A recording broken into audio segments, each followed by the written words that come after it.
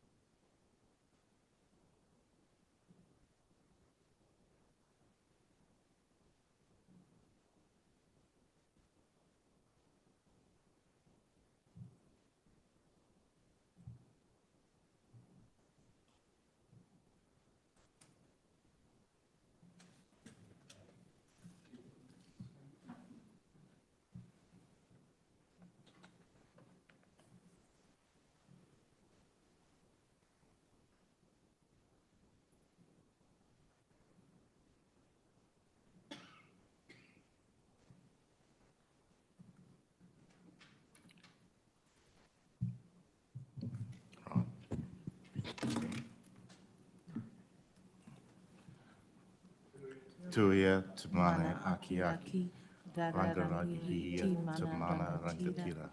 Kia tipu kia pua wai, I ripo nā wai, o te awa kairangi, he kaitiaki ki te whenua, he oranga tai au, he oranga tangata, home he hui e tāki e. Right, thanks for that.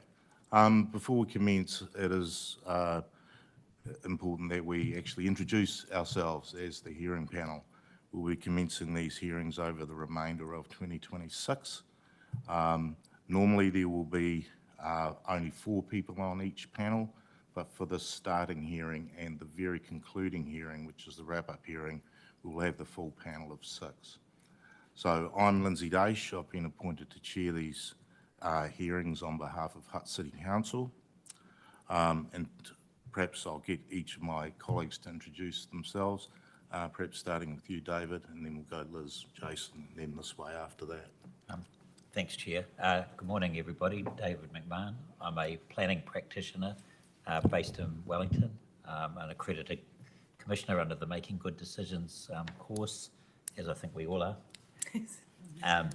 And I've been fortunate enough to be doing this sort of work for the last 20 years. In terms of this district, I was involved as a panel member on Plan Change 56, which was the intensification plan change. I'm really looking forward to the next 11 months. Thank you.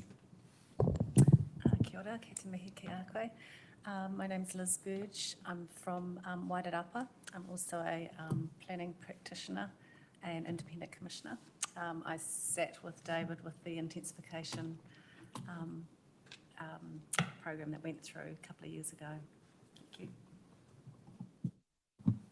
Kia ora, I'm Jason Jones. Like David and Liz, I'm also an independent planning practitioner based in Wellington. This is my first plan change hearing for this council, but I've done a notice of requirement recently and 2 resource consents over the last 18 months or so, and looking forward to working with everyone over the next 8 or 9 months.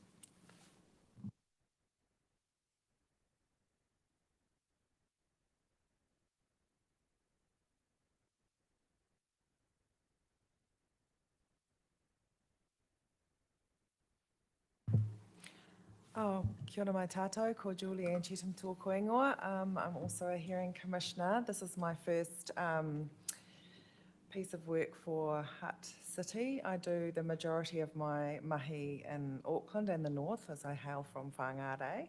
And yes, looking very much forward to the next few months and participating in this important kaupapa. Kia ora. Thanks. Morning, I'm Matt Muspratt. I'm an independent planning consultant as well. This is my first plan change hearing for this council. I have 23 years district planning and resource consenting and commissioner experience. Looking forward to working with everyone. Right, thanks very much for that. In terms of the process for today, we'll commence fairly shortly with the officer's report, with a presentation on that, and then we'll have a number of questions as we go through that. Probably do a page turn, but we'll start off with some procedural questions. We'll take a morning tea break, probably around 10:45, that sort of time.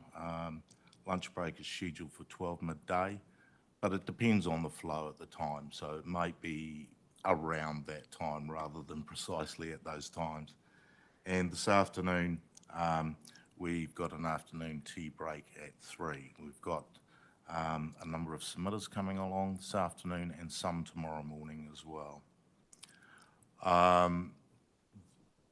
In terms of today, I'm just wondering whether there is any jurisdictional matters or any matters of procedural process which have been raised either through you or that you're aware of that we need to be aware of at this point.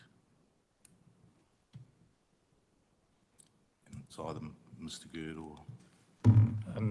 There's no procedural matters that I'm aware of or that have been raised by any submitters or any other parties involved in the process. Very good. Thank you. I think at this point, we'll probably commence with you, Ms. Pascal. And I know we had a general discussion in the room just before about what we would like to achieve out of today with the Section 42A report. And I think there is some process and procedural and overall understanding issues that we'd like to get a handle on before we go, and then we'll do effectively a page turn of each part of your report.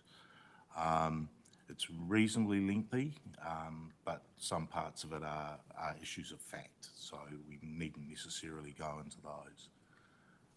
Perhaps, David, you had some process procedural issues. Thank you, Chair, and I know other commissioners might want to jump on the coattails of some of these matters as I go through. Firstly, Ms. Pascal, I'd just like to congratulate you on your report. The structure makes it very easy to read and follow. That's regardless of whether the audience agrees or disagrees with your content. The structure is very transparent, so thank you for that. I certainly enjoyed reading it. It was. Now I've got two sort of high-level questions. The first one relates to the relationship between the proposed plan and the operative district plan. And in paragraphs 48 and 49, you nicely set out the provisions that have, at paragraph 48, the provisions that are the focus of this hearing. That's the provisions that have been retained as a result of the ministerial approval to the exemption. And then at paragraph 49, you outline the provisions where the submissions on those provisions fall away because those provisions have been withdrawn, and that was useful. So current situation, we have an ODP and a proposed district plan, and some provisions have legal effect, other matters come down to weighting. Ultimately, presumably we'll have two sets of operative provisions that will form one plan. Is that the intention? That's correct. So, and then once decisions and appeals have been resolved, the ODP and the PDP will need to become one plan. Yes. So there will be an integration exercise there, which in actual fact, we're already starting to think about. Yes. And because it's going to come up in pretty much every hearing. So just so the panel has a level of comfort that thinking's already happening. You've actually nicely anticipated my sub-question, and that was the integration of those provisions. Certainly the integration hearing will be critical for those. And this is a question I'll put to all reporting officers. Have you, in terms of the first report, given consideration to some of those integration issues? For example, let's take heritage, for example. Those provisions in the proposed district plan have been largely jettisoned. The operative district plan provisions are retained. So the gap in the PDP is replaced by the ODP provisions on heritage. When you're considering submissions on objectives, policies and rules and definitions, have you given consideration to what's in the ODP and responded accordingly? Probably less so for this hearing because it is very high level in terms of its focus mainly on the strategic direction, a limited set of those, and the definitions in terms of the provisions in the substantive plan. Yes. I think probably that question is probably more for later reporting officers because I haven't actually delved into the Sure. objectives and policies in the other Yeah, chapters. and I don't want to get too much into detail now. We'll probably pick some of these issues up on the page turn. I did note that, and I don't recall the provision offhand, but it might have been 5.1 where there are some strategic objectives, or citywide objectives already in the ODP that you've referred to, and you've looked at the relationship of those with the tangata whenua objectives, the urban form objectives, and I think can't remember what the other one was, but we'll presumably get to those.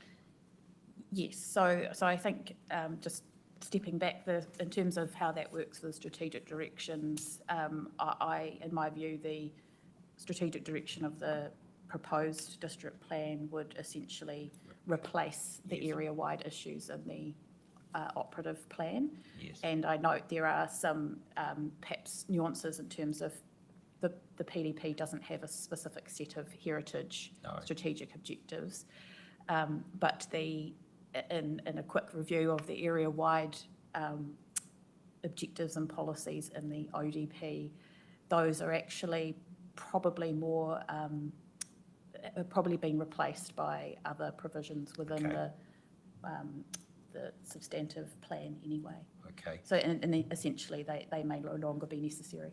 Okay. I'm just going to move on to the second and final question, which deals with the MPS that were introduced in the end of last year, made operative, I think, in January. But was there any questions following on from that? So, I acknowledge the advice you've received from Mr. Quinn on this, and you've covered this in your section 4.6.3. And I won't get into the detail on the specifics, but just at a general view, the advice from Mr. Quinn is that the council is required to give effect to the new or altered higher order documents to the extent practicable, but also within the scope provided by the exemption granted by the minister, but also within the scope afforded by submissions. And you say that this is paragraphs 58 and 59, the council can't introduce new objectives, policies or rules into the surviving PDP chapters solely to give effect to the new direction. I presume that should be unless such provisions were not, or where such provisions were not notified, there was no opportunity to submit and they relate to subject matter now withdrawn. In paragraph 60, you say that therefore any changes required to fully give effect to the new or amended direction instruments must occur through future plan change. And I understand the logic there. Later on in your report, I read your recommendation in relation to Enviro NZ, where you've recommended, in your rebuttal at least, that an additional definition or term relating to, I think, additional infrastructure is used. And I just wondered, does that fit comfortably with the advice that Mr. Quinn's given and what you've said at paragraph 60 at a high level? Yeah, I thought about this in making that recommendation in my rebuttal, and I considered that as I was coming at that recommendation more from the fact this is a definition, it's a term that's now been defined in national direction, and it provides consistency. I didn't see it in terms of implementing the NPS infrastructure, and I think that's an important distinction to make. I think that care does need to be taken that new provisions aren't being introduced to give effect to national direction, and I mean that in terms of objectives, policies, rules, right.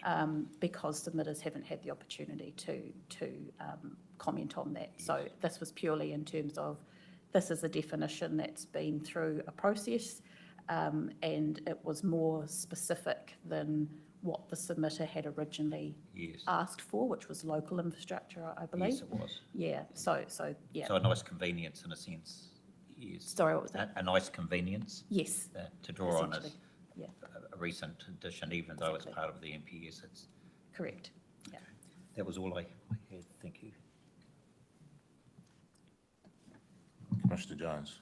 Just following on from Commissioner McMahon's question, I guess I've been thinking as well about the legal submissions from Ms. Hancock and her comments about the submission that her clients made and the broad scope it appears to afford with new national policy direction that comes in after the PDP has been put out for notification. So I guess I'd be interested in your view and perhaps Mr. Quinn's view about scope there and whether, in light of Mr. Quinn's view about giving effect to new national direction to the extent practical, we should be thinking broadly on the implementation side, but also, I guess, balancing that against your comment before about new provisions and the extent to which submitters have had the opportunity to consider the impact of those. So there's not really a direct question there, but it's something that's turning around in my mind, and I feel like the panel could benefit for some more clarity there. So that probably will be a jumping off point for me on a couple of other things to come. Yeah, please. I think that's probably going to be context specific, topic specific. And I come back to my earlier comment that I think it's care needs to be taken around how that is done. I acknowledge Ms. Hancock's submission there, but I don't think it's quite necessarily as straightforward as simply giving effect straight away. I think it would need to be carefully thought through. In terms of the legalities, I'll leave that to Mr. Quinn.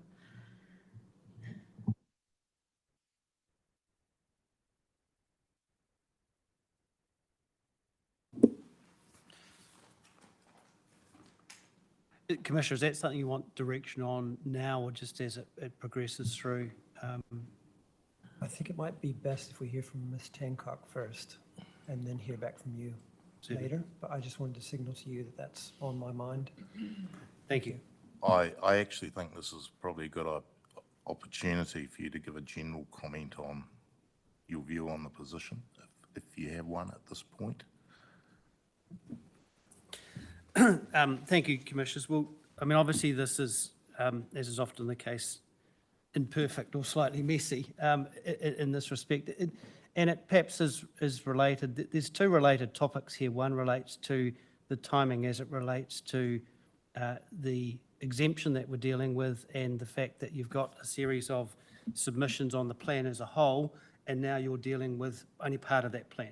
And that makes kind of a messy scenario because literally you've got a whole chunk of the proposed plan which is off the table, but you're dealing with how to kind of deal with those submissions and integrate those together. And in some respects, that's one box that you're dealing with that has its own challenges, and the advice I gave tried to provide some direction on that. The issue in relation to national documents is again slightly different, but it has some relationships to it because it relates to that question of timing. And of course, at the time submissions were filed, they were filed on the basis of the plan as notified and the set of national documents in place at that point. And then obviously to the extent there are further national documents that come through, they create an obligation on council in terms of implementation of those national documents. But at the same time, the council's got to do that in a considered way. And that's why in broad terms, the approach is to say the council would introduce a plan change at the appropriate time that deals with that as a whole. The challenge, of course, is that if you delve too far into that temptation or invitation by submitters to address it, or address those documents or introduce new provisions or changes to the proposed plan, that might be fine in terms of satisfying that submitter, but it doesn't give others an opportunity to consider those provisions and respond to those provisions and make submissions. And that's why a degree of caution is required in relation to that in terms of making sure that you are limiting it solely to the scope of submissions, largely to avoid prejudice to others who haven't had a chance to participate in that process. And that's the broad context in which I tried to present the advice and give some assistance. Yes, your advice was reasonably clear on that, and I think we're all pretty clear that this is a somewhat messy situation that we find ourselves in at the moment, with the plan being notified, the plan stop itself, various parts of the plan being withdrawn, integration with the ODP, a new set of national policy instruments which have been applied, which we all need to grapple with, but we also have to be very conscious of scope of the submissions which were lodged. And an outcome of this process may well be that there are a number of further changes which need to be looked at down the line by plan change or whatever is the appropriate process at the time. And I think we're all conscious of that. Certainly, David. And then Thank you, Mr. Quinn. That's clear. It creates a bit of a challenge for the panel, though, particularly where the trifecta of giving effect where practical, within scope, within the exemption, where all those factors are satisfied and a submitter invites us to take that next step and give effect to their submission, are you saying we have a discretion to decide whether to do that or not do that? And I'm just conscious of the words,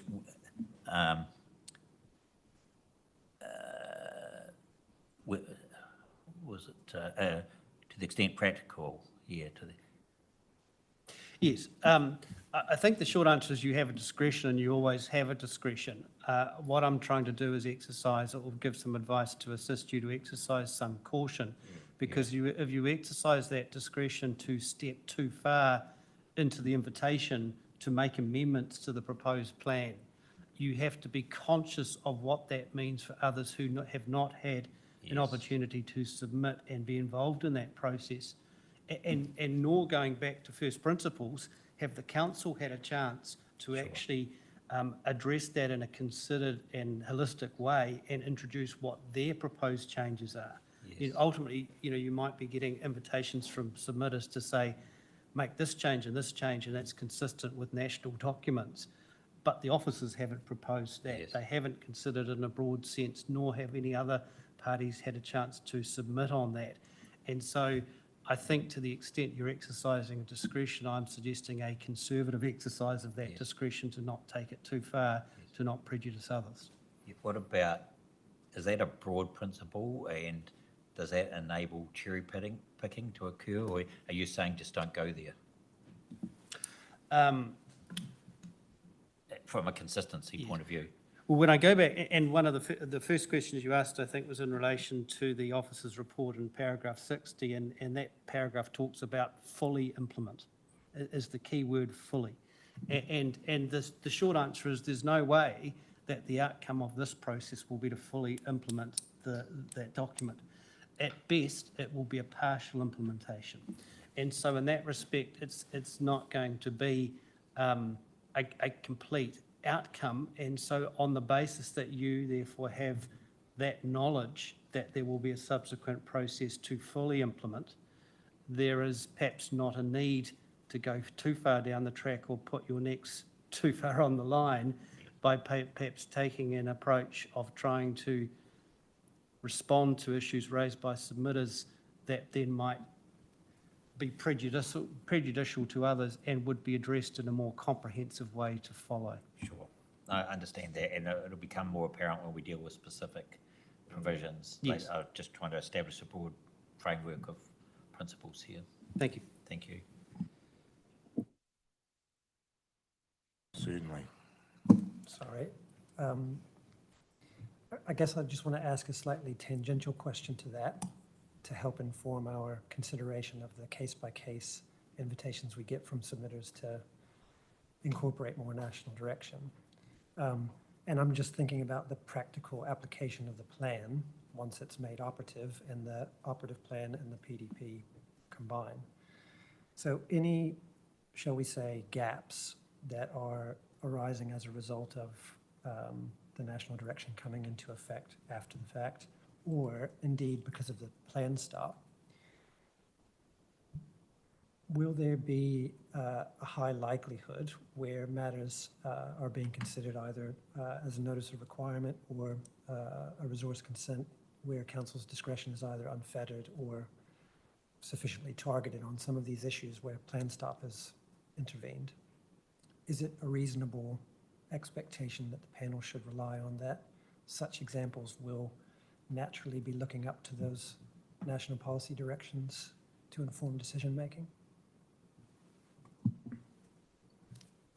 I think it's a fair point because, of course, what you're focusing on there, Commissioner, is that the proposed plan process you're engaged in here is not in isolation from the resource management process as a whole.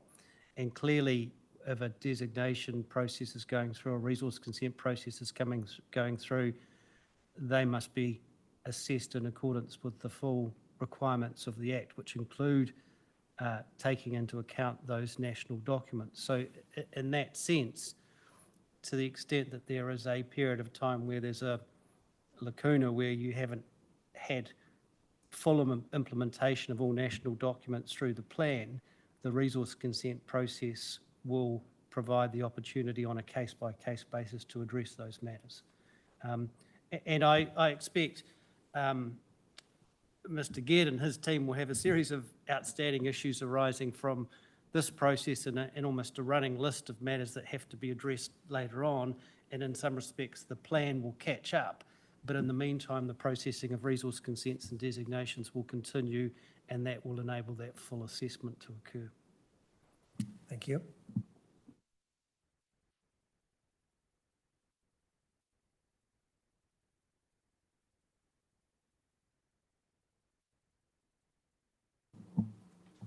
Yeah, thank you. I'm just, Mr. Quinn, thank you. I'm just wondering if there are any learnings or lessons that the panel should be aware of regarding the Southern Cross Healthcare decision from Auckland regarding the timing and giving effect to the MPS, that was the MPS-UD, whether there's anything specific there that the panel should be aware of in terms of these processes.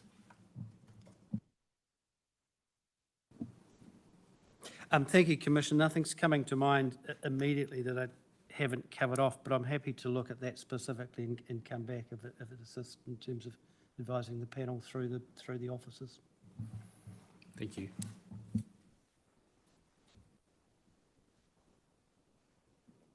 I've only really just got one, and I think we've already just talked about it a little before.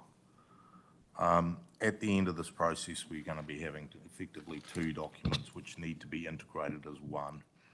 You've got the if you like, the remainder of the ODP.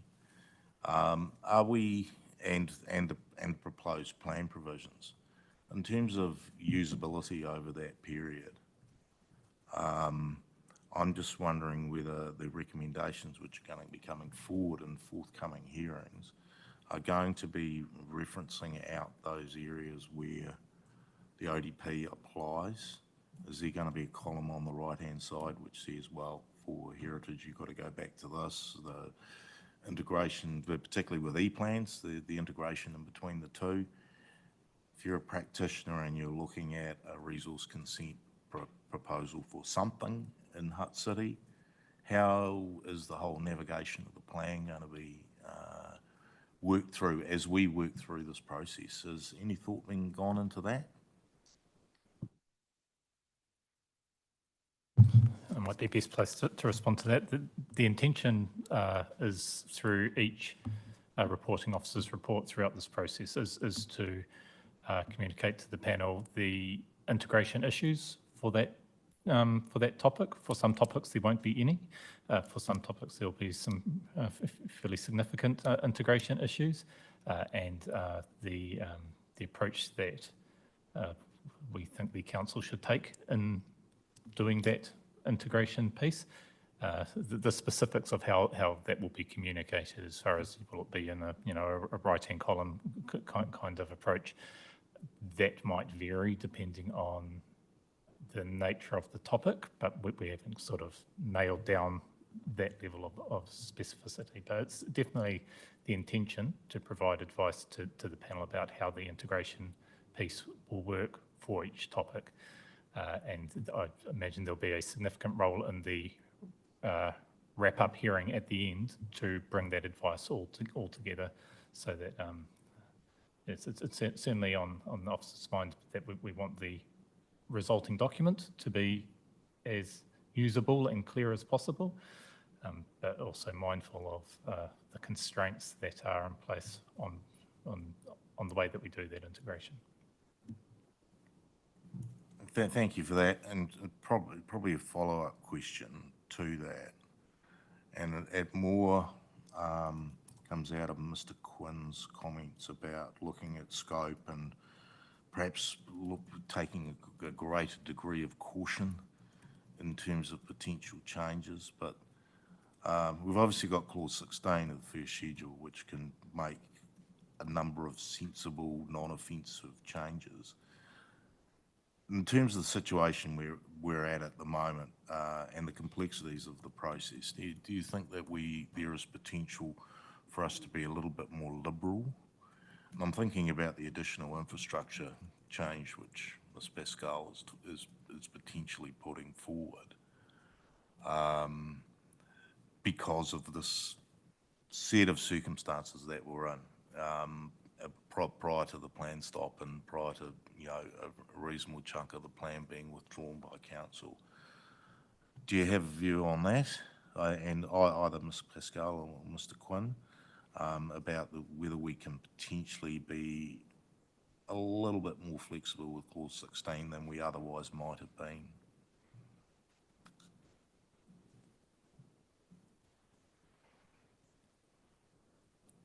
You can have a think about it and come back again later if you wish, because I'm very conscious of scope and the submissions which were made just about a year ago. The original submissions came in, and a lot has changed in terms of national policy direction in one case, but also the plan stop as well. And thinking about the usability, the end product, the usability of the plan for the people that have to actually apply for resource consents. If there's something which is inherently wrong or so out of kilter with the remainder of the plan, but you don't actually have a submission to deal with it. Just on that, Commissioner, in broad terms, I agree with you. I mean, it's easy dealing with the extremes, and the extremes in terms of dealing with both clause 16 and clause 20 relate to simple matters of cross-referencing. And that's something obviously that I've referred to in the advice. That's in some respects kind of at one end of the scale, and it's easy. And many would say that's what those clauses are designed to deal with. But ultimately you are in a position where you have to be conscious of there being a working document, a working outcome to this, which is a combined plan in the unfortunate or messy scenario where you've got only a partial proposed plan that you're hearing.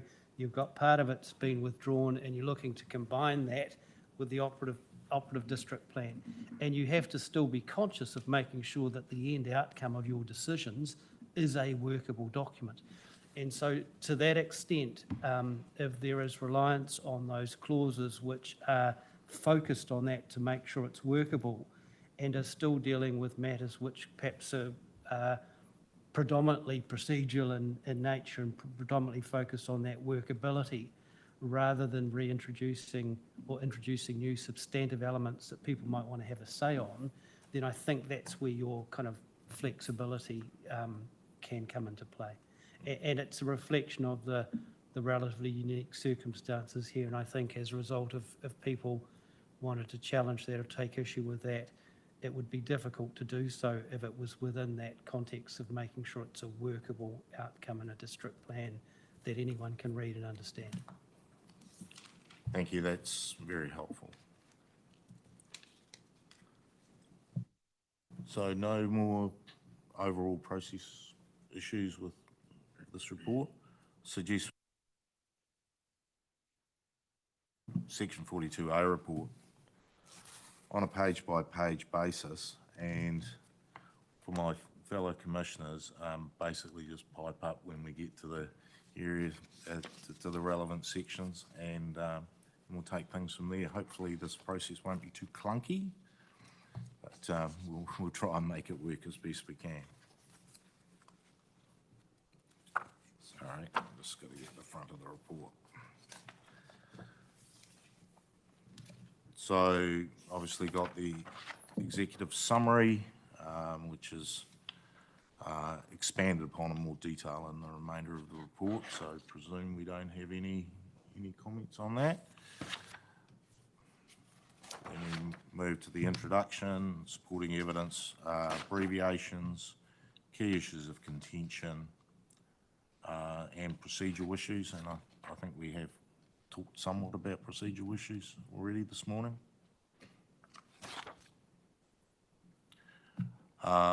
Introduction of the district plan review and proposed district plan, purpose of the review, the various development processes that went through, draft plan, etc.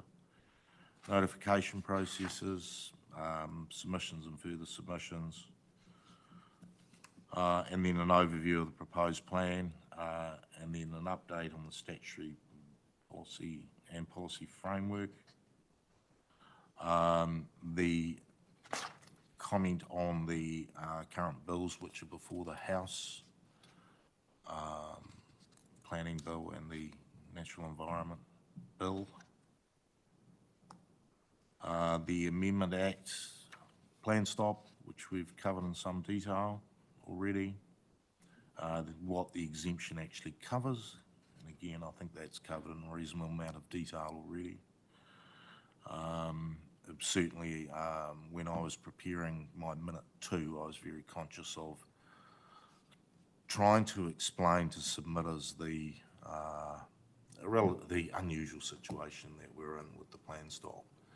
The fact that we got so far and then various parts of it needed to be withdrawn.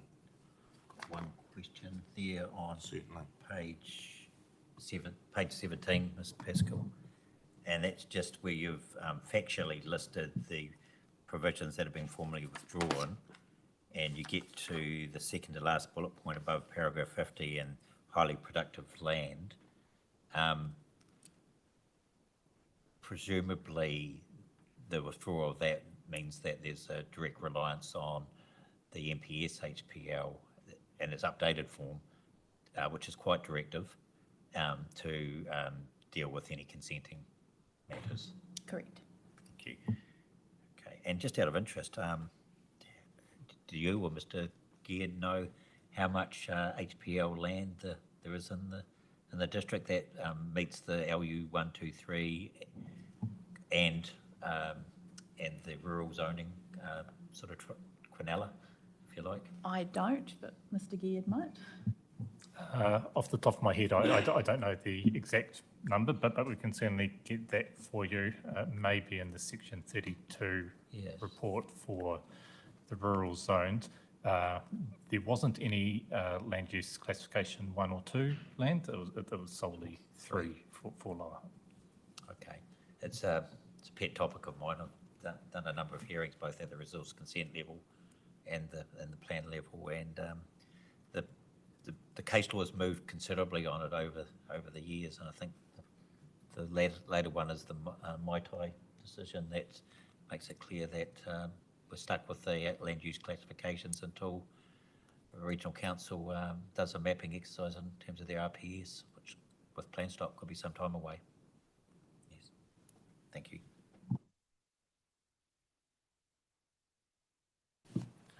Thank you. Next section that I have is the effect of the PDP hearing process, and the questions I have on that, I think we've already had a reasonably good discussion around about the situation that we're in at the moment. So should we move on? My next one was on the impact on the higher order documents by your paragraph 60. So this is the discussion that we had before around how new or altered higher level provisions are going to be dealt with during the hearing process. and what relevance they will have, and what can be done to the plan if there is significant changes, and within the scope of submissions. RPS, change 1.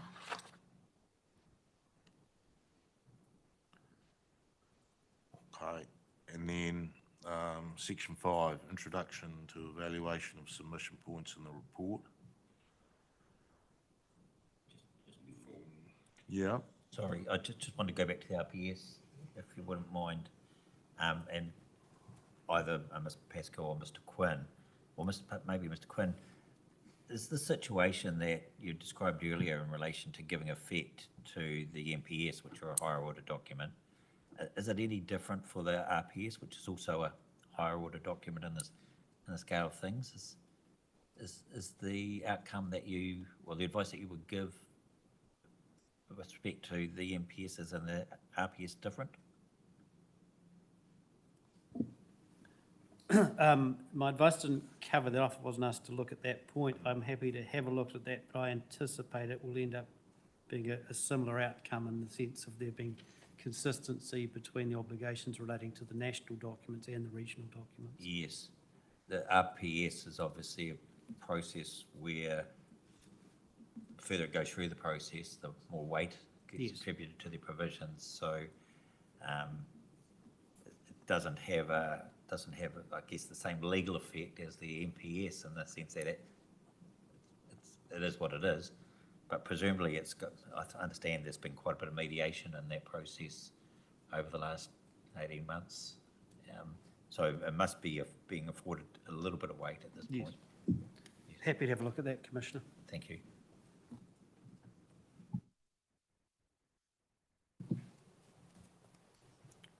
Mr. Jones?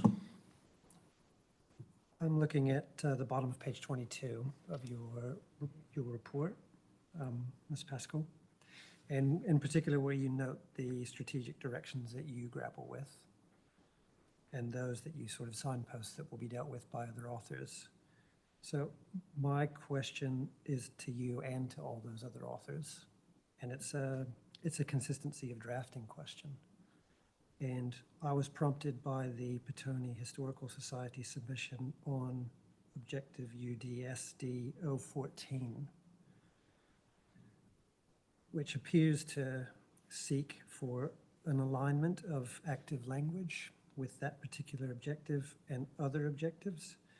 And in looking at that submission, I identified that most of the objectives in this chapter and in subsequent chapters are written as outcome statements, but others are written more like policies. They use active language.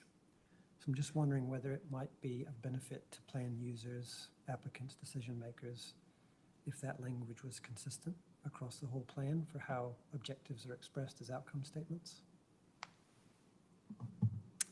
Yes, I agree that it would be good for consistency, and I think that's something that could be looked at throughout the hearings. And I'm happy to do the same with the ones that are in this hearing. Yeah, that'd be helpful. So if that could be possibly a standing item for 42A officers to turn their mind to. And I'm not suggesting that the active language itself or in the case of an outcome statement, the outcome language needs to be changed. It's more just how it's expressed. And I have related questions on specific objectives below, but I can leave those for later. Thank you. Again, on that paragraph, under 68, the bottom of page 22, we're dealing with tangata whenua strategic direction and natural environment strategic directions. And the two strategic directions relating to parts of well-functioning urban environments. And I'm a little bit unsure about why you've chosen those two for this hearing, and whether they might have been better placed in, say, the one of the topic-based or the zone-based hearings. This is in relation to the two urban development? Yeah. Yes. Yes. So I wasn't involved in decisions around which provisions sit in which hearing, but I think my take on it is that those two, UDSD 01 and UDSD 02, cover more than one zone. So they're talking about the urban environment generally, so in terms of residential and commercial, whereas my understanding is the remaining urban development ones are specific to residential, commercial, industrial. Mr. Ged or Mr. Davis might be able to provide a bit more context as to how they determined which provisions sat in this hearing. I think that would be helpful if there was a little bit further explanation. I know when we were like preparing for the hearings, there was some discussion about where strategic directions were actually going to fit in the hearing schedule, whether they should be completely on top of by topic basis, or they should be all held in this one hearing, and we deal with all the strategic directions right across the board at this one hearing. And there's quite a few of those, if you like, the urban environments, strategic directions, there's quite a few of them as well. And I was just thinking, the wheels were turning in my mind about why you've actually chosen these two, whereas it might have actually been better to deal with the whole strategic directions at this particular hearing. Did you have any view on that? I presume we can work our way through it anyway, because each of them are going to be considered at a hearing. That's correct. They will all be considered at a hearing. It's another one of these situations where there's some sort of very obvious there's strategic directions where it's very obvious that they're connected to one of the hearing topics.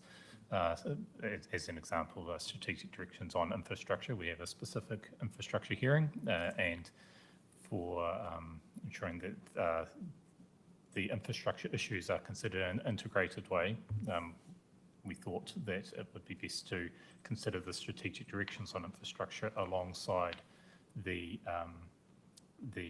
infrastructure-related chapters. It does start to get a little bit more difficult, particularly for those urban development strategic directions where they do cover multiple topics, and the strategic direction doesn't necessarily fit tidily in any one topic or one hearing stream. So there were a few judgment calls made, I suppose, where we sort of thought, well, given that this covers multiple topics, that the opening hearing is the best place to consider that strategic direction and the multiple topics that it relates to, rather than, I guess, framing it in one of the other topics where we could inadvertently, I guess, emphasise that topic for that strategic direction and downplay the other topics that strategic's trying to address. Consideration was given to whether this hearing should address all strategic directions, but we decided that the preference was to split it up topic by topic where possible. Okay, thank you for that.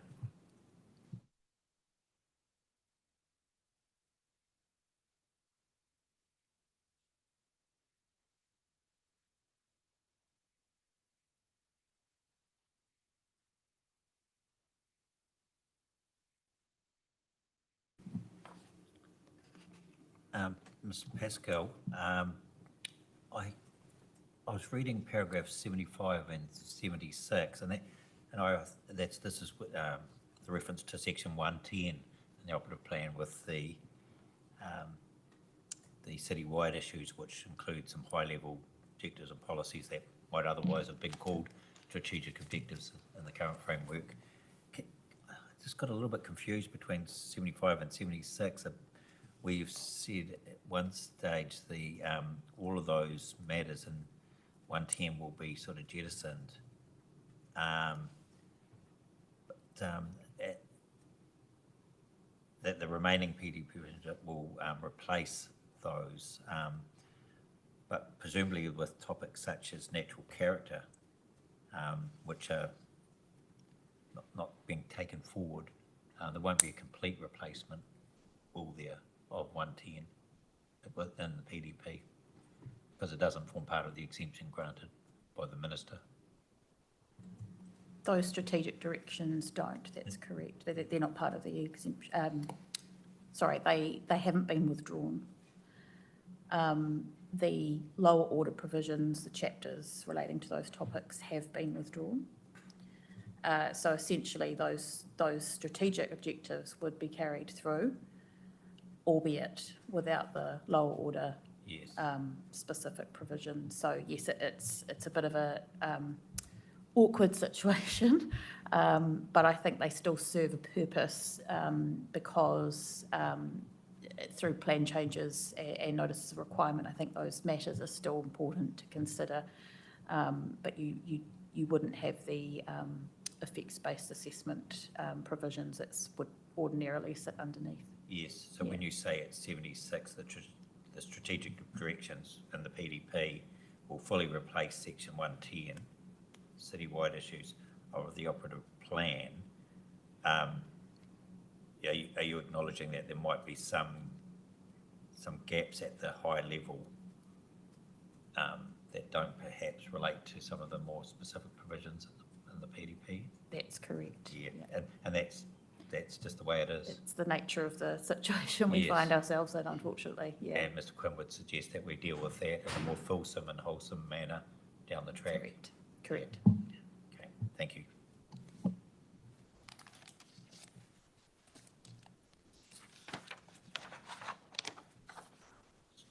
So any more comments on that before we move to part 6?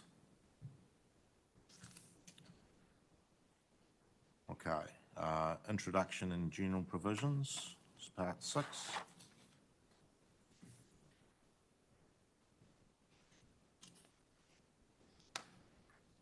Moving through to the introduction at 6.11, purpose. How the plan works. Oh, sorry, I have a question. Sure.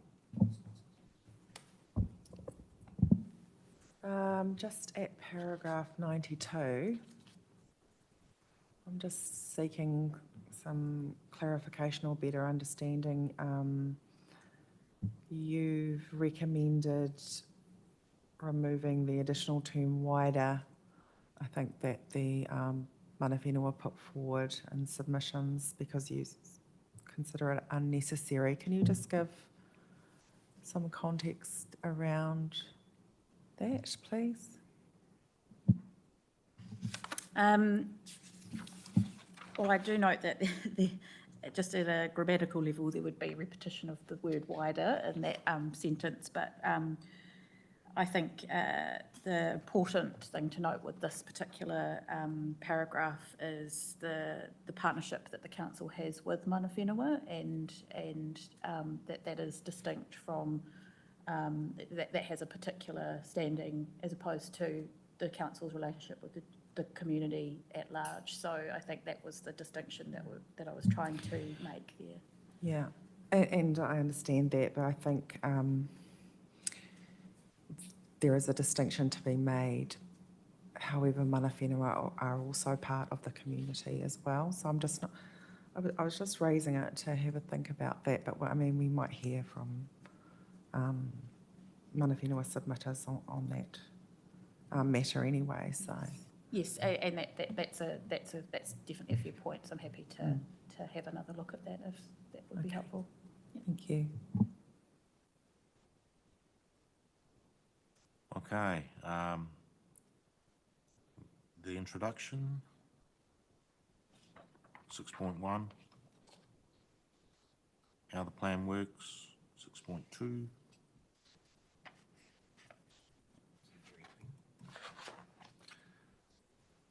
General approach, identifying provisions that are relevant to your activity.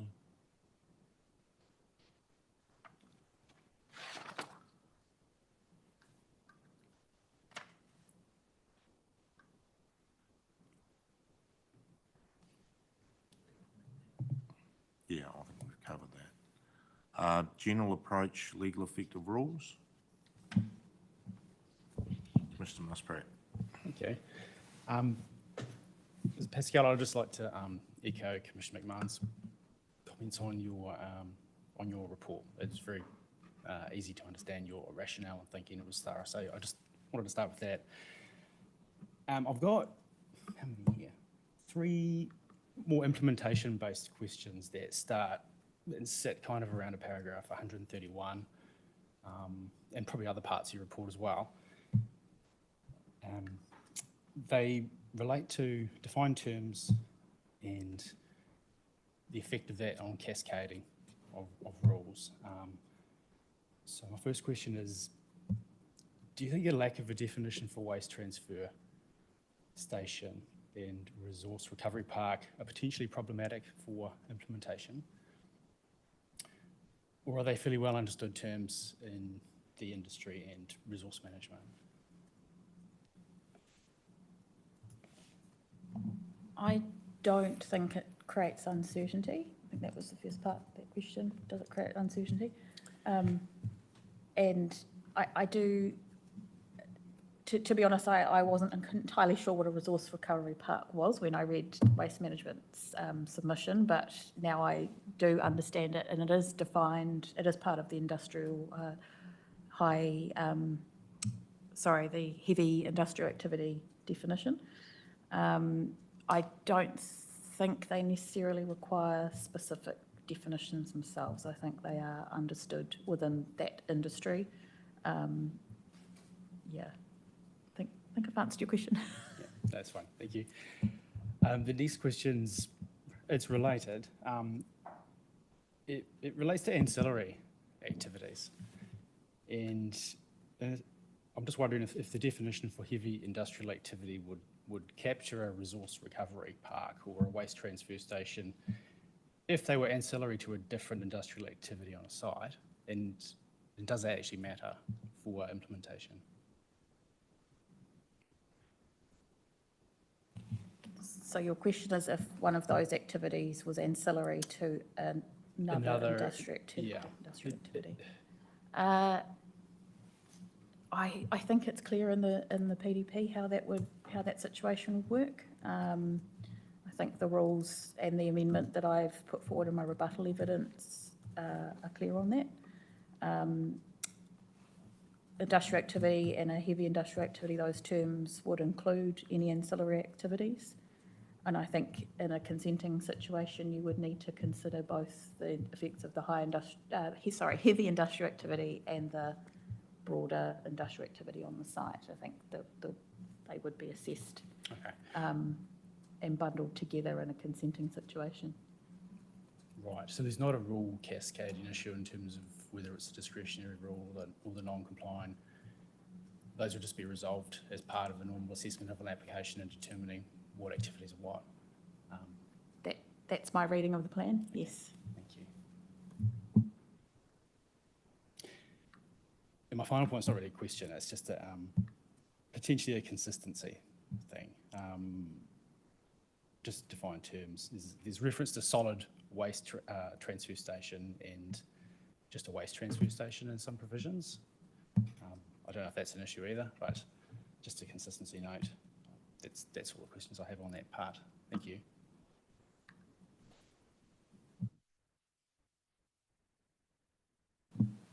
Just while we're on that particular part of your report, Ms. Pascal, I understand from paragraph 135 of your report that you're recommending the addition of not otherwise provided for to that rural zone rule that you've cited. I just didn't see that in your red line version at Appendix 1. Okay, I can correct that through reply if Thank you. that's useful. Yeah. Thank you.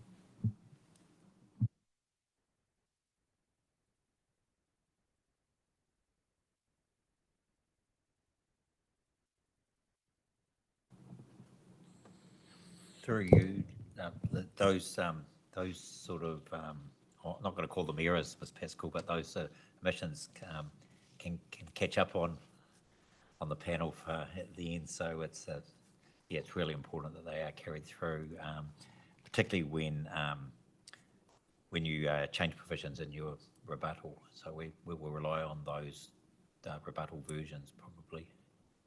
Yep. No question there. Thank you, take that on board.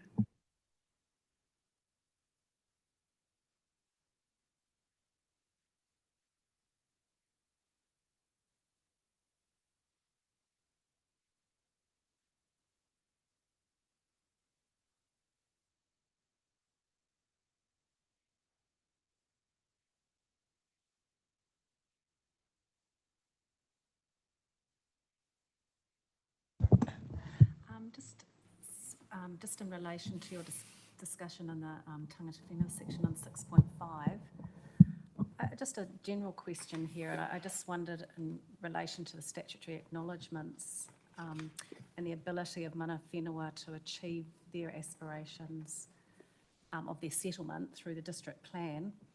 I just wondered if there'd been an exercise whereby the settlements have been cross-referenced with the provisions of the district plan to ensure that, you know, their development aspirations can, for their redress lands, can actually be achieved. It's sort of across the plan, you know, issue, if you like, exercise, should I say? not Yes, issue. I haven't done that exercise myself, but Mr Davis or Mr Geard might be able to provide more context around the development of the PDP in that regard. Thank you. Yes, I can provide some context on that.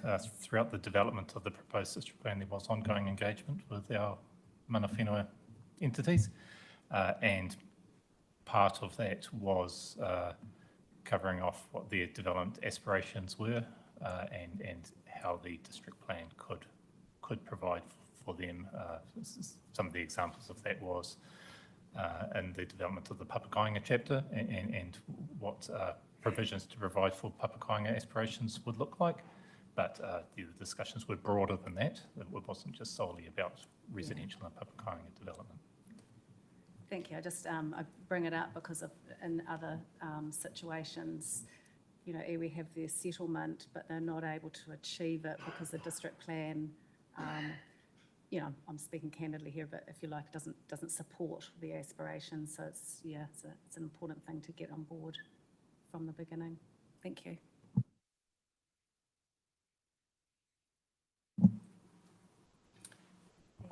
Pascal, just while we're on that section, just a inconsistency. Paragraph 154, Te Atiawa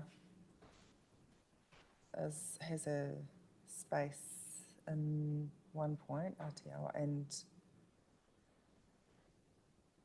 so and we can bring that up with Te Runanga when they come in, but I'm just wondering if there's different spellings throughout the draft chapter or not that might need to be looked at.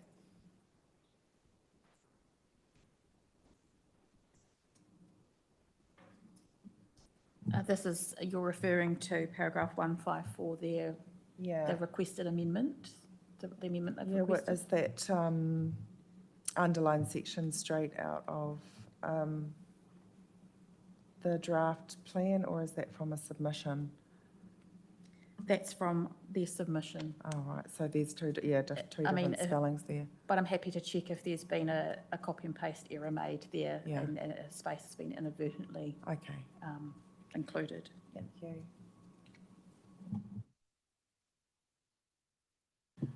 Thank you. I think we'll head back to national direction instruments. Just wanting to jump the gun. That's right. Yeah. Commissioner Jones. Thank you, Mr. Chair. I just wanted to talk about your recommendation at paragraph 150, where you've proposed that the deletion of the existing table in the notified plan of all of the national direction and replace it with a bulleted index with the updated documents. I just noted when I was looking at the plan that there's a helpful little sentence before the table that says the following table provides an overview of whether any relevant review of the district plan has been undertaken in relation to the NPSs. And with that table being deleted, I'm wondering whether that sentence is redundant. That's, I guess, one way of looking at it. I guess the other way of looking at it is, and this goes back to the discussion we had with Mr. Quinn earlier, whether that could actually be quite useful to help with users of the plan in the future so that they understand what national direction the plan has directly implemented and what's left to be dealt with. Yes, I'm looking at this now and I agree with you. I think that it should be in that, still in that table format. I agree. And it's possibly something that the panel needs to bear in mind until the very end as we implement things or not along the way. Thank you.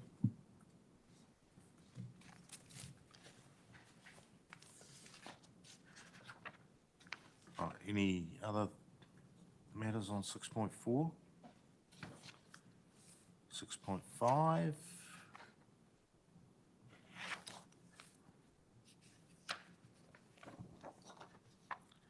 And then we're into strategic directions. I'm just wondering whether this is a good point to have a break now. We seem to be doing pretty well for time, so suggest we break until, say, 11 o'clock. Thank you.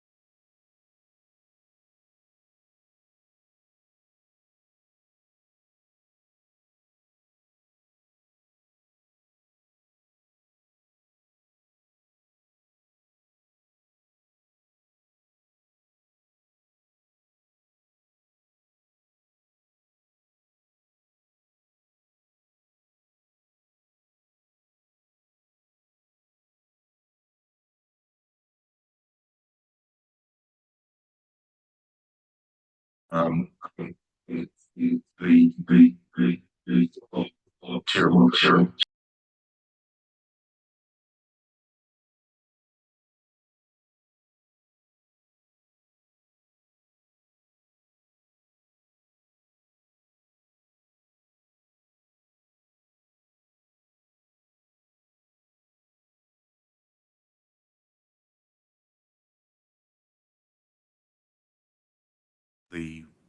What the wording is of that particular strategic objective,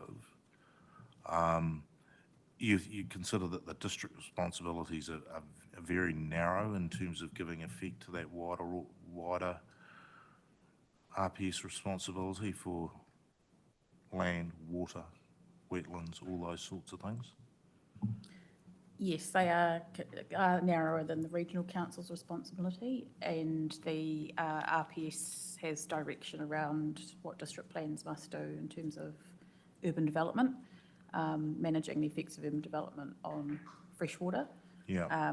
And I consider that is covered off in the lower order chapters, Okay. and some of these strategic directions, although it doesn't reference Te Mano Tuai. So I didn't go back to the RPS at all. Do you have that wording in terms of that direction? I don't have the wording in front of me, no. Okay.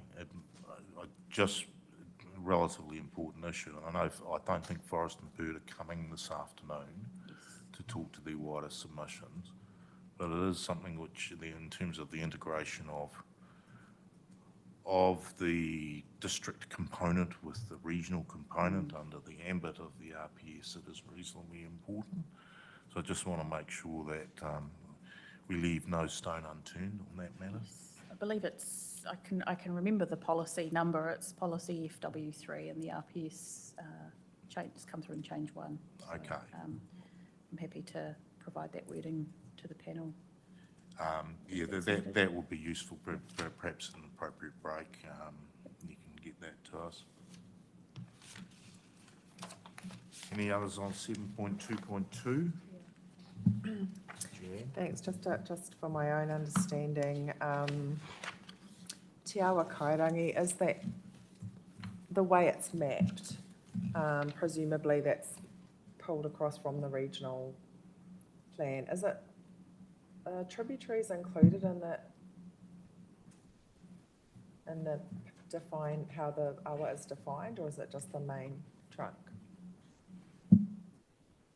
I'm not sure, sorry. I don't know the answer. If that includes tributaries. Do you know? I don't think it is defined in any place of the proposed district plan or the operative district plan. I guess I've always interpreted it as being the main awa, not the tributaries, although I note that there is a statutory acknowledgement in place for Te Awa Kairangi and its tributaries. So in some contexts it is considered more widely than just the main awa itself. Do you think that's a potential issue then?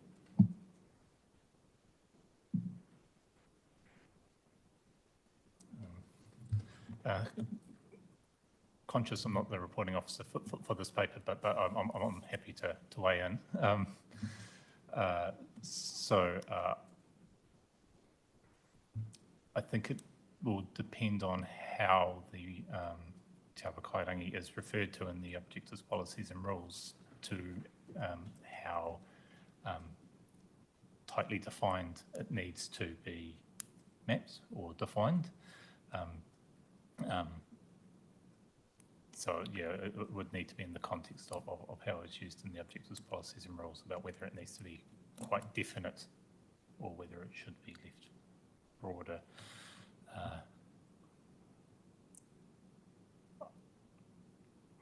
Can I just add this point?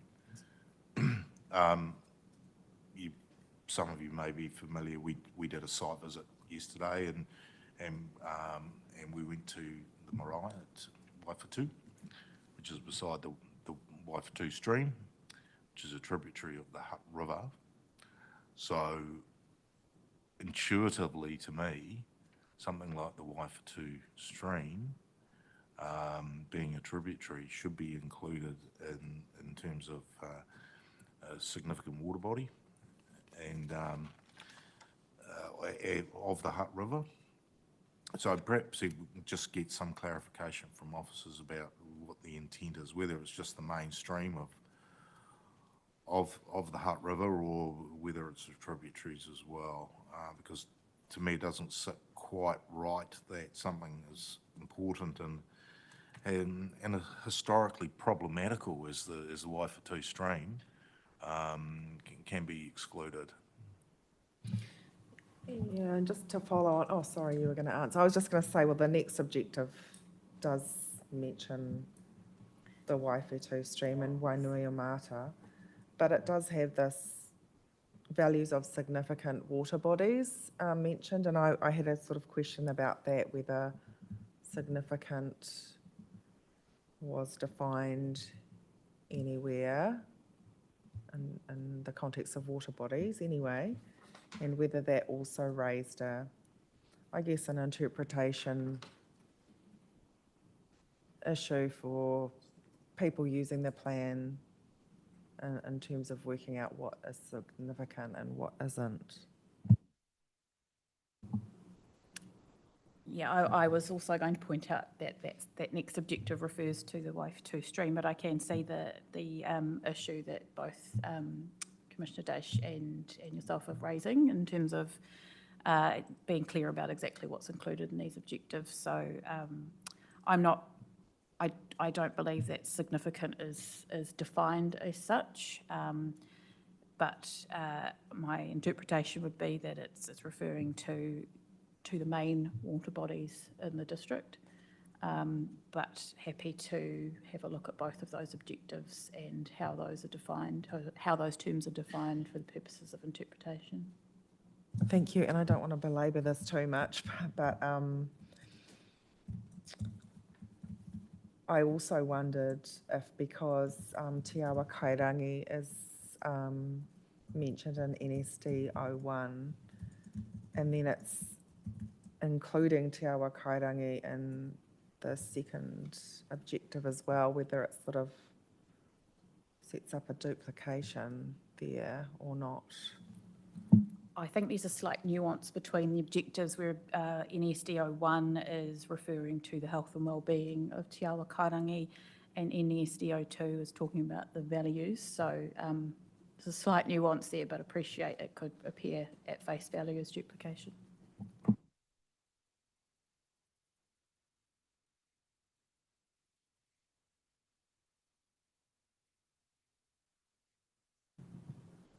Is there any more on that?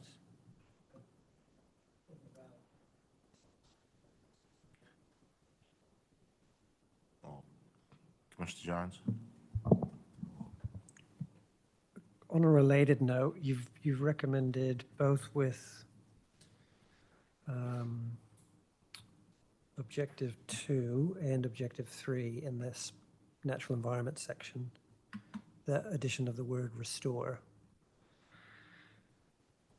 And I guess I have a couple of questions there.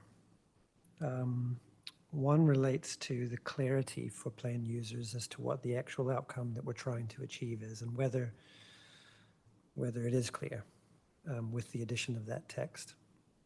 And the second relates to a point you make further on at paragraph 324, where you're looking at the definition of restoration, I think. And you note that it's, because of the plan stop, it's purely a policy construct now, and that there's no methods to implement a restoration outcome. So I guess my first question is, looking at that later section where restoration methods are not being proposed as part of the plan, whether we're setting ourselves up to fail a little bit by including restoration outcomes here and strategic objectives. So that's the first question, I think.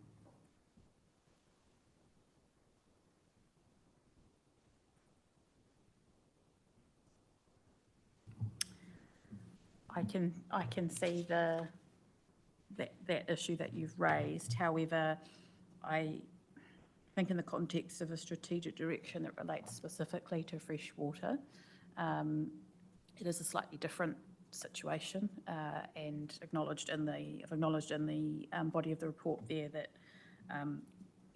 we're well aware that the water bodies in this district are degraded in some locations or many locations.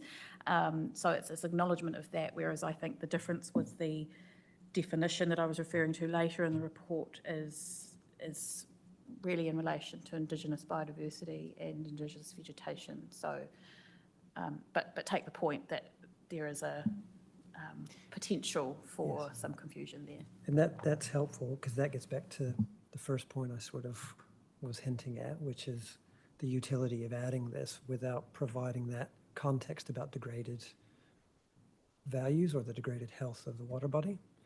And so we have a clear direction under NESD 01 that it is about the health and well-being of the awa there. So that I find that clearer. But again, NESD 02 and 03 are examples that I was getting at before that are expressed more as policy direction. So that's perhaps causing some of the issue. But equally, when will a user of the plan know whether they're meant to protect or enhance or restore? And what are the values that are being ascribed each time those outcomes are being expressed? I think that's probably just something I'd ask you to reflect on, because I think it's a structural issue for this suite of policies, and it also speaks to that point about having a lack of methods to actually achieve it. So yeah, if you have any initial impressions, I'd be keen to hear them. Yes, I understand the point you're making, and I also would add to that I think this is also the difficulty of the split of functions between the regional council and territorial authorities under the NPS FM. So these objectives are going some way to acknowledge that role that the council has under the NPS FM to manage the effects of stormwater runoff on fresh water from urban development. But also I can also understand that there's not much signposting in terms of how these terms are to be interpreted. Yes. Although I would note they are at a strategic level. Absolutely. And that was going to be my next point. When we get down to the next level, if we have policy direction, a way in which this might be implemented would be to enable restoration works or to enable environmental enhancement works. Another way to achieve it would be to require it. And so the subtlety might be in that lower order direction. But I think we understand that we're trying to set down a marker for the key outcomes to be achieved here. And so I still think it's important for plan users to have as much clarity as they can. Thank you.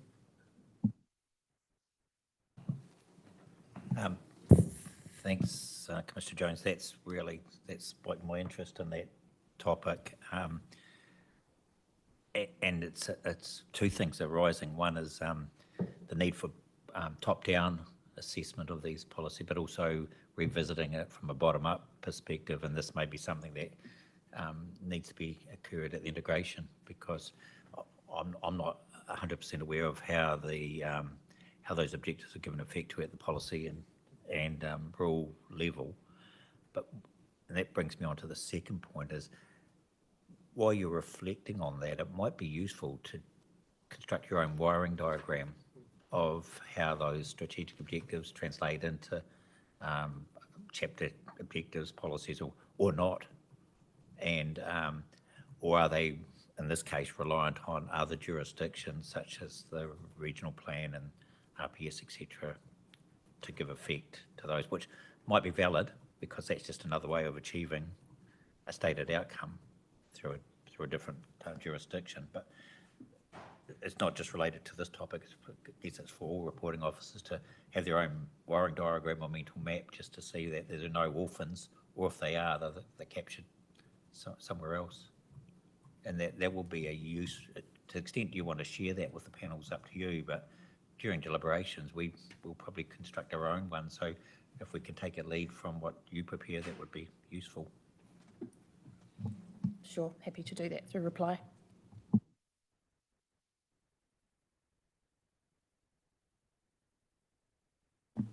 And Mr. Quinn, I might just make use of your time while you're here on that same line of thinking and going back to your advice when we spoke earlier about scope and implementation of higher order direction and the nexus between those and plan stop. And when we're thinking about potential impacts that arise from natural justice and inability of submitters to engage with provisions that we might include, would the direction itself potentially be something where we have a bit more leeway? And by that, I'll use the two examples I used with Ms. Pascal. If it's a encouraging of an outcome, but not requiring of an outcome, is that something that we can consider under Plan Stop, or are we completely barred from turning our minds to those provisions that might implement higher order direction, which are off the table because of Plan Stop?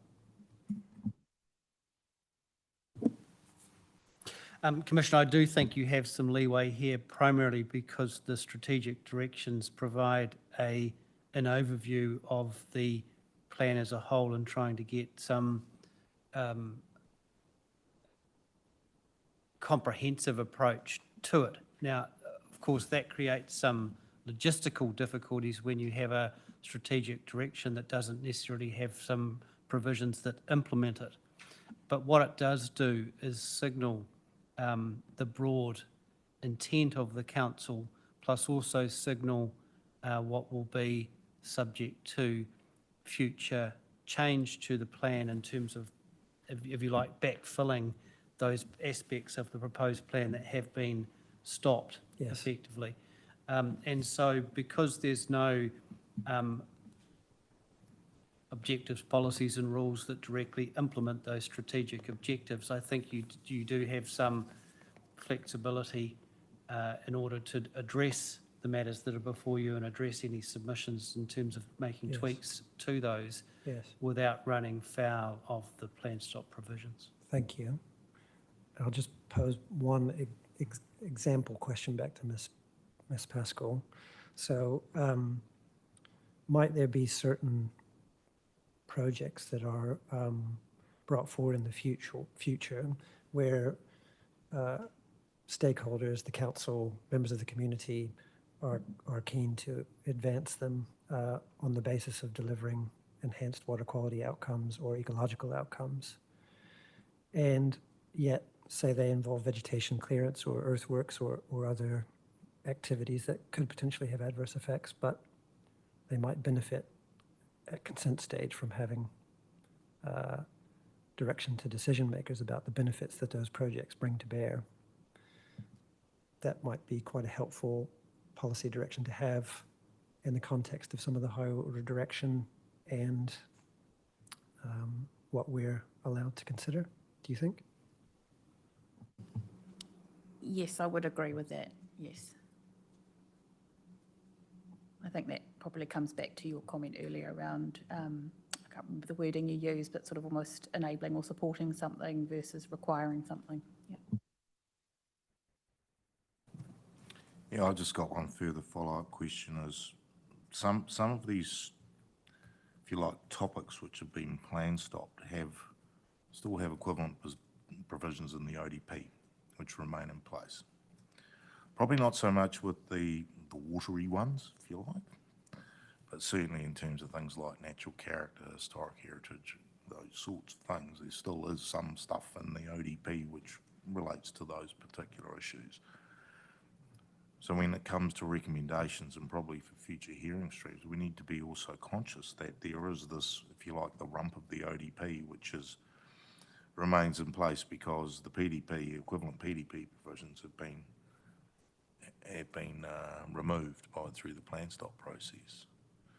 So I'm very keen to make sure that this unusual situation with having to integrate a pre-national planning standards plan provisions within the remainder of the plan to have a coherent and usable document as well signposted and very clear to plan users about where the provisions that apply actually are located.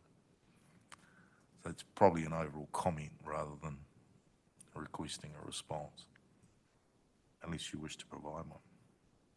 I was just going to say, I agree with you. I think particularly, yeah, the significant natural resources provisions in the operative district plan will remain in place, and some of these objectives are relevant to those as well. So, yeah, completely agree.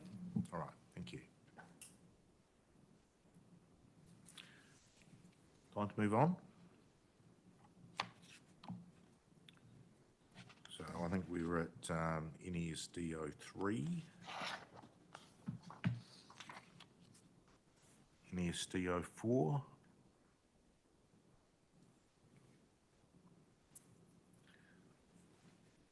Tangata Whenua Strategic Direction 01, 02 and 03.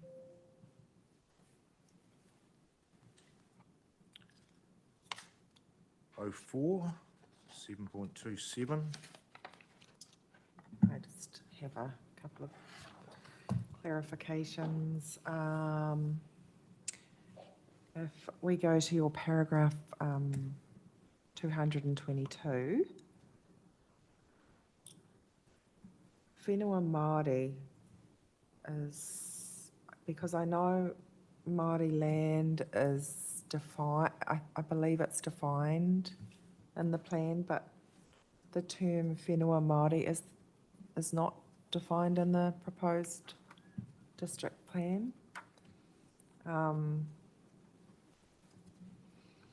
Because I guess the addition of adjacent land owned by tangata whenua may already be encompassed if we're using the Te Ture Whenua Act definition of general land owned by Māori would be covered. So I'm just wanting to get some clarity on how that definition of whenua Māori would work, or is it because it's quite broad, which is great, but yeah, how do you see that working?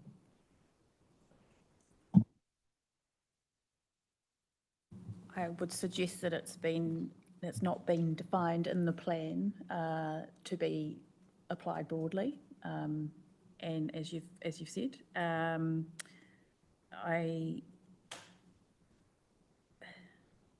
not quite sure your question in terms of what you mean by how I would see it working. You mean in practice and interpretation?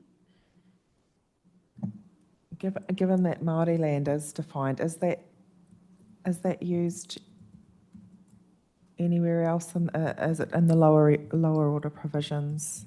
It quite possibly is. If it's a defined term, I would suggest it is used elsewhere. I don't know off the top of my head exactly where.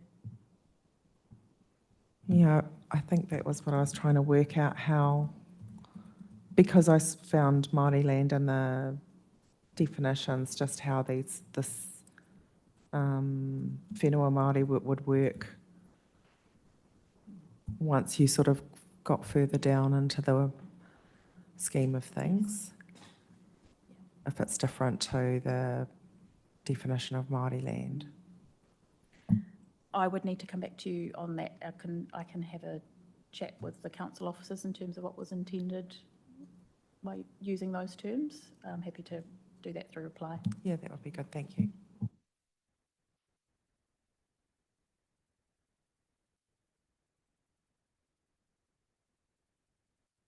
Oh, sorry, just further to that, just while I'm on this paragraph, adjacent land, that would just be the dictionary definition of adjacent.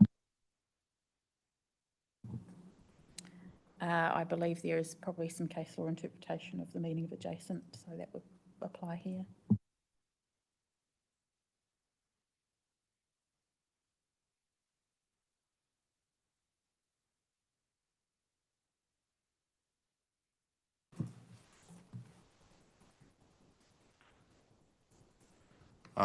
Okay, well, I think we're at section 7.28. USDO 1, well-functioning urban environments. 7.29.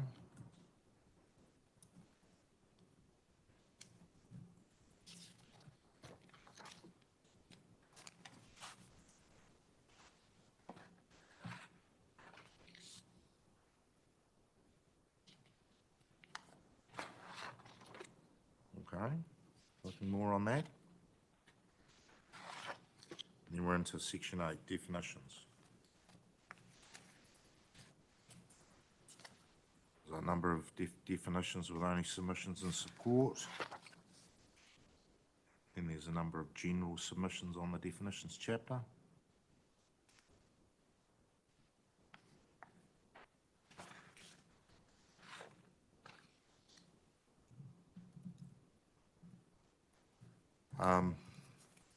Paragraph 2.267, oh, sorry.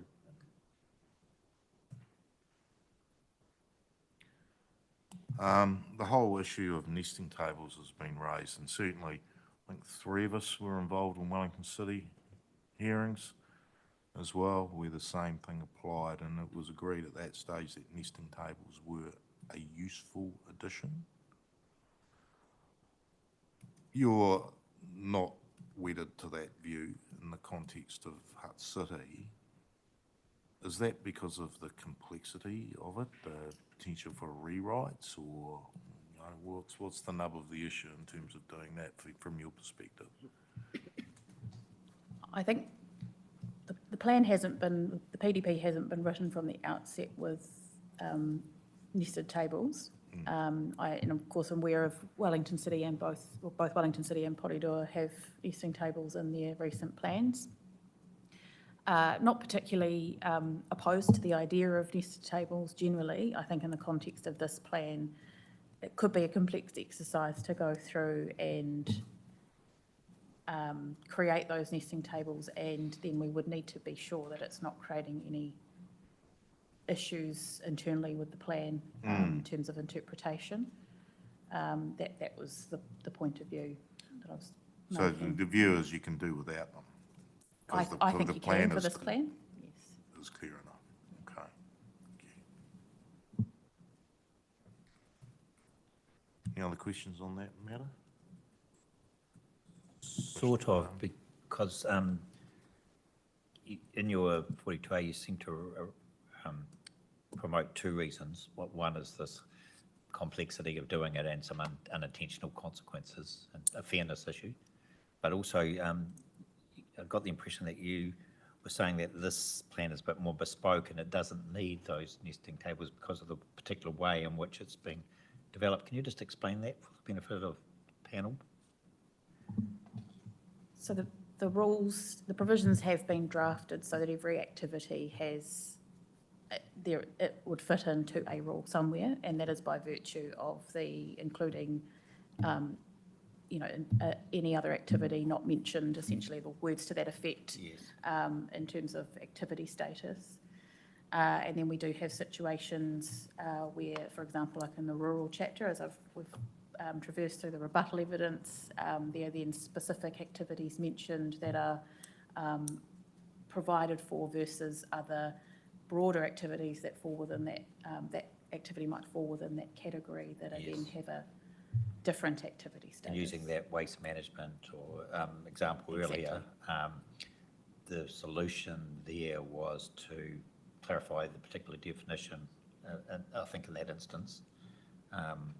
And are you saying that if there are further clarification necessary, that's the way to approach any uncertainty as to what activity status or category an activity fits into? Yes. Okay. Okay, thank you.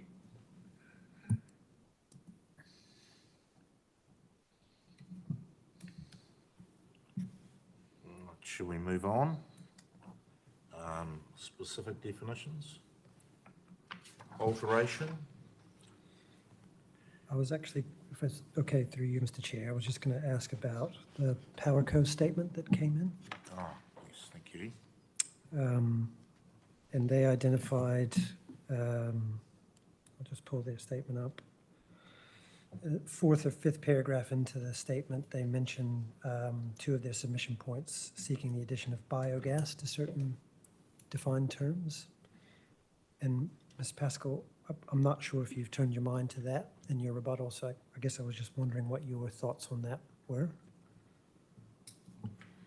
I didn't turn my mind to those submission points, and perhaps should have clarified through rebuttal that those submission points will be addressed in later hearing Thank streams. you. That's why they weren't addressed in the 42A report. Thank you. Mr. Chair, my others are sort of further down, so if you want to follow in sequence, then I'm happy to wait. Sorry, I was just refamiliarising myself with the PowerCo. Yes.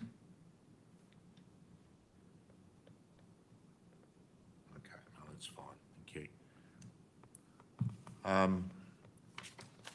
Perhaps, Jason, you go, Okay. keep on going with your comments or your questions. I was going to jump down to restoration, just to build off of what I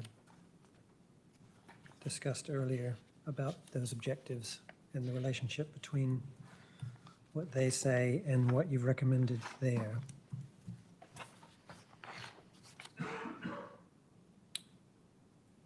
And really the issue I have here is one of just mechanics with the plan, the E-plan. And in particular, when you hover over the definition or hover over the term restoration and it has the hyperlink, including where it's used in these building repair contexts, the link that pops up, the definition that pops up is the restoration definition. It's not relevant to the construction activities. So this is sort of a whole of plan issue. I think that the panel would probably benefit a clean eye going through all the provisions where they're defined and where they're hyperlinked, and making sure that where your intent is for the plain English definition to apply, there is no hyperlink, or where you want the defined definition to apply, it is hyperlinked. So that's just a request from me for that careful set of eyes to be run across those examples. And related to that, where you've said that there's some instances where there's different definitions in the glossary than there are in the nesting table, and where that occurs, one takes precedent over the other. But there's also examples where there's hyperlinked definitions that aren't in the glossary. So I guess from my point of view, thinking about all plan users, lay people, applicants, practitioners, decision makers, having a really clear, tight E-plan that sends you to the right place and gives you the right term, I think it would avoid potential conflict and misinterpretation in the future. Would you agree? I agree from a usability perspective, absolutely. I think, just want to highlight a point I did make in the report, that the list of terms in the chapter, Yep. definitions chapter, is Yep. the authoritative, Okay. those are the authoritative definitions, and it is, we have picked up some anomalies with some of the pop-up when you hover over the hyperlink. I wasn't aware of the one where there's some that are hyperlinked and there's no Yes. term in the In list. the I think glossary. you're correct, there is a need Yeah. to do Yes. that exercise and That's right. check. Yeah. So yeah, I think it'd probably help us to have a really clear set of provisions there that work in the E-plan. Thank you.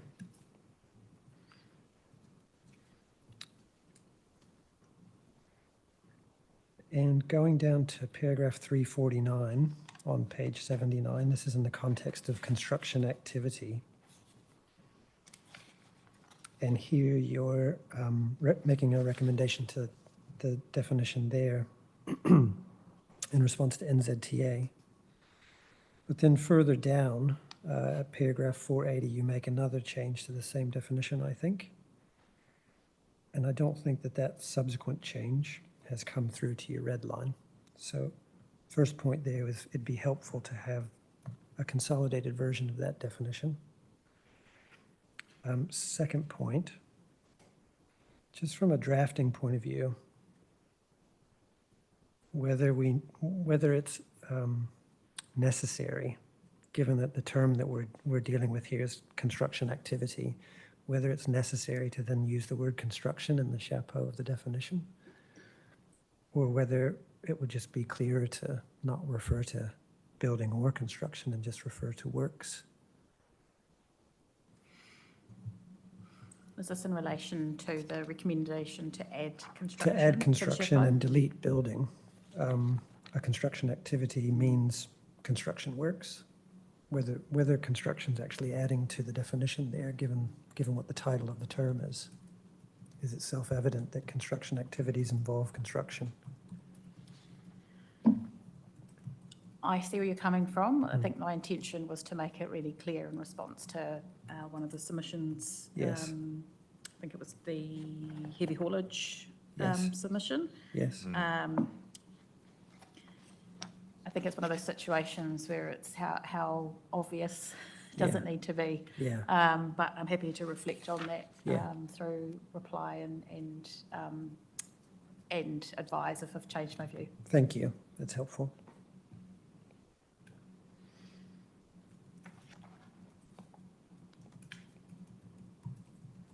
That's all, Mr. Chair. Thank you. Similarly, other panelists on the definitions?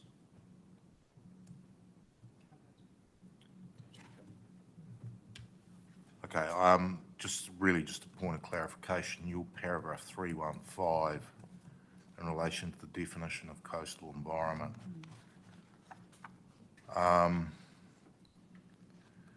You're saying that Forest and Bird obviously wanted a comprehensive change to that definition, and that was obviously before the plan stop as well.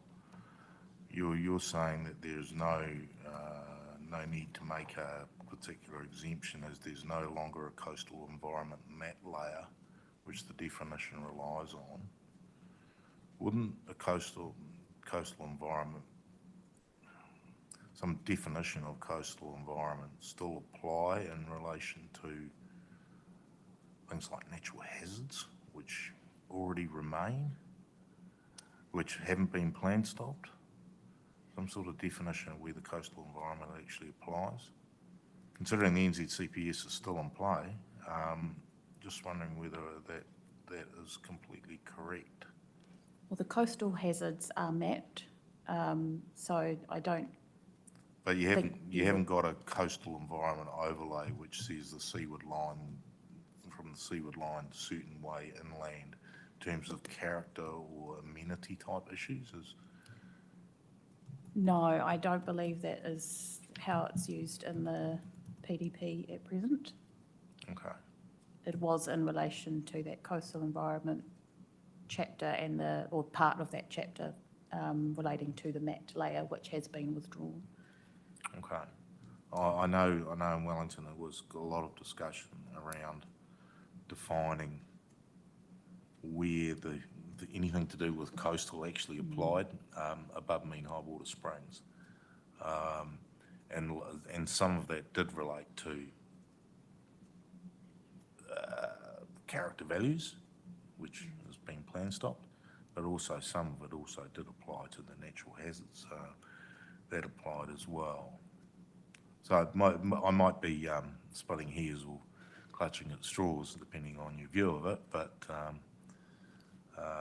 that is something we need to be very conscious of, because the NZCPS is still in play regardless. Yes, agreed. Again, happy to reflect on that and respond through reply. Thank you. Commissioner McMahon. Thank you, Chair. Your paragraph 315 that the Chair just drew your attention to also notes that as part of the reasons for not retaining the definition of coastal environment, that the cross-references to the coastal environment overlay, which weren't withdrawn in the infrastructure and subdivision chapters, will require amendments at a later stage. What will the process for that be? Will that be through future variation or plan change.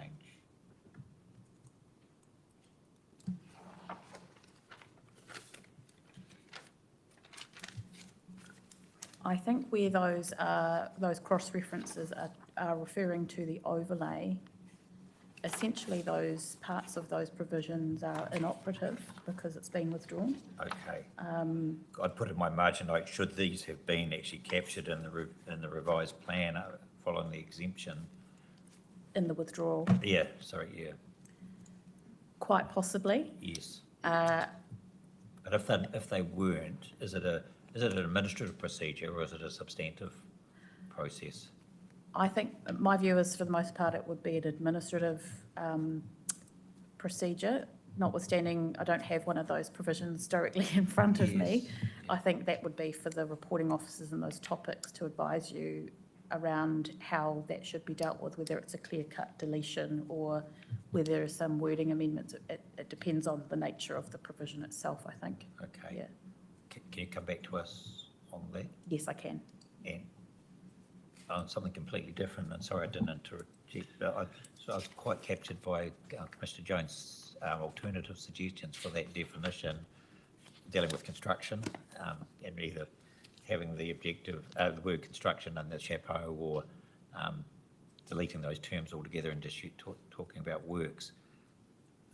I think this is a good example of where you can draw on the Section 32 tests of efficiency and effectiveness to land that when you reflect on it. And it's not just for that issue, but for all these sort of contests, if you like. Just remind yourself of those two tests. Yeah, absolutely. Thank you. Last one for me was in relation to sensitive activities, 84 and page 85, where you've recommended accepting relief sought by the fuel companies to have a pretty comprehensive list of what sensitive activities are. I should know this, but is that list, does that have a basis in another document that they're recommending, i.e. the new natural NPS natural hazards or something like that? Are you referring to the New Zealand pork industry? Sorry, yes, Yes, I am. Sullivan? Ah, no, I've misread it. But while I'm at it, the definition of sensitive activity does have a basis in a higher order document? That's my understanding of their submission, yes. Okay, all right, thank you. If there's nothing further on definitions, I think we can move on. We're under whole of plan.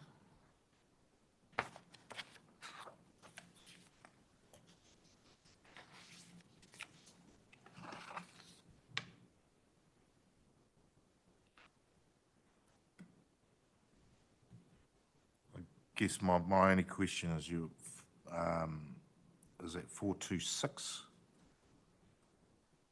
where you talk about using clause 16.2, first schedule, to make a number of amendments and so forth. Minor errors, numbering inconsistencies, terminology, alignment, cross-reference, corrections, and so forth. What I've got as a note in my margin when I was reading this, how big a process is this? Is it just an as and when, or is it going to have to be a sort of a comprehensive paragraph by paragraph analysis of whether there is corrections and inconsistencies? Is it a big job, or is it something which is a lot smaller? I think in the context of what we're dealing with the planned stop and the withdrawal of provisions, that's possibly a reasonable exercise that the team will need to do as we move through the hearings. So my expectation would be that that's undertaken by each reporting officer. And then just thinking off the top of my head, I expect there'll need to be a more substantive review before that final hearing to make sure that everything's been captured. So, yeah, they don't really want to push everything to the wrap-up hearing. No. I ideally we would have resolved most things, but I know the 42A on Herring Stream 2 is out at the moment. I have not read it yet, but I will come to it. And I think, Mr Davis, you're the author of 2 of those 3 reports. Have you gone through a process of identifying those candidates for 16.2 within your Herring Stream 2's section 42A? I've identified some. I think it is a question of not redoing it and creating extra work for future hearing streams. So where it solely relates to that stream, I've identified areas that should be Yes. fixed. Sometimes with things like cross-references, or I expect that provisions are going to be subject to a lot of further debate through the process. Sure. I think it's best to do that once at the end, once the panel's landed on its position and it's made its recommendation, and then things like numbering can be fixed once. Yeah, I guess there's 2 ways of doing it. You actually identify them in your 42A report as saying these sorts of things are going to need to be done, rather than doing it as a big sweep at the end. And it would probably make our job a lot easier not having to do a big sweep at the end to sort these things out. And a number of us have had the benefit of sitting on other whole plan hearings as well. And I think the preference is to actually get a recommendation for section 16.2 amendments within each individual section 42A report, so we can deal with those as we need to. And what we will be looking at in particular will be issues of scope. And fairness, yeah, absolutely. And also, and leading on from what Mr Quinn told us before, the whole workability of the plan for plan users who ultimately are going to have to confront this document in the future. Okay, so thank you. Yeah, I think there'll be a lot of that to dive into in Hearing Stream 2 and in subsequent streams. Okay, well, we'll look forward to that. Thank you.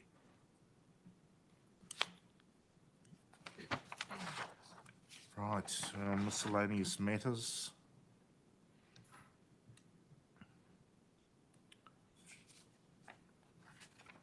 Any comments there? I just have one. Ms Christella, who we'll be hearing from this afternoon, reasonably well-known architect in Wellington, but has quite a bit to say about encroachments. It is a tool that is used by a number of councils to authorise the use of road reserve for non-roading purposes, basically, often for garages and things like that. I know, and again, looking at my knowledge of Wellington City, often encroachments will actually require a resource consent anyway, where there is a structure on legal road. They will require a resource consent, which will look at not the tenure issues, but at the relevant amenity issues as well. And at 452, you're saying requiring a resource consent for all encroachments which duplicate an existing statutory process. Is that duplication firstly, is the duplication necessary or not? What would your view be on that? If somebody's got to apply for a encroachment licence and they've also got to apply for a resource consent, because they're doing 2 different things, aren't they?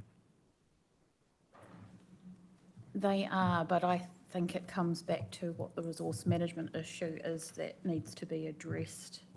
So aware that there are situations where you require both, but that's typically because you've triggered a rule in the plan. And Yeah. there may not be a situation where the activity in the road corridor is triggering a rule in the plan, but you're still in the road corridor. So in the hut situation, you want to put a new garage entirely on road reserve. Is that not going to trigger, is that not going to trigger a resource consent at all? Is it purely dealt with through the encroachment licence process? Might be a level of detail which you may not be familiar with. Yeah. But I certainly know in Wellington there are there's some rules around structures on Legal Road. Yeah, I'm not across if there are any specific Okay. rules in the PDP around structures in Legal Road. Mr Davis or Mr Geard might be able to clarify that here, but also happy to come back to you for a reply. Zone chapters don't have rules about the legal road. I'm sure there'd be side effects of standards like front setbacks that would trigger these sorts of things. I did want to add the context as well that Ms Christella sought this relief in Plan Change 56 as well, and so we have some material that's prepared in officers' reports and in the rights of reply there that we can find for you if you want to see a longer discussion of how encroachment licences are applied in practice in Lower Hutt. Okay, so you will deal with that at a later hearing stream? No, I mean, we can provide those and Okay. those Well, links that'd if you be want to useful, make those. because Ms Christella's submission covers a number of things, but she is particularly concerned about the encroachment licence aspect that there is. Yeah, for the encroachment licences, I think that's best dealt with in this stream. Okay. David? If I could just follow on from that, and feel free to whoever answers, but what's putting aside state highways, council operated roads, how are they dealt with in the plan? Are they designated? Do they have a middle line zoning, or are they unzoned strips of land, or different district plans throughout the country treat local roads differently? What's the situation in the Hutt proposed plan?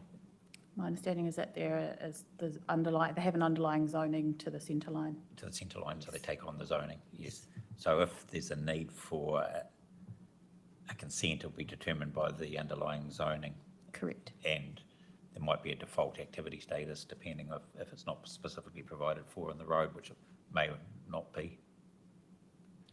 There's definitely no road zone, is there? Some councils, Christchurch City, for example, have a road zone, which... No, I don't believe there is a road zone. No. Yeah, there's a real diverse way of that local authorities have dealt with this throughout the country, but okay, that's useful. That's good context for Ms Christella's presentation.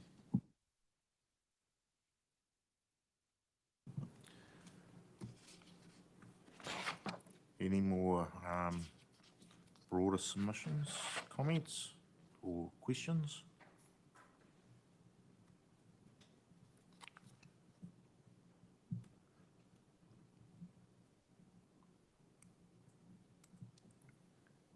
I did have something on the relocation of buildings at 477.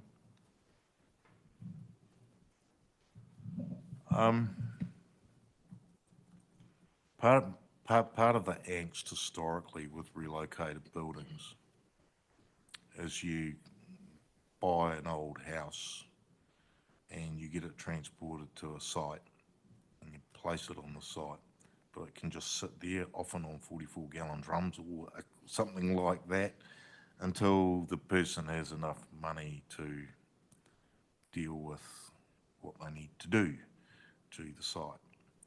So purely your comments in relation to what New Zealand Heavy Haulage Association is, that the bulk and location factors that apply to relocated buildings should also apply to, or if it was a new construct. Do you know how the scenario where somebody going and putting a relocated building on a site and leaving it in a potentially unsightly manner will be dealt with? Is that under the Building Act, or the building? Somebody else may have a view on that.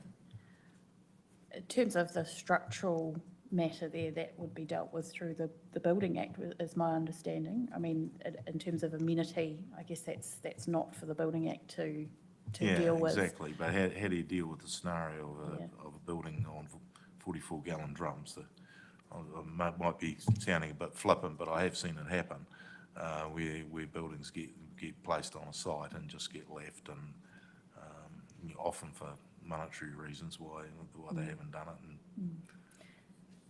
And it's not a biggie at the end of the day, but it is something I know that's part of the reason why there has been a separate control on relocatable buildings. Yes. is to avoid that scenario occurring. Yes, and I do understand the situation you described there. I've seen it myself. I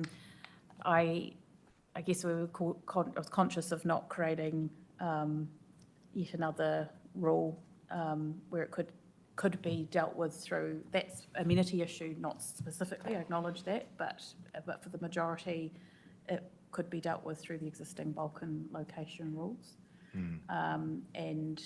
And thinking out loud here, I haven't got the provisions directly in front of me, but they're in a discretionary situation, there may well be some matters of discretion that could be applied in that situation where a consent is required. Sorry to interrupt, only where a consent is required. I've become aware of this issue through heavy haulage in other jurisdictions. Different councils have approached it differently. I think Kapiti have adopted the situation in Hearts 3 similar to the one in Kapiti. The situation in the Wairarapa is quite different. They require a bond, and if the bond's not payable, it triggers a resource consent, etc. So to deal with the amenity issue, this is going to come up in the residential chapter, I imagine. Be really keen to understand how the Section 32 landed that issue in terms of different options, if at all, as to why it picked the approach that was part of the notified plan as opposed to an intervention approach through the activity per se. Yeah. Is that something you'd like me to respond to for this hearing stream and reply, or wait till that hearing? I'm happy to wait until that, but are we hearing heavy haulage have lodged a statement, I think? No, I don't believe Not they to are. this hearing, they haven't. No. Suggest you have a quick look at it and point us in the right direction about where this water issue might be dealt with. And if it is not potentially dealt with in other hearing streams, then perhaps a more formal response. Yes, yeah. Okay, let's do that. thank you.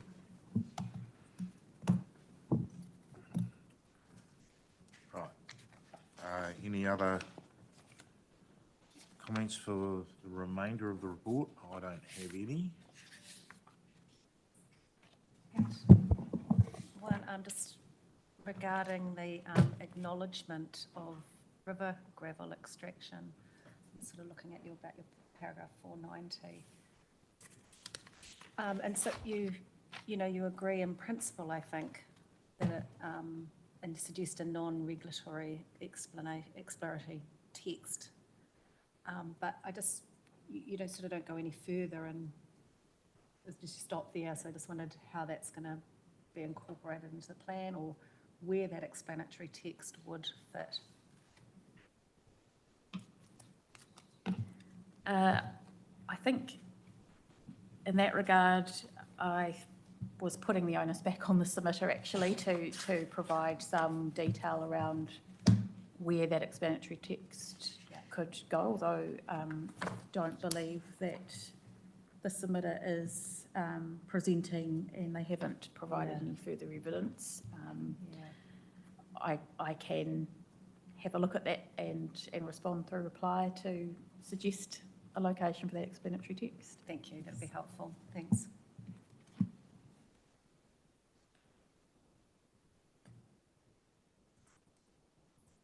Sorry, Liz, that paragraph 492, was it? 490. Oh, right.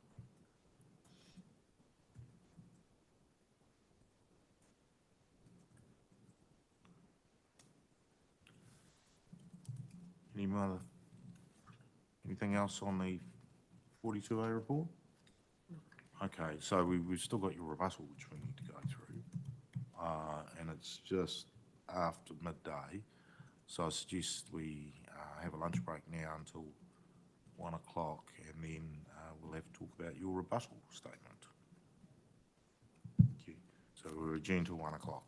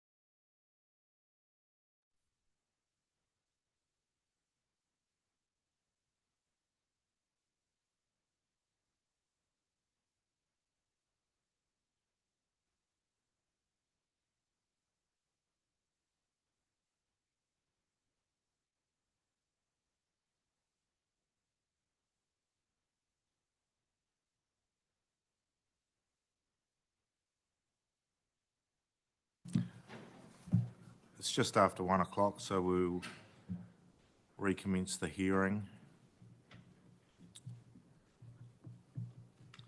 So, Ms. Pascal, we were at your rebuttal statement, and again, as with the primary Section 42A report, we'll just do a page turn in terms of any questions which are arising. Perhaps instead of doing that, we'll start, because it's not a very long statement, we'll perhaps start with you, Matt, first of all, and then we'll come along and I'll finish. Yep. I don't have any questions. I addressed my questions through 45 report part. Okay. I don't have any either. Okay. From Commissioner McMahon, same from Commissioner. Oh, Jason. Thanks for your rebuttal as well as your previous report, Ms. Pascal. I just have, I think, 3 questions.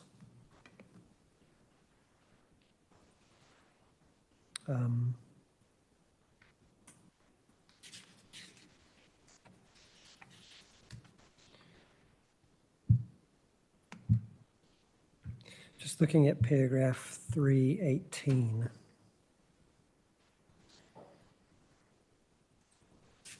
Where you're considering Ms. Goodwin's evidence and the prospect of modifying the plan's definition of a well-functioning urban environment. I'm just wondering whether you've turned your mind to policy 1 of the new NPS for infrastructure, and in particular, subclause 2B of that NPS. No, I haven't. Okay. Well, I'll just read it. Decision makers must recognize that the benefits of infrastructure include, and this is subclause B, creating, supporting, and enhancing well-functioning urban and rural environments.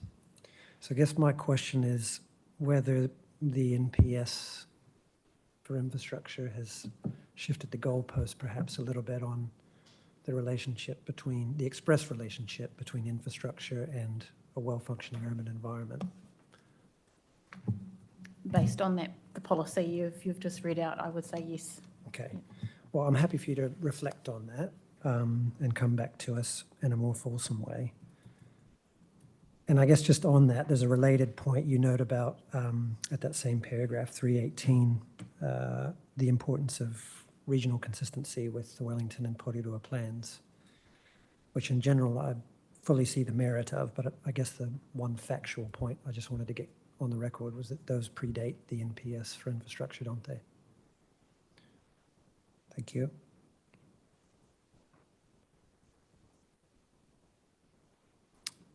Next one is down just before paragraph 326.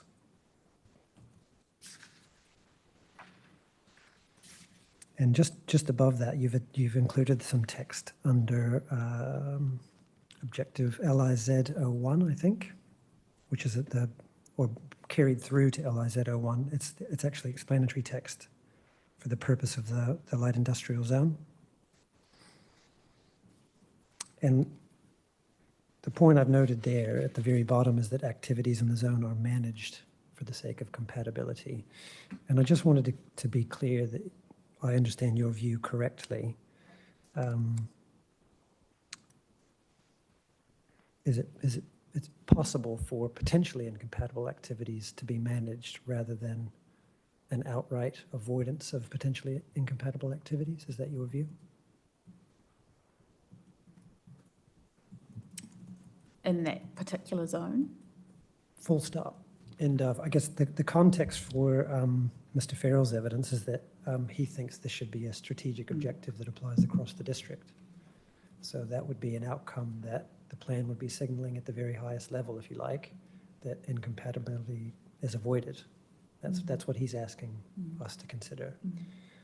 What I understand from your evidence is that in some cases you think those types of activities could be managed. And I guess one example that I could think of where you might have potential incompatibility would be, say, a major road, a state highway, adjacent to existing residential activities, or vice versa. And in your experience, can those coexist perhaps with mitigation and setbacks and the like, as opposed to outright avoidance? Yes, without having a specific example, but yes, in my experience, that there can be mitigations put in place for a situation like that. Yes. I think where I was coming from in my evidence was that I don't consider that the situation Mr. Farrell is describing requires a strategic objective. Yes. That it is up to the zones to then manage those issues of incompatibility, whether that is through a managed approach or avoidance. Yes.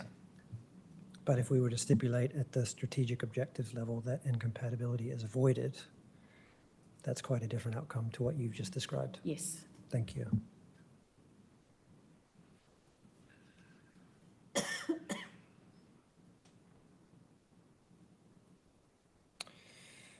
The other one I think is possibly, it's going to be an integration issue. And I've taken these out of sequence on purpose because I think this is possibly the meatiest of my questions. So I want to take you back to paragraph 3.7, where you've recommended in response to Ms. Rosser's evidence that we acknowledge additional infrastructure as it's defined in the NPS for infrastructure. And this speaks to the conversation we were having with yourself and Mr. Quinn earlier about how far we implement NPSs within the scope that we have and within the ambit of the plan stop and the rest of it. And I don't have an issue at all with your assessment or with Ms. Rosser's assessment. I guess what I'm thinking about is making a change of this nature and taking Mr. Quinn's advice that we should be very considerate about making these changes is whether that has any implications across the plan as a whole and how additional infrastructure might be considered in district-wide contexts, in the infrastructure chapter, but also there's potentially some tension in my reading, I'd be interested in your view, with the definition of additional infrastructure in the NPS, because it refers to things like schools. And they themselves are identified as activities sensitive to infrastructure in other parts of the plan. So I guess that's a long way of me saying, if we're considering taking a considered approach, I think I'd like to understand a bit more what the potential plan-wide implications are from making that change. Thank you. Yes, and appreciate that it may well have tentacles throughout the plan. I think that this is an issue that's going to come up throughout the hearings, the issue of the NPS infrastructure in particular. The situation you describe of schools, that is a tricky one. Schools, along with other activities listed in that definition, are typically designated unless, of course, they're not a state school. I think that is something the panel is going to have to grapple with in the context of specific provision. And I keep coming back to that, but that this is something that in my opinion, there needed to be some acknowledgement in this objective of that additional infrastructure. It felt like a suitable definition, a term to be using, but acknowledging that it's going to have to be carefully thought through in the context of particularly the infrastructure chapter provisions. I know there's submitters seeking recognition in that chapter. I think waste management might be one of them, or through changes to the definition of infrastructure. So I did have that in my mind in recommending this, but I still remain of the view that it's appropriate in a strategic objective. Sorry, planning geek in me, I can't help myself sometimes. This is sort of a segue from the discussion we had this morning when I asked you about the considered approach and the use of this in light of that earlier paragraph we talked about. I think what Commissioner Jones has raised is two separate questions. One is, how far do you take that considered approach? What I heard from Mr. Quinn this morning was perhaps not at all. And then the second question that Mr. Jones has raised is, if you're going to use that definition, are there any unintended effects like the reference to schools, etc.? But I don't have any advice for you other than to think about it very carefully, because it'll be a marker. It could be a marker for other chapters. Take that on board, yeah. Thank you. I think it was more one that I was flagging than looking for a fulsome response on. I think it's just something that the reporting team needs to be mindful of as we work through. Because as I say, on the face of what you're recommending, there's a certain logic to it, right? It's just thinking about that big picture with the whole plan and the way it works. So that's why I raised it. Thank you for that.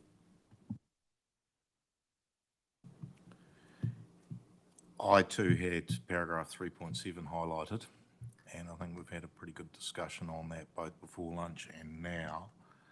I agree with Commissioner Jones that this is a potential marker, and for other potential changes which might be recommended. What was in my margins was scope ?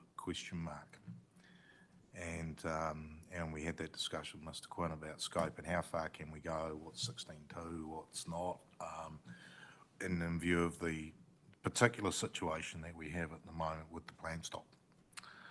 So I haven't got any specific questions of you, but again, I think it is an issue which we will need to address probably in a sort of a broad way in terms of your response to this hearing. But also individually as we go through the remainder of the hearings as well. So thank you for that. Was there any other questions on the rebuttal? All right, thank you, Ms. Pascal. And yeah, I'd like to agree with my colleagues. It was a very thorough report, and we certainly do appreciate it. Thank you. Right, we now move on in the agenda, which I shall just find.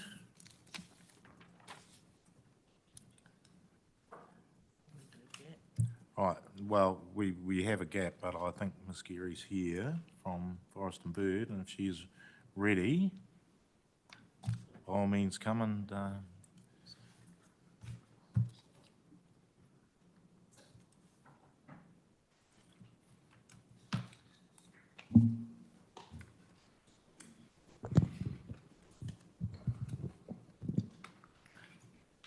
now we have your submission. And obviously large parts of that submission are affected by the withdrawal of large parts of the plan, which you're particularly interested in. So the floor is yours now in that context. So thank you. Thank you. Yeah, so sorry about the confusion about wanting to be heard, because I read over the officer's report and I thought, well, given how little we have left in our remaining submission, there's very little to say, but actually having since spoken to our planner and talked it over with my colleagues, we thought it's probably useful giving you our high-level perspective on how we see our submission applying going forward in light of the plan stop, as well as just a few very small comments on some of our relief sought and on our strategic objectives. And I've got just some prepared notes here, which I thought it's probably better for me to stick to my lines and my notes that are well reasoned rather than ad-libbing it and making some false statement. Yeah. So No, and that's appreciated, but if you have got something written down, yeah, it would be appreciated if we could have a copy of it. I can absolutely. I've you. been like tapping away, listening to this as well, so responding. So yeah, there's. I'm happy to provide it to Sarita after this. Yeah, so hopefully this won't take the full 15 minutes, and I'm happy to take questions afterwards. So as you've already said, we wrote a substantive submission and a further submission on the proposed district plan. But because a significant portion of the plan has been withdrawn, the vast majority of our submission points can no longer be considered on chapters and specific provisions to which they were made. However, Our submission in terms of how adverse effects of activities are managed for the protection and maintenance of the natural environment matters, we believe remain relevant to these hearings. So we have some pretty high level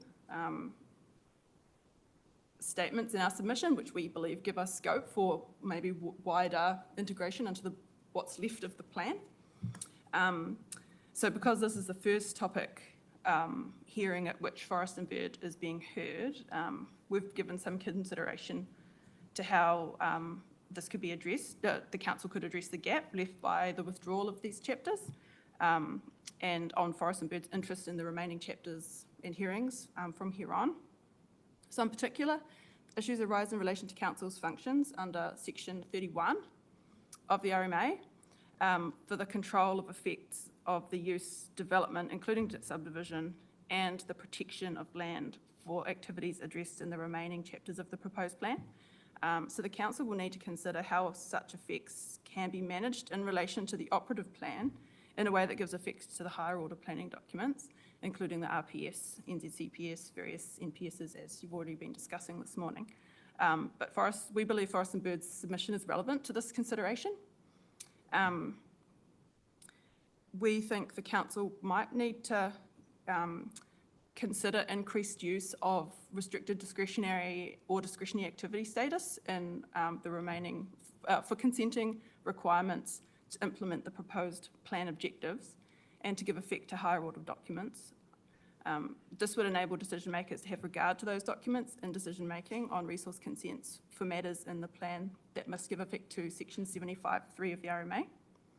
And so then in terms of future hearings, yeah, we're going to take it by case, looking at section 42s as going forward, but I think it's now likely we'll probably want to be heard at quite a few of the hearings, even if we don't have active submission points.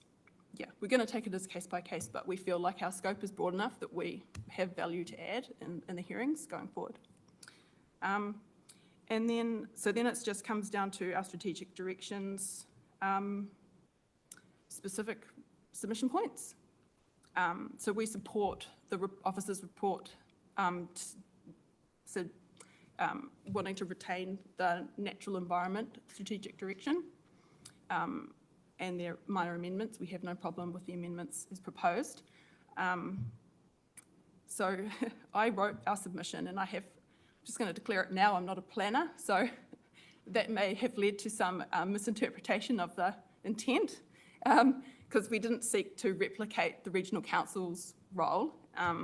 We just wanted to ensure that the NPSFM was given effect to, and specifically part 3.54, which sought that the strategic direction recognised the interactions between land use, freshwater bodies, ecosystems, and sensitive receiving environments.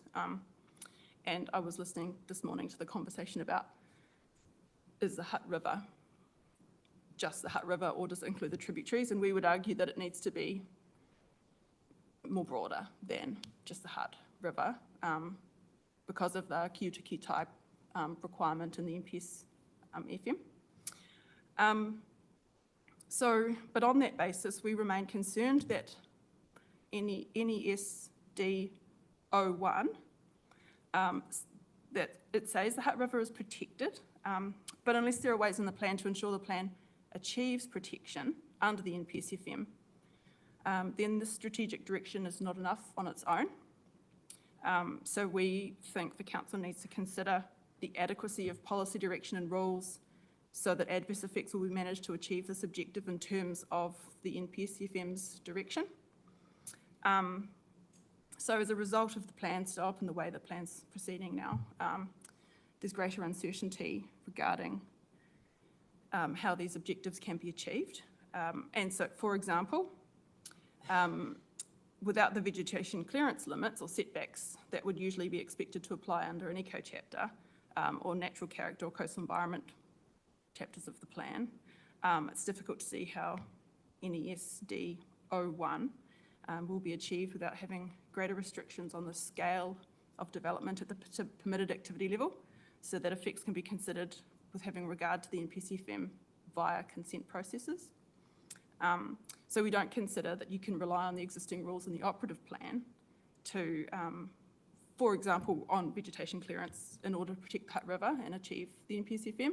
So that's when hopefully the scope within our submissions gives the commissioners the ability to maybe consider this issue more broadly going forward as each hearing proceeds. That's all I had to say. Hopefully that's clear. Yes, I think it is clear. You were here for at least part of the morning, and we had quite a discussion about the plan stop and what that means and what parts of the operative plan remain in place. And I think we are seeking some more advice about sort of issues of scope, and that will also include issues of scope within your original submission too. Because I did, in preparation for this hearing, I did have a read through your submission, and there is some relatively wide stuff in there and some much more targeted, focused material in there as well. So we'll take that on board. I don't have any particular questions other than to acknowledge what you're saying. And you're also part of the, as a submitter, you're also part of the problem that we're also facing with a plan which has been partially withdrawn as well. So, thank you. But I'll hand it over to my colleagues. Anybody? Sure. Jason? Thank you for your submission and for presenting to us today. Along the way, you mentioned that Forest and Birds is suggesting greater use of discretionary and non-complying activity categories to allow greater consideration of higher order documents that are not otherwise being implemented by Plan Stop. Really, I just wanted to know, is that something that we'll be hearing from specifically from Forest and Bird at subsequent hearings? Will you be giving us some model provisions that you think do the job? That's our intent, yeah. I can't preempt what that will look like because we haven't seen the Section 42As yet, but that's our intention, yeah. Okay, and I guess as part of that exercise, you'll be looking at what the residual provisions in the plan are that will remain because of Plan Stop not allowing them to be changed for relevant topics that you'll be submitting on. I don't understand what you mean. So there'll be, we've been told that there'll be provisions of the operative plan which will remain in place because they're not able to be changed as part of this process. So when you're advising us on changes you think should be made on those activity categories, you've got on the one hand the proposed provisions which are left, but then you've also got the operative provisions which will remain. And so I'm just wondering whether you'll be considering both as part of that exercise so that, well, because it'll help us really. Yeah. That would be ideal. I guess because this is kind of a murky process, I'm not really sure. I'd have to talk to our planner and lawyers about like how speaking to a hearing on the operative plan when that's not part of the proposed plan. Yeah, I'd have to figure out how we could present that, but absolutely it's part of our consideration because we have to be able to demonstrate that the operative plan's not going to work. That's right. Yeah. Okay, that's all. Thank you, Mr. Chair.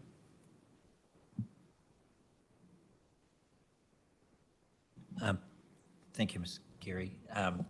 You're in the unenviable task of being the first submitter off the block, so congratulations on that. And as the chair said, it's a common problem for not just the panel, but all submitters with this Plan Stop. So just wanted to acknowledge that. And there's no right or wrong answer to the next question, but at subsequent hearings, will you be joined by a legal team or planners, or are you proposing to go it alone, or what's the current thinking on this?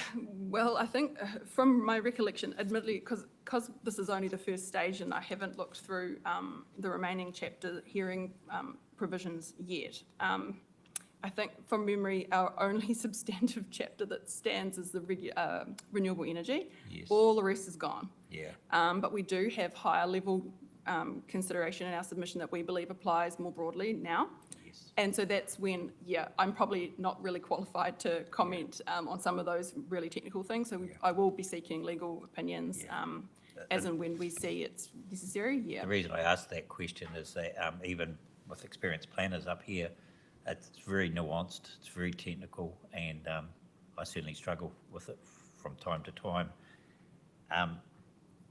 And if you are looking to fill the gap through other means,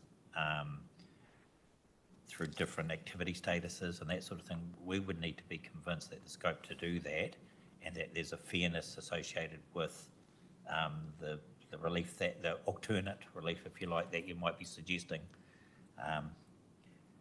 So that's not a question, that's just something for you to consider. But I do have a question.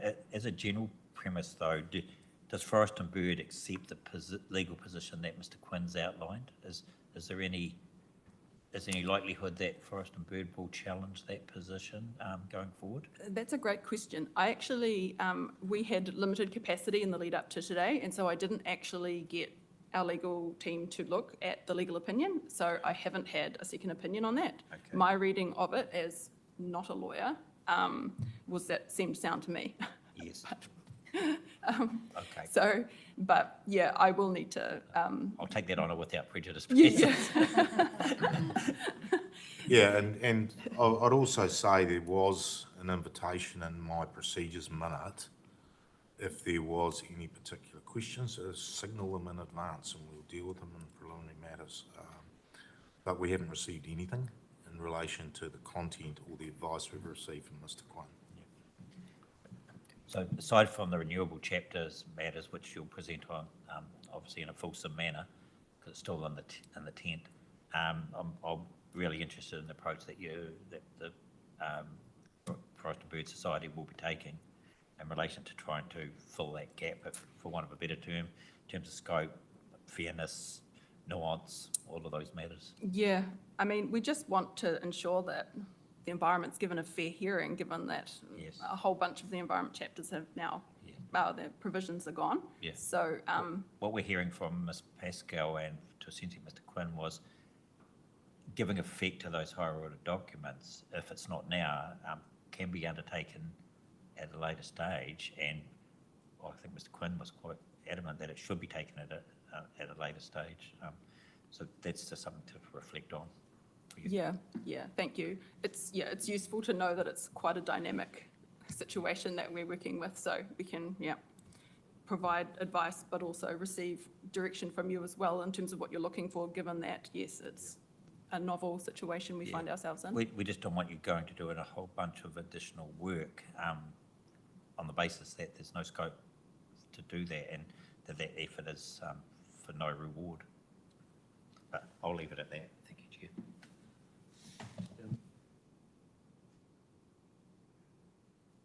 Well, thank you, Ms. Geary. I think what you've told us, I think we knew to a large extent anyway the difficulties there are for a submitter such as you. And also the relationship between what is left of the proposed plan in terms of strategic directions and what's in the operative plan and what might need to be done in the future. But we also have outlined that we are very limited by scope. So thank you for that. Yeah. Much appreciated. Could I ask a question? Just can. sort of on the basis of what you asked about the operative plan and how it will work in with the proposed plan and the integration. Assuming our lawyers, I'll have to get legal advice about, how that might work, but you are interested in hearing from us in regard to how we see the operative plan working with what's left of the proposed district plan? Given that To some extent, yeah, except we've got no ability to be able to do anything with the yeah, operative plan. exactly. Because it's not the subject of submissions. We're interested in the operative plan to the extent that it's a workability issue for plan users. It's how what exists in the operative plan is going to be integrated in. So if you're looking at a proposal for something, you're not going to miss a particular provision, even though it's in the operative plan and not in the proposed plan. So it is relatively challenging to do so. So I don't know whether that answered your question or anybody else up here wanted to chip in on it. We could always just put forward our reckons and you can take it or leave it. That's entirely up to you. But we are very limited by scope. Yeah. I understand that. Mr. Chair, it was my grenade which I threw, so maybe I should just give more context. Really, I was just piqued by your point that you were making that you were going to be proposing measures to address your submission in applying some lateral thinking. And I just wanted it to be clear that we have to see the way that the plan ultimately bears out with what's left from the proposed plan after this process and what remains in the operative plan. So to the extent that you are going to be helping us with some potential alternative provisions, I just was wanting to make sure that you were aware of that we're grappling with that. Thank you. Thank you.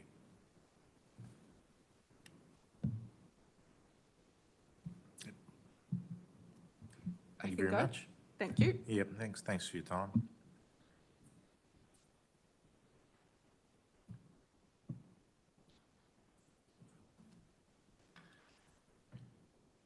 Now, the next submitter on our list was Claris to come in virtually, but they're not expected till 2. Yeah, that would be appreciated. Pregnant pauses in the hearing do happen, but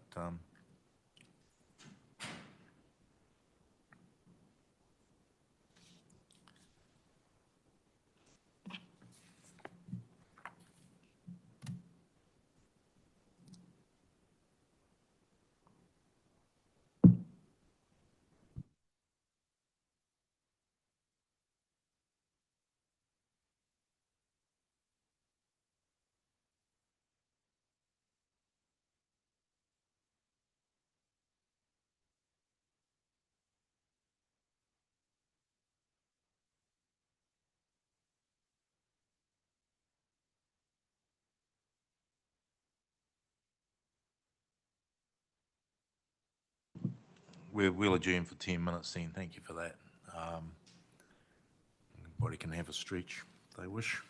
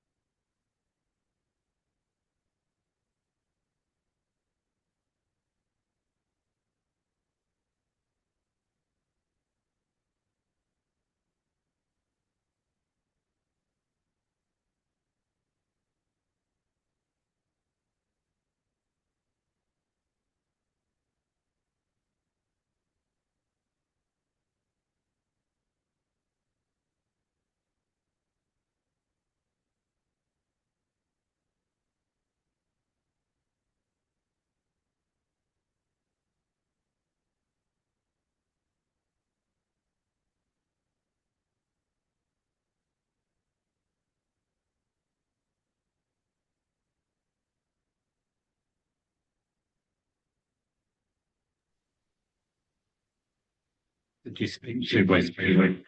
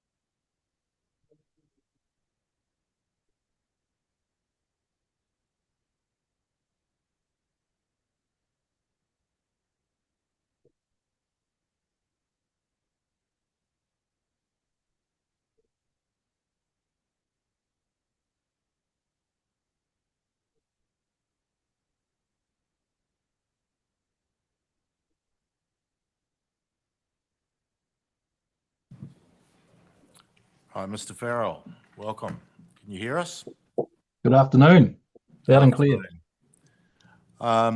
Thanks for coming along. Thanks for coming out of order as well. I think there was some discussion yesterday where you indicated that you didn't necessarily want to appear unless there were questions. Canvassed that with some of my colleagues, and we do have one or two in terms of your statement of evidence. So with no further ado, I'll probably hand it over to Commissioner Muspratt. You go first. Hey, Mr. Farrell, thank you for your evidence. I think I have about 3 questions for you. First one, you go into quite a lot of detail about the importance of strategic directions and the matters that they should manage across a plan. In your view, do strategic directions need to cover all resource management issues that are managed by a district plan? No.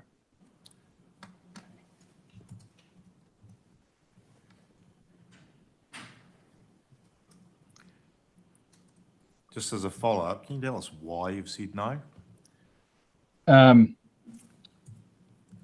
Well, in my view, it's the opportunity, the strategic directions or the strategic provisions provide the opportunity to take the essence of that strategic role of the plan to, at the front end of the district plan, capture all of the higher order directions and then work out from a local district's point of view what are the strategic matters of importance for the district. Okay, thank you. Yeah. So. Thank you. My next question is in relation to objective GRZ02. In your view, does that adequately clearly set out the outcomes for the management of compatible uses within the rural zone?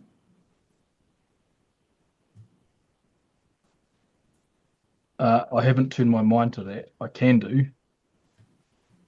but my evidence has been a bit higher level at this point without going too much into the appropriateness of the lower order objectives and policies. The examination I've done to date has picked up that there is inconsistency across all of the chapters. So it could be that that specific objective is appropriate for that zone in isolation of that zone. But there could be other matters that are also relevant in terms of consistency across all other zones. Okay. Thank you. My final question, the panel today has heard, we've discussed and heard quite a bit today about the role and how we consider new national direction that's come about since the plan was notified. And I'm just looking at paragraph 11E of your evidence, and I was just wondering there, it's where you're talking about protecting, avoiding, ensuring the management of the compatibility of activities, basically. And I was just wondering if you had turned your mind at all to the new national direction we have on the infrastructure in terms of the management of compatible activities. Not specifically in terms of infrastructure. Okay. Thank you. That's. Who wants to go next? Jason?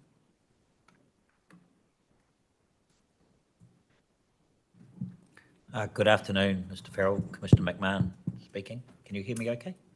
Yes, I can. Thank you. Good afternoon. Good. Just 2 questions following on from Commissioner Muspratt's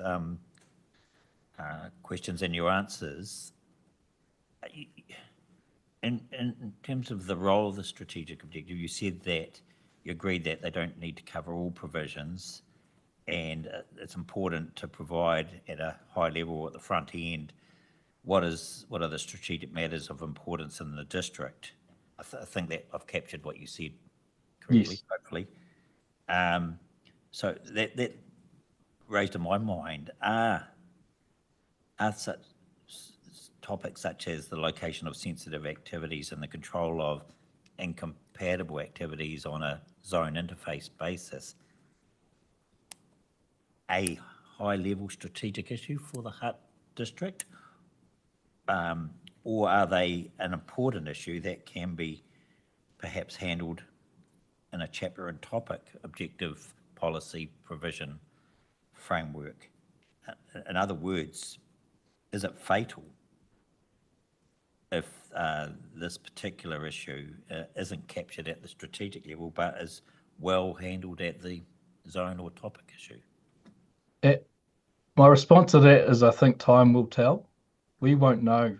I won't know my own point of view until the end of the process, whether or not the considerations have adequately dealt with that issue. But I'm coming at it from a point of view that I don't know whether it'll be fatal or not. It seems to me to be an obvious strategic matter of importance to the district, given it already talks about compatibility. The lower order provisions already talk about compatibility and incompatibility. And I would have thought it's appropriate for a frame of reference for that to be set at a higher level, strategic level within the document up front. But to your point, it could be that these matters are all covered off at every separate chapter and provision, low order zone provisions in a consistent way. Right. I just think it'd be much quicker and easier if we had a high level direction to provide a benchmark to. I understand that, and I understand that the test of section clause 10 of the schedule and the test of section 32 about objectives giving effect to higher order documents and then the provisions giving effect to the objectives. But I'm just wondering aloud in an open manner whether dealing with this at all levels is effective and efficient in a section 32 context.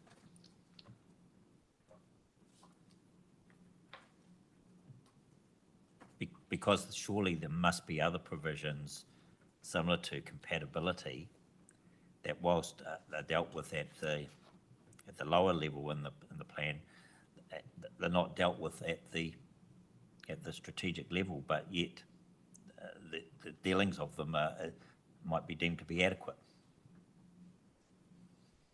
I'm just wondering where the line is and what qualifies this particular issue as one that might fall into the strategic bucket as opposed to other matters. Yeah, and I guess I'm coming from, I mean, I've been asked by a portion of the community, and there's a reference in my evidence about the scale, the commonality of the issue being raised by a proportion of the community on this point. So it's a starting point. A group within the community is saying that they want this issue to be dealt with at a strategic level. My exercise has come in to say, is there any reference to that? Is there anything to hang on at the strategic objectives or the strategic direction level? I couldn't find any. Ms. Pascal is saying that to do that would be to create duplication. I'm happy to be corrected if it is a matter of duplication. From my point of view, it's entirely appropriate for the district plan to consider the requests, the relief being sought by a portion of a community and determine that as being a matter of strategic importance to Hutt City. Okay. Thank you, Mr. Farrell. I believe Mr. Jones has some further questions. Good afternoon, Mr. Farrell. Thank you for your evidence. I just want to follow on from that previous response you just gave. In your experience with other district plans that have a strategic direction chapter, including in Wellington, are you aware of any examples of the ilk that you've proposed in your evidence being addressed as strategic direction?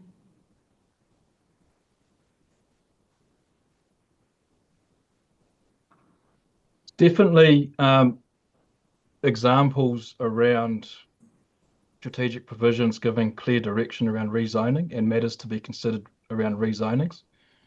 And that's, so moving on slightly from the issue of the wording of compatibility, incompatibility, you probably picked up the point of my evidence is focusing a little bit on, or quite a bit on, what is the criteria you'll be applying when it comes to rezoning in future hearings? What is the criteria that the planners and everyone else will be applying? And I've certainly seen examples in strategic provisions which provide that direction Okay, for later. I want to come back to that, that point you just made about rezonings in just a moment. But in the meantime, could you give an undertaking to perhaps come back to the panel on those examples, just so that we have something to look at based on your experience? That would be helpful for us if you could. Yep. Thank you. I'm looking now at paragraphs 12B, C, and D of your evidence on page 4. And you've cited an RPS policy, and you've spoken about the MPSUD and the ability to particularize what a well-functioning urban environment means. And you go on to talk about that as well at the community scale based on the submitter's relief. Just on the RPS, it's kind of related to Commissioner Musprat's question before. If there's direction in the RPS, does it necessarily need to be reflected in the strategic directions in your experience, or is there some leeway to organize the plan to have RPS direction scattered about?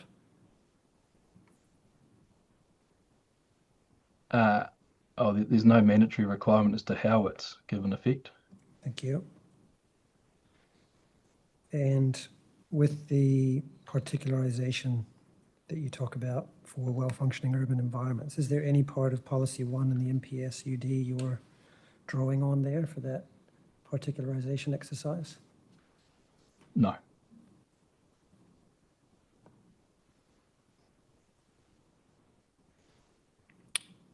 And perhaps just building on Commissioner McMahon's question with paragraph D, subparagraph D, is there anything particular about the Hutt City District that speaks to the need to have strategic direction about the management of potentially incompatible activities as opposed to other districts?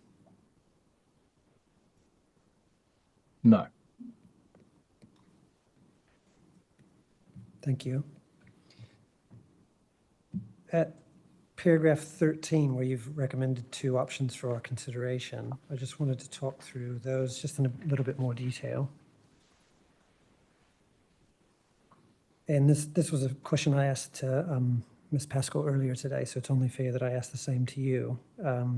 Looking at your first option where you've recommended the possible outcome that incompatible land uses are avoided, are you aware in your experience of situations where you might have potentially incompatible activities establishing adjacent to one another, but the effects related to that incompatibility can be mitigated or managed in some other way to an acceptable extent? In that scenario, they would not be an incompatible activity. Which scenario? One where the effects can be appropriately managed, avoided, or mitigated or remedied. Could you just expand on that? Well, so a potentially incompatible activity is exactly that.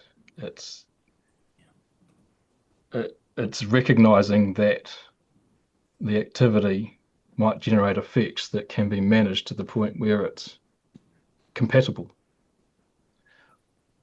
as opposed to an incompatible activity where the test, what I'm suggesting is if it's incompatible, it's not potentially compatible, it's incompatible. Yep. So to get to the point of being incompatible, no, the effects cannot be managed or avoided, removed, and mitigated to the point where they can be compatible. Okay.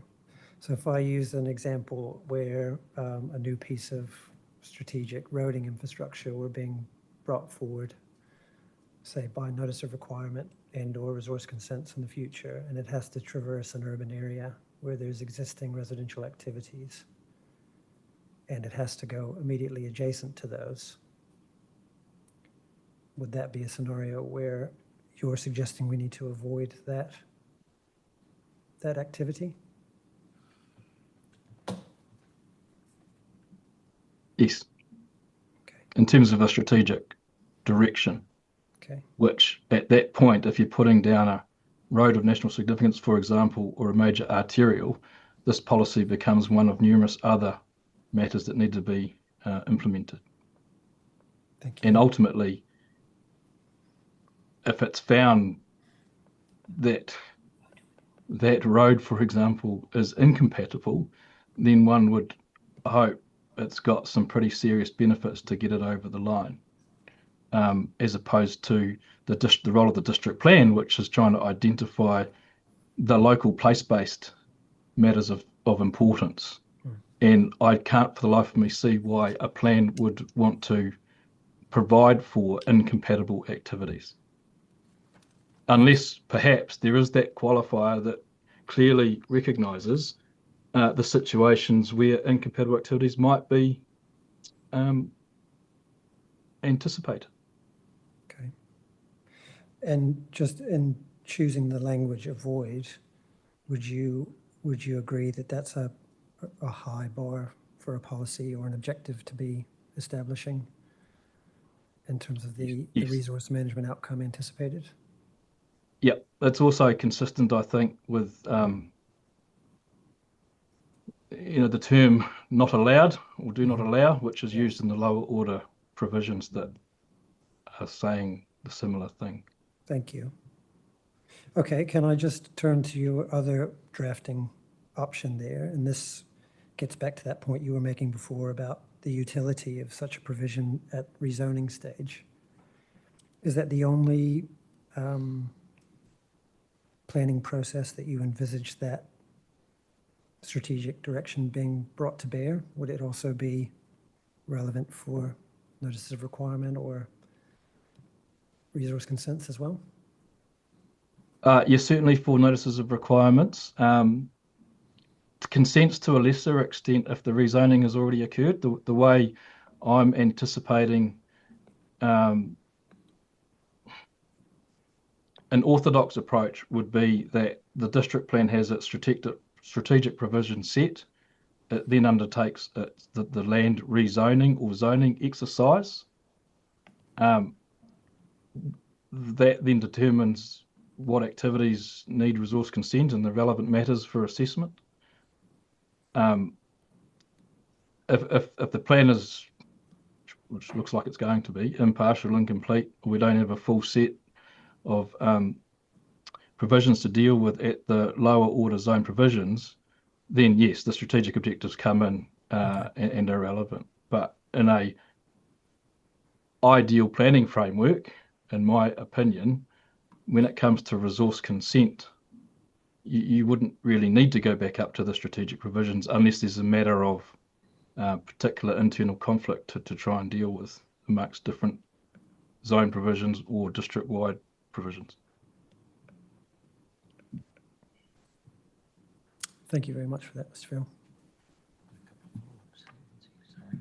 I gather Commissioner McMahon's got a couple of follow-up questions for you, Mr. Farrell.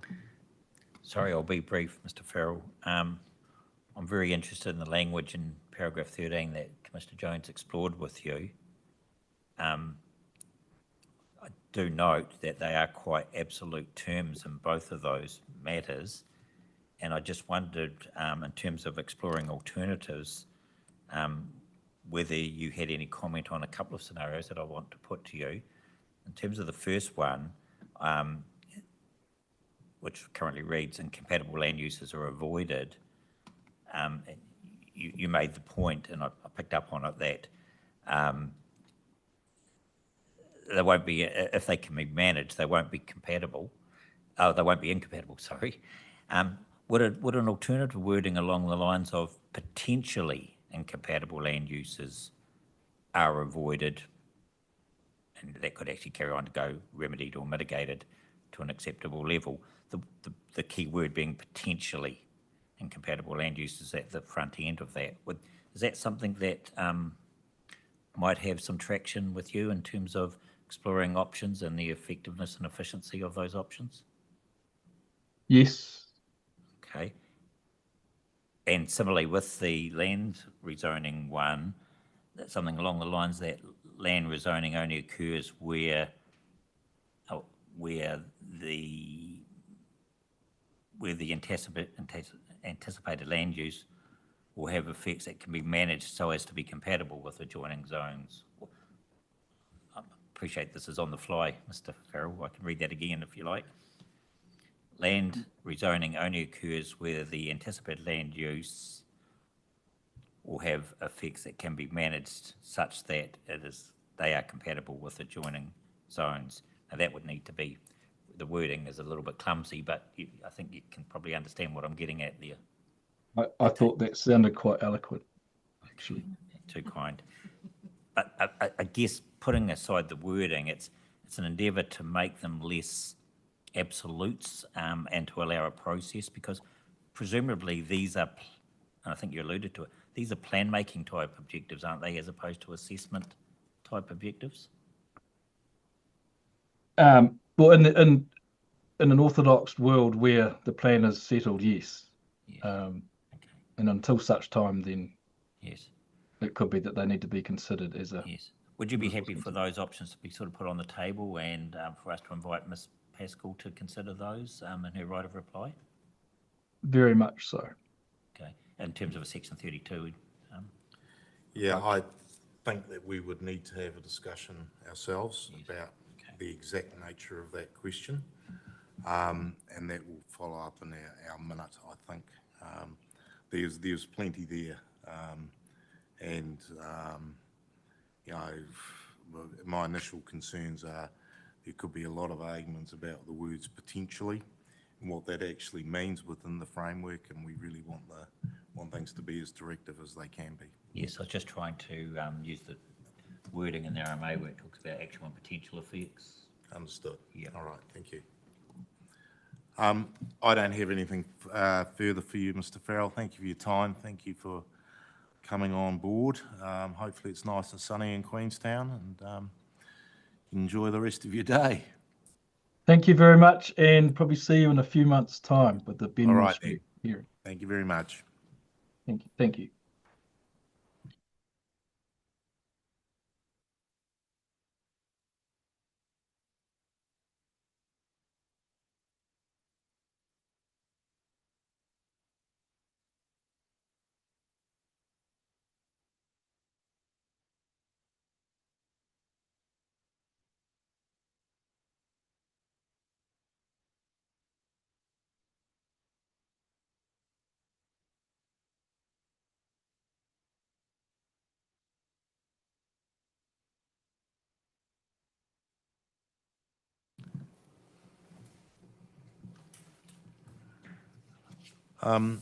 Welcome. We have a representative from Claris here. If you'd like to introduce yourself, that will be much appreciated. Tēnā koutou katoa. Thank you, Chair and Commissioners. My name is Pamela Ankovich, Senior Planner with Claris. I'm obviously appearing on behalf of Claris in relation to the open hearings for the Te Awa Kairanga, Keiti, Kai, Lower Hutt proposed district plan. As you know, we lodged a submission which was supported by a technical planning review prepared by Align Limited. The submission generally supported the overall direction and structure of the plan, but we did seek some targeted refinements to ensure it's clear, workable, and provides appropriate recognition of essential infrastructure. So my comments today are confined to matters raised in Claris's submission and that are relevant to the scope of this opening hearing only. And they're intended to assist the panel with understanding Claris's interest in the plan and its role in the district. So Claris is one of New Zealand's largest energy groups. We operate essential energy infrastructure across production, storage, transmission, distribution, and energy supply. We have been called the largest energy organisation that no one's ever heard of. Relevant to Lower Hutt, our subsidiary First Gas owns and operates New Zealand's high-pressure gas transmission network, supplying energy to more than 300,000 homes and businesses nationwide. And specifically within Lower Hutt City, we operate the 110 and the 605 gas transmission pipelines. So those are pipelines that operate at a pressure above 2,000 kPa. As well as the Belmont delivery point, which is located within Belmont Regional Park. Now, while these assets occupy a small physical footprint, they perform a function that is regionally and nationally significant. This infrastructure underpins industrial activity in the Seaview area and beyond. It contributes to household energy security and supports a reliable transition pathway to lower emission fuels, including renewable gas and future hydrogen blending, which we've undertaken trials in the Te Horo area. Our interest in the district plan, therefore, relates to ensuring that the strategic and framework definitions and plan structure appropriately recognise essential energy infrastructure and provide clarity and certainty for its ongoing operation and developments. So we're talking about the relationship with the proposed and operative district plans, which is one of the matters of scope for this hearing. One of our themes, a central theme in our submission, is the importance of clarity during the transition from the operative to the proposed district plan. We consider that the proposed district plan represents a significant shift in structure, terminology, and approach. And while we're generally supportive of this framework, our submission highlights the importance of clearly signalling where provisions are intended to carry forward operative approaches and where a new direction is being taken. This issue arises in relation to definitions, infrastructure management concepts, and the treatment of existing activities. Clarity on these matters is important for plan users during the transition period, and it helps to ensure the plan is applied consistently as intended. Commenting on how the plan works, structure and interpretation, we generally support the overall structure of the proposed district plan within our submission, including the clearer hierarchy adopted, which moves from the strategic direction chapters through to the district-wide provisions, zones, overlays, and topic-based chapters. We consider that this assists in understanding how the strategic objective and policies are intended to guide the interpretation of more detailed provisions. So we have Claris has interpreted the strategic directions as providing guidance and context rather than operating independently as regulatory tests. And we think that early guidance from the panel on this point would assist all parties as the hearings progress. We've also provided a key focus on definitions within our submission. We think they're particularly important because they apply across the entire plan and they shape how it's used on a day-to-day basis. We generally support the consolidated definitions framework that has been provided in the proposed district plan, particularly where definitions are used to clearly identify infrastructure and to manage reverse sensitivity effects. That's a big issue for us in existing infrastructure. For example, the submission addresses definitions that recognise infrastructure based on its function, as well as definitions used to identify activities that are sensitive to their location. From a plan user perspective, Claris's submission supports definitions that are clear, functional, and easy to apply across different zones and overlays. We seek clarity in our submission where definitions are relied on to trigger regulatory thresholds or inform activity status, noting that overly complex or unclear definitions can create uncertainty for applicants and decision makers and risks reinterpretation at an individual planning level. In particular, our submission highlighted that even small differences in wordings can have significant consequences for us as infrastructure operators when the same definition is applied across multiple chapters.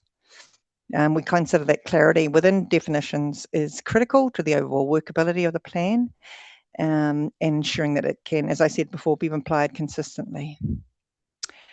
In terms of strategic direction, the two aspects that we had commentary or related specifically to our submission are the ones on infrastructure and energy. We support the intent of the PDP to recognise the importance of infrastructure, including energy infrastructure. And we think that it's that our submission basically just supports that this strategic recognition is critical, particularly important for infrastructure that operates across multiple zones and overlays, such as ours. Also dealing with the strategic direction for the national environment, our submission engaged just at a high level with that plan's approach. We obviously support as the protection of natural values, but we also highlighted the practical reality that infrastructure has functional and locational requirements that limit complete avoidance of sensitive environments. Particularly where we are, we have a long history. We've been established, most of our pipeline was established from the 60s through to the 80s in a completely different regulatory environment. And we are limited into replacement or realignment in what we do in terms of overlays or sensitive environments in that aspect.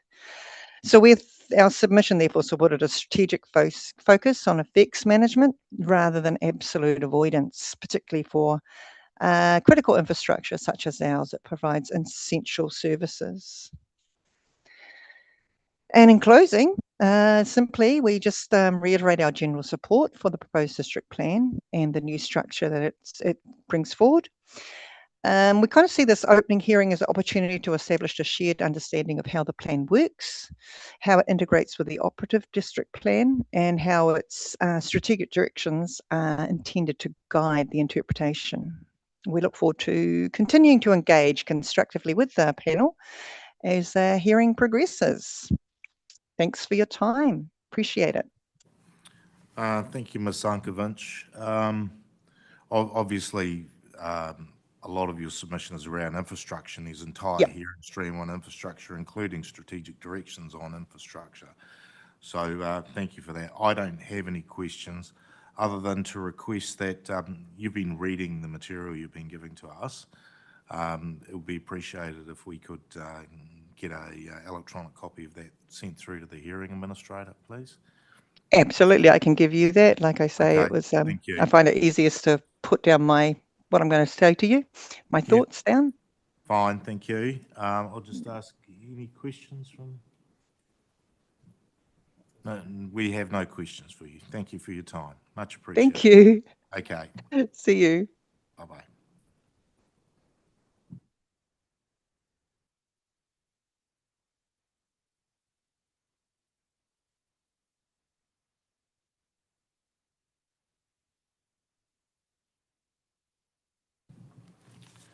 I'll have to get their stuff.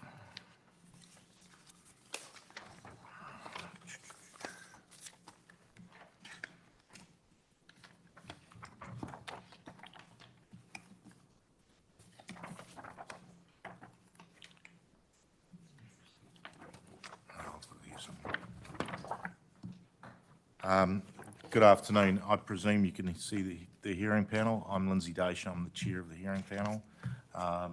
And I won't get everybody to introduce ourselves, but be kind enough to introduce yourself and to say, to outline your evidence that you presented to us on behalf of Waste Management New Zealand. Found it. Good afternoon, I'm Angela Goodwin.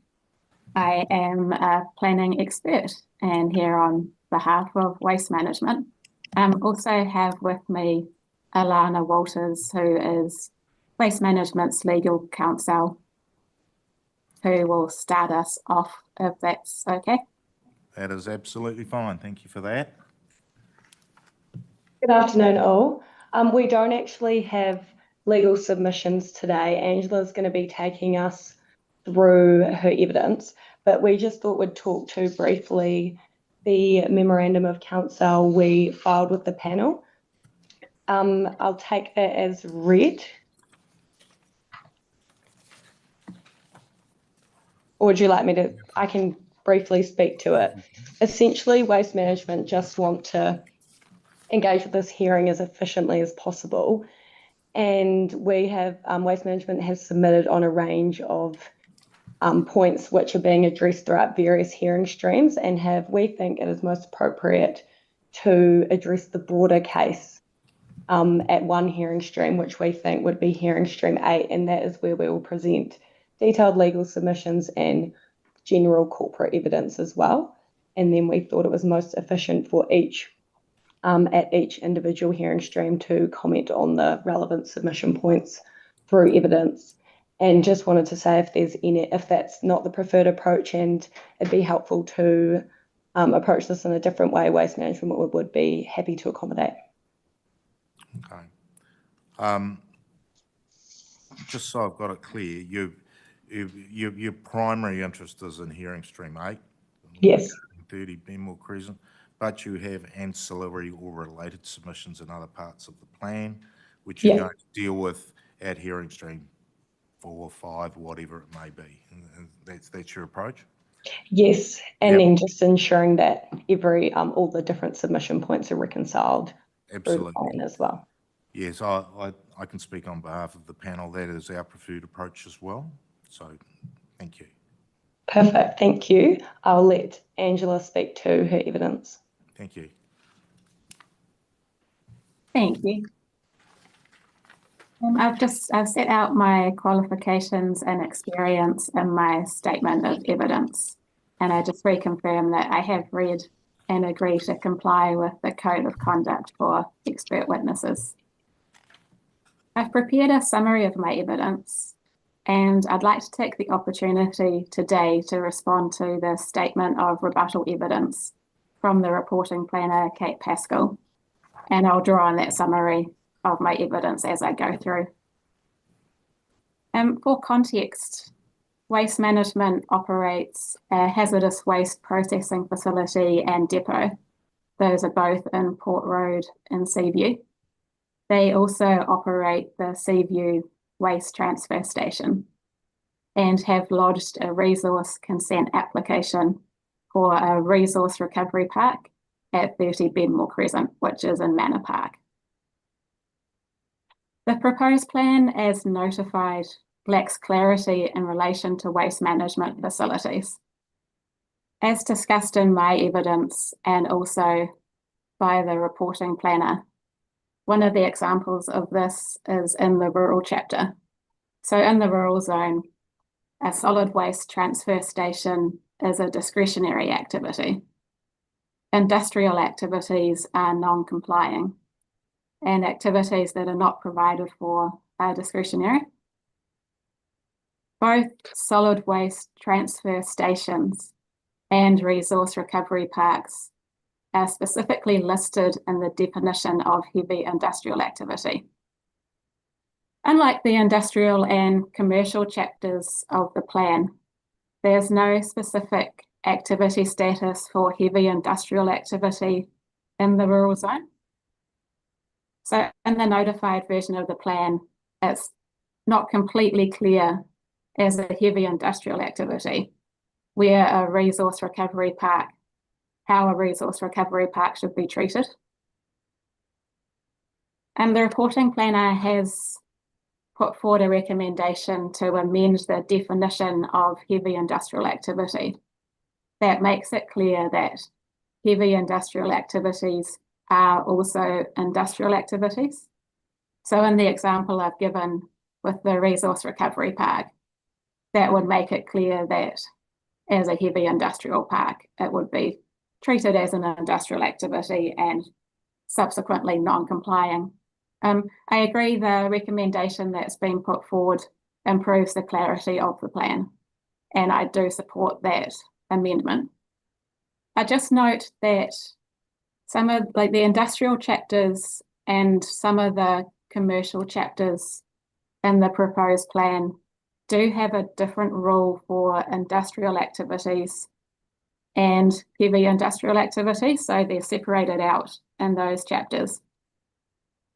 In those chapters, the rule for the more specific activity would take precedence So following the general rules of interpretation, this creates a plan structure where, unless there is a specific rule for heavy industrial activities, they're treated as industrial activities. And as I said, I do support the amendment put forward, and that resolves waste management's concern. But I still believe there may be some benefit, as per waste management's submission, and having a statement in the general rules that makes it clear that the specific activity takes precedence over the general. And I think this benefit is particularly for users of the plan that might not be familiar with the general rules of interpretation. Also, just like to acknowledge, in relation to resource recovery parks, acknowledge the reporting planner's consideration in the statement of rebuttal evidence that a resource recovery park wouldn't have to seek individual consents for each part of the activity. And this is based on the definition of industrial activity, including ancillary activities. I agree with this in principle. However, what I would emphasize is that resource recovery park is not defined in the proposed plan. So this makes it quite difficult to confirm the range of activities that fall under the term. Similarly, solid waste transfer station, whilst it's subject to a specific rule in the rural chapter, it's not defined.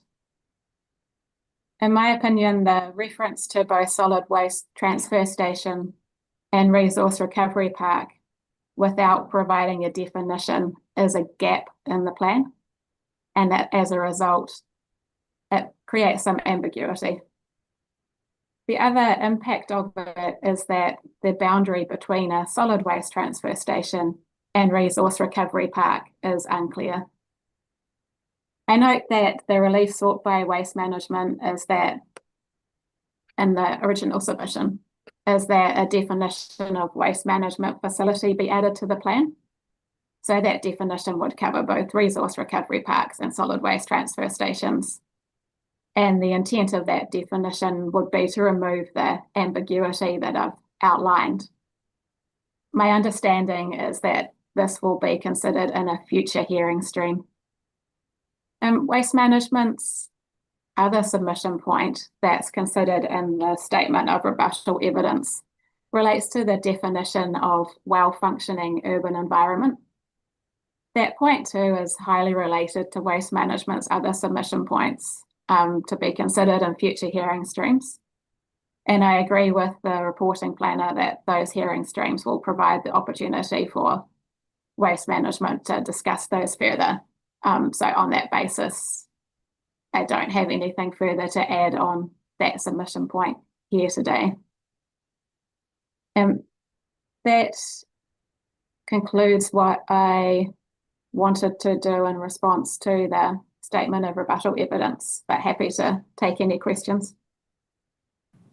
Yeah, thank you for that. And obviously it is a little bit tricky, and it's been outlined to us this morning about definitions and nesting tables and what activity falls under what category and so forth.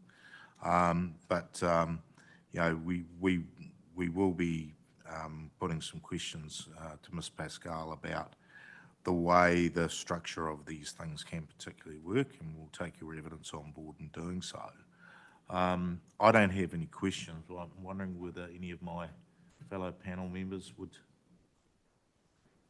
Matt? Yeah, I've got one. I'll see if I can articulate it. It's in respect to paragraph 36 of your evidence, where waste management is seeking the inclusion of waste management facilities within the definition for infrastructure. Yes. And just conscious that the plan hasn't been drafted with that in mind, but it's something the council would need to turn its mind to in the future because of the MPSI and the inclusion there of waste management facilities. just whether you turned your mind to any potential, I guess, unintended consequences if it was to be added to that definition now, given that the plan hasn't been prepared with that in light. And I'm just thinking of potential other chapters and other provisions that may refer to infrastructure. Haven't turned my mind to the, I guess, the other consequential changes of that, but Waste Management did put that forward in our submission, and other submitters have had the opportunity to comment on that through the further submission process as well. So I guess as we go along, and I would imagine in the infrastructure hearing stream, that will provide an opportunity for that wider discussion, where I guess the consequences of that would be thought out further. Thank you. Yeah, I did have a similar question for regionally significant infrastructure definition, but I think, as you suggest, that may be better addressed at another hearing. Yeah, I think it's the intent of Waste Management submission is to recognise the significance of waste management facilities and the role that they play in the city, and that they do have the function of infrastructure.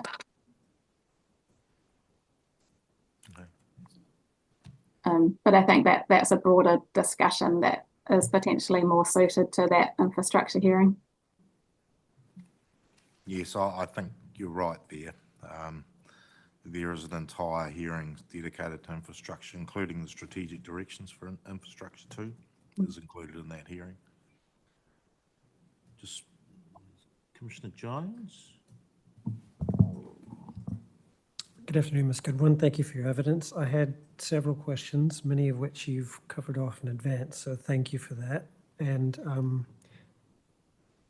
Commissioner Muspratt's question was also on my list, but there's one last one that I had, and I'm looking at paragraph 27 of your evidence.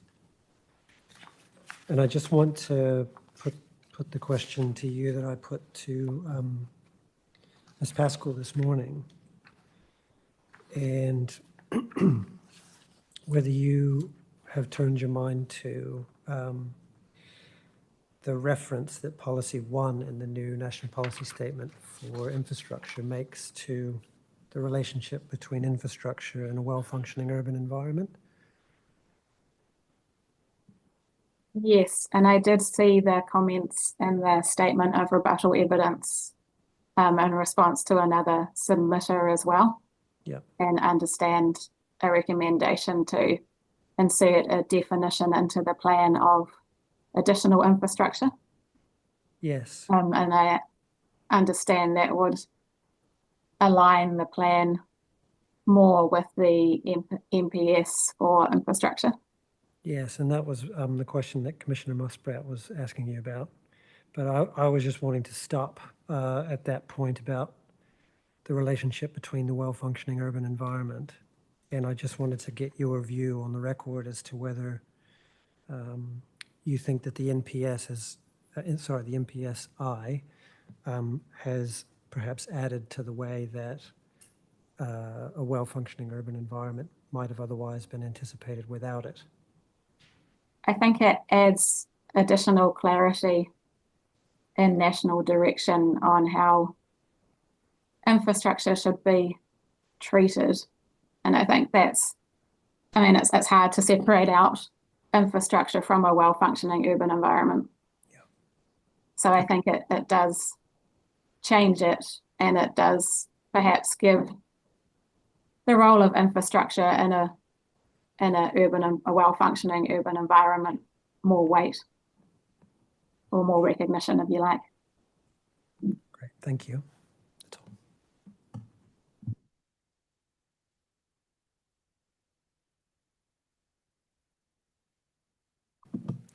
So thank you for that. We have no further questions, and we'll see you in further hearing streams. Well, thank you. Thank you. Thank you.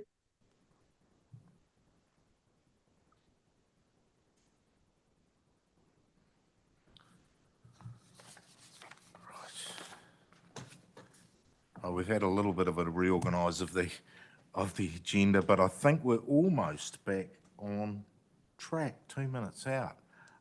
Is Ms. Christella here? Hello, please come to the table.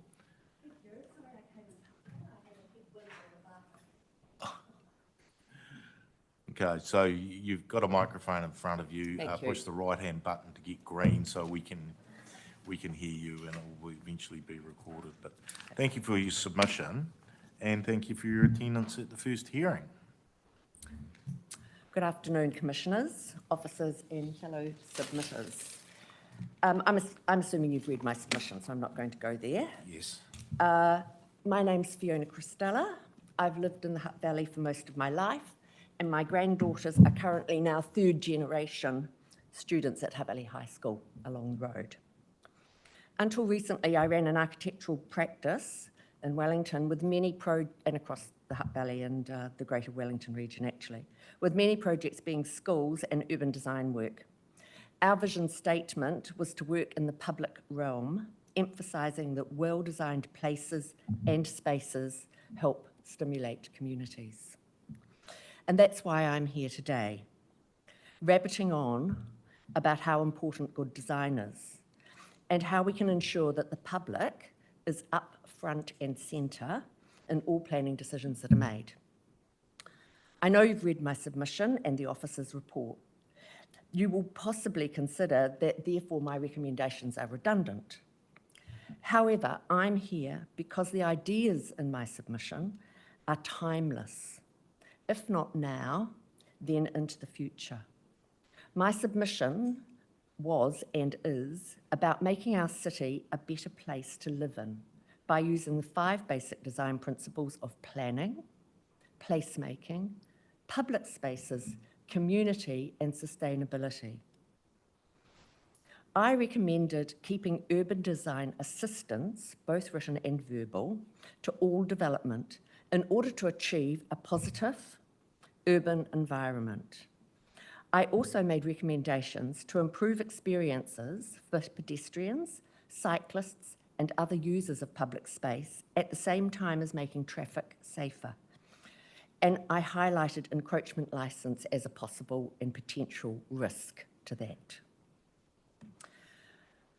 I know that the planning officer did not support my submission, and her report refers to background documents which I've studied and would like to quickly comment on.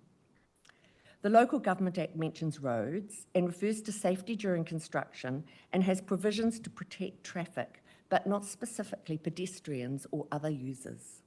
And there is no reference in the Act to urban design protection. In the proposed district plan, there are objectives on area-specific matters to cover character and the urban built environment, with which I totally agree. But there are no rules to hold new developments to account.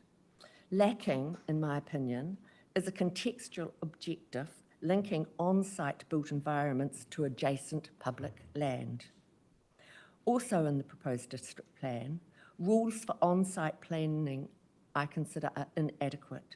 The required 30% permeable surfaces will not be sufficient to mitigate current and future weather events which need planting and land formation to contain immediate stormwater runoff during peak rain. I have stated that having urban design initiatives would help this. Although I know that the proposed RMA Act changes repeal urban design initiatives, I've come here today to say that into a better place future, they will be of tremendous advantage. Even if these documents and advice can no longer be used to hold development to account, I ask that they remain as advisory documents. In particular, an urban design panel, which works across the Wellington Regional Councils, bringing joint counsel to new, larger developments and to multi-use residential. Hutt City Council is embarking and is on its way on a multi-million-dollar development of both public and private land from High Street across the river to the Melling Railway land. I would like to suggest that this council makes this an exemplar of good and coordinated urban design, well-designed and flexible buildings and integrated public spaces, all of which are beautiful, encourage visitors and grow the local economy. Thanks. Thank you, Ms. Christella. Presume we'll be seeing you in other hearing panels, hearing streams as well?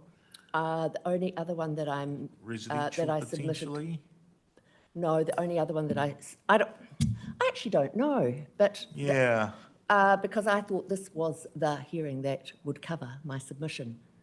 I made a second submission on the floodplain maps, but that's a hearing later in the year, and yes, I was going to do that, but I'm not aware that, because I'm probably not totally on to it about residential ones, I didn't realise the hearings were being separated. Well, these 10 hearing streams. Okay, so this is the first one, which is an overview and strategic directions. And then the next hearing is on commercial industrial zones, and then there's one on rural and residential and so forth, until we actually complete them towards the end of the year. Your comment on design guides, for example, it probably crosses 2 of those. Yes, it would. In fact. Okay, so the commercial one and then the residential one. Yep. It's probably that one.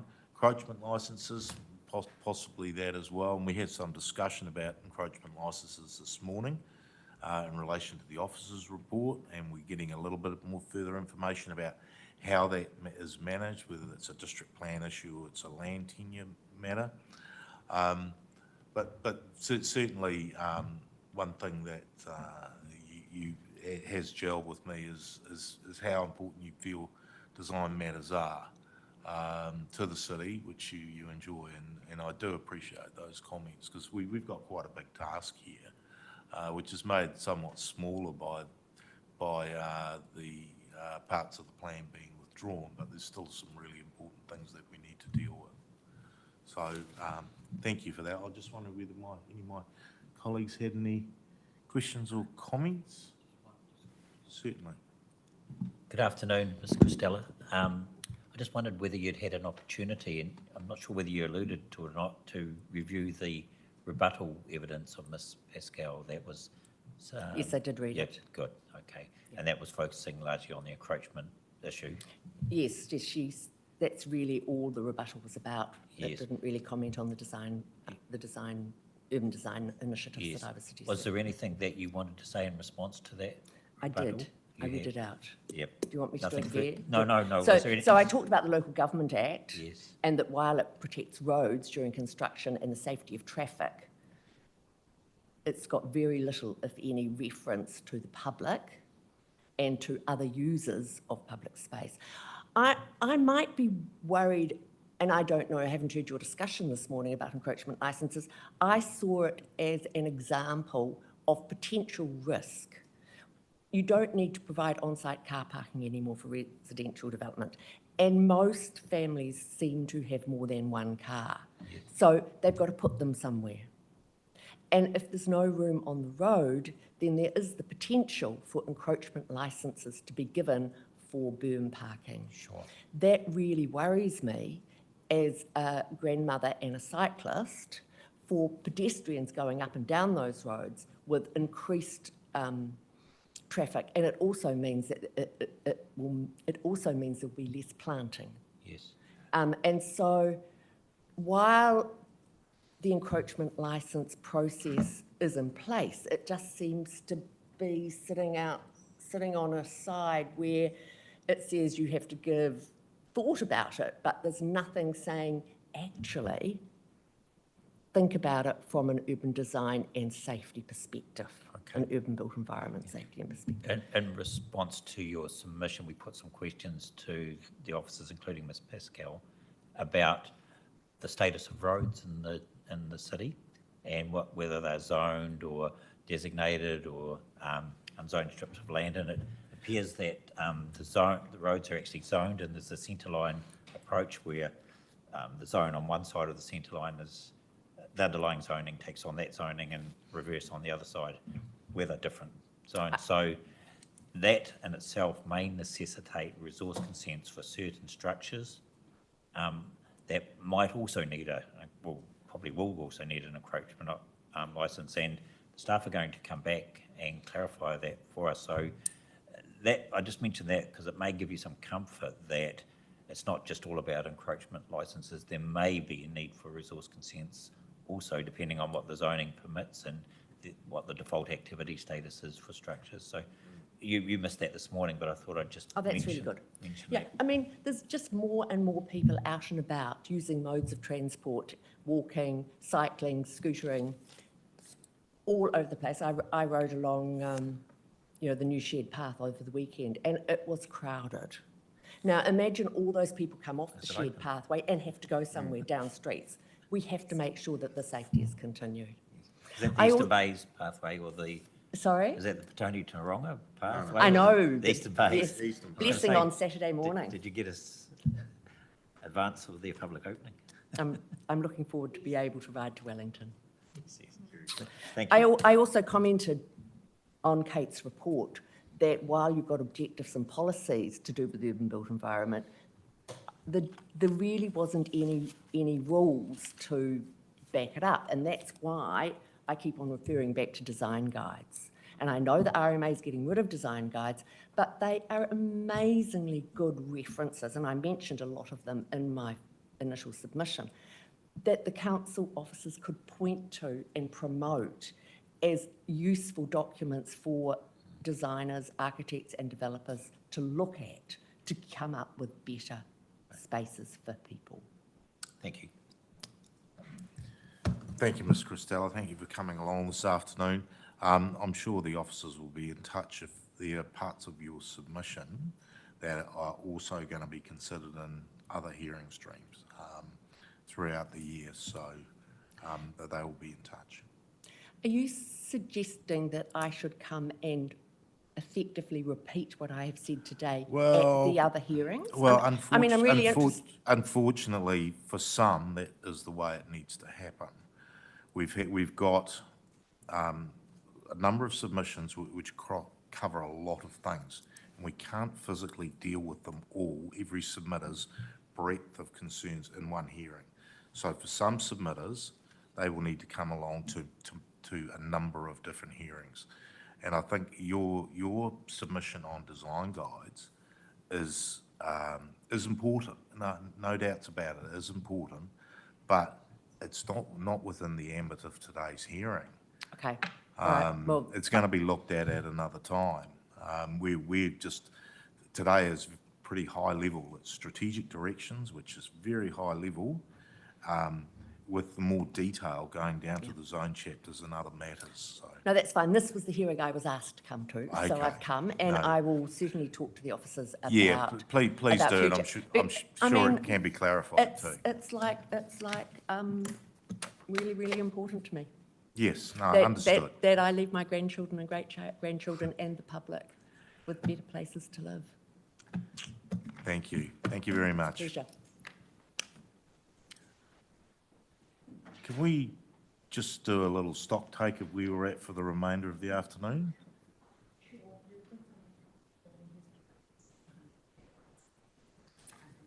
Well, I think we've been going a couple of hours, so it'd be quite good to have 15 minutes, if that's all right with members of the society. And then we can come back at but after 3, say 3:05, and that's still ahead of the schedule. All right, so we'll adjourn until 3:05.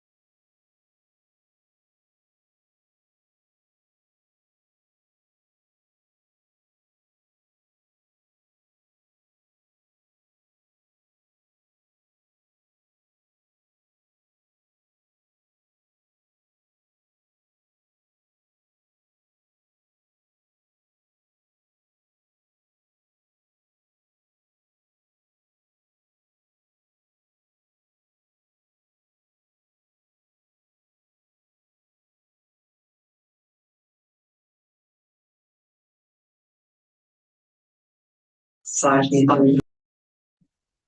So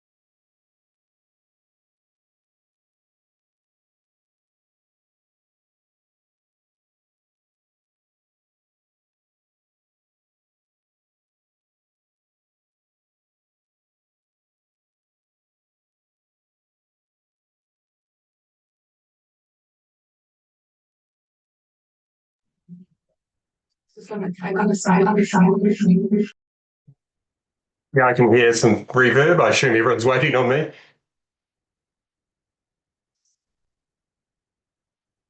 Sorry, Fern, I can't hear anything. I did hear something briefly.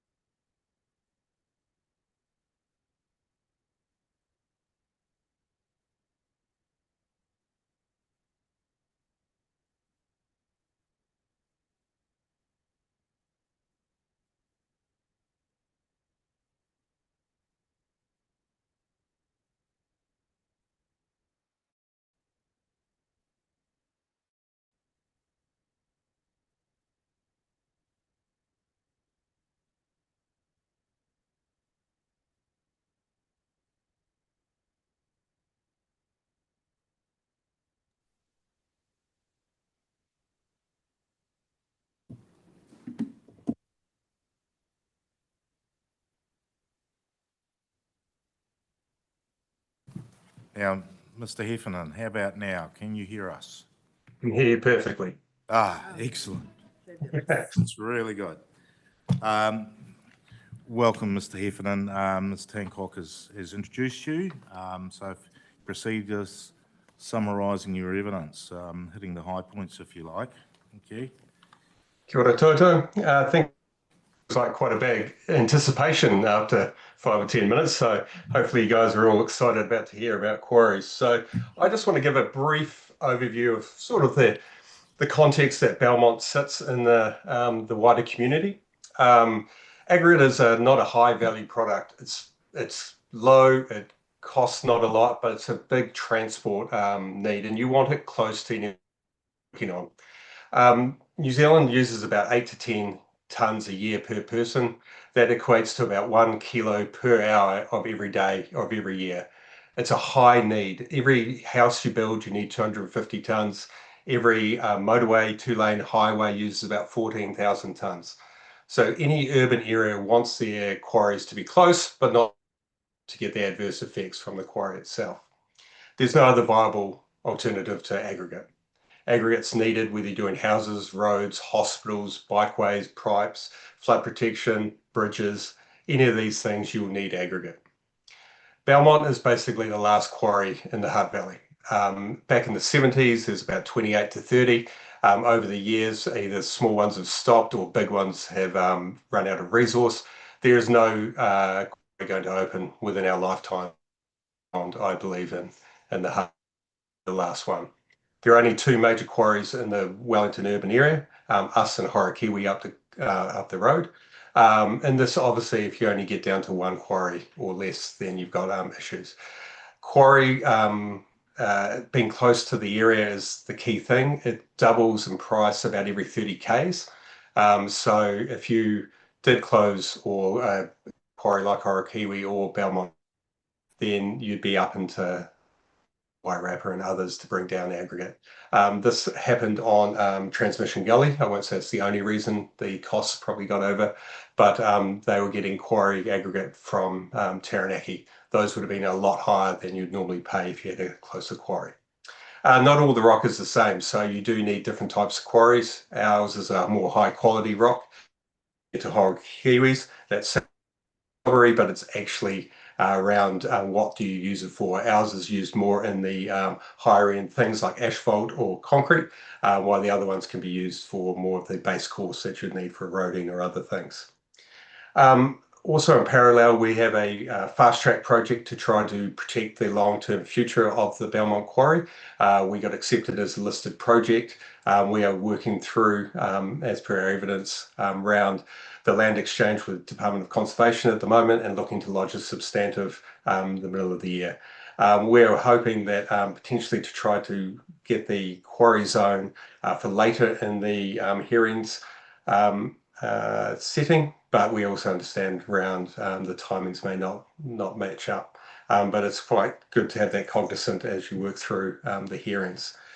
That's basically my brief summary of the evidence. I'll hand over to Ms. Tancock. Great to be able to hear you, Phil. So, yeah, as Mr. Heffernan noted, obviously Winstones own, or their parent company Fletchers own the 2 pieces of land that are in the extraction zone in the operative plan, which is the special purpose zone, quarry zone proposed in the district plan review, and operate the quarries there. They have been, their main interest in the proposed district plan is really because they've had updates proposed to that zone and other provisions that will impact on their day-to-day operations at the quarry. So the quarry is currently managed via the extraction zone in the operative plan, and has done so since it's been operative since the 1920s. That quarry and Winstones have operated it since the 1980s. Because it's an operational quarry, any changes to the district plan rules and quarrying zone will need to be workable and also to factor in those existing limits. So Winstones has supported the council's decision to continue with the district plan review. A lot of work has gone into that review, and it's been 20 years or more since the plan was reviewed, so we think it's well overdue, and there's a really great opportunity to have updates.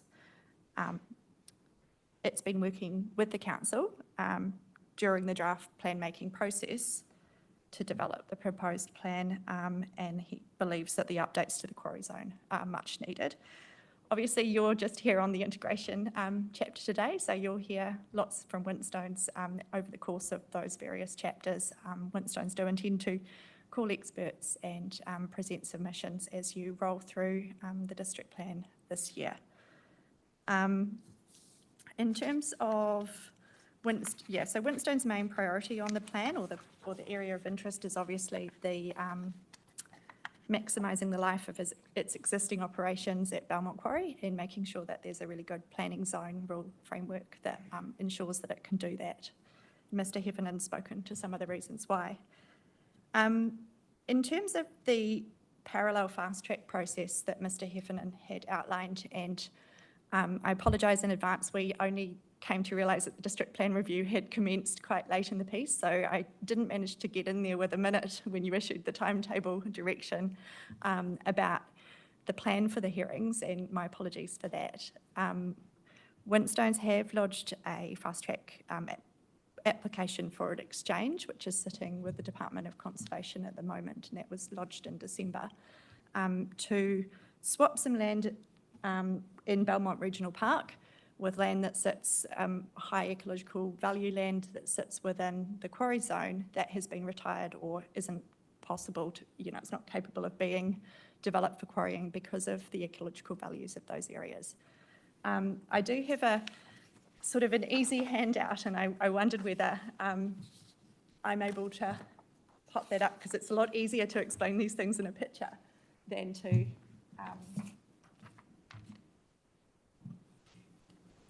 and to explain them in words, but it'll give you a good snapshot around I guess the conundrum that the parallel processes face when we've got a district plan review afoot at the same time as a fast track.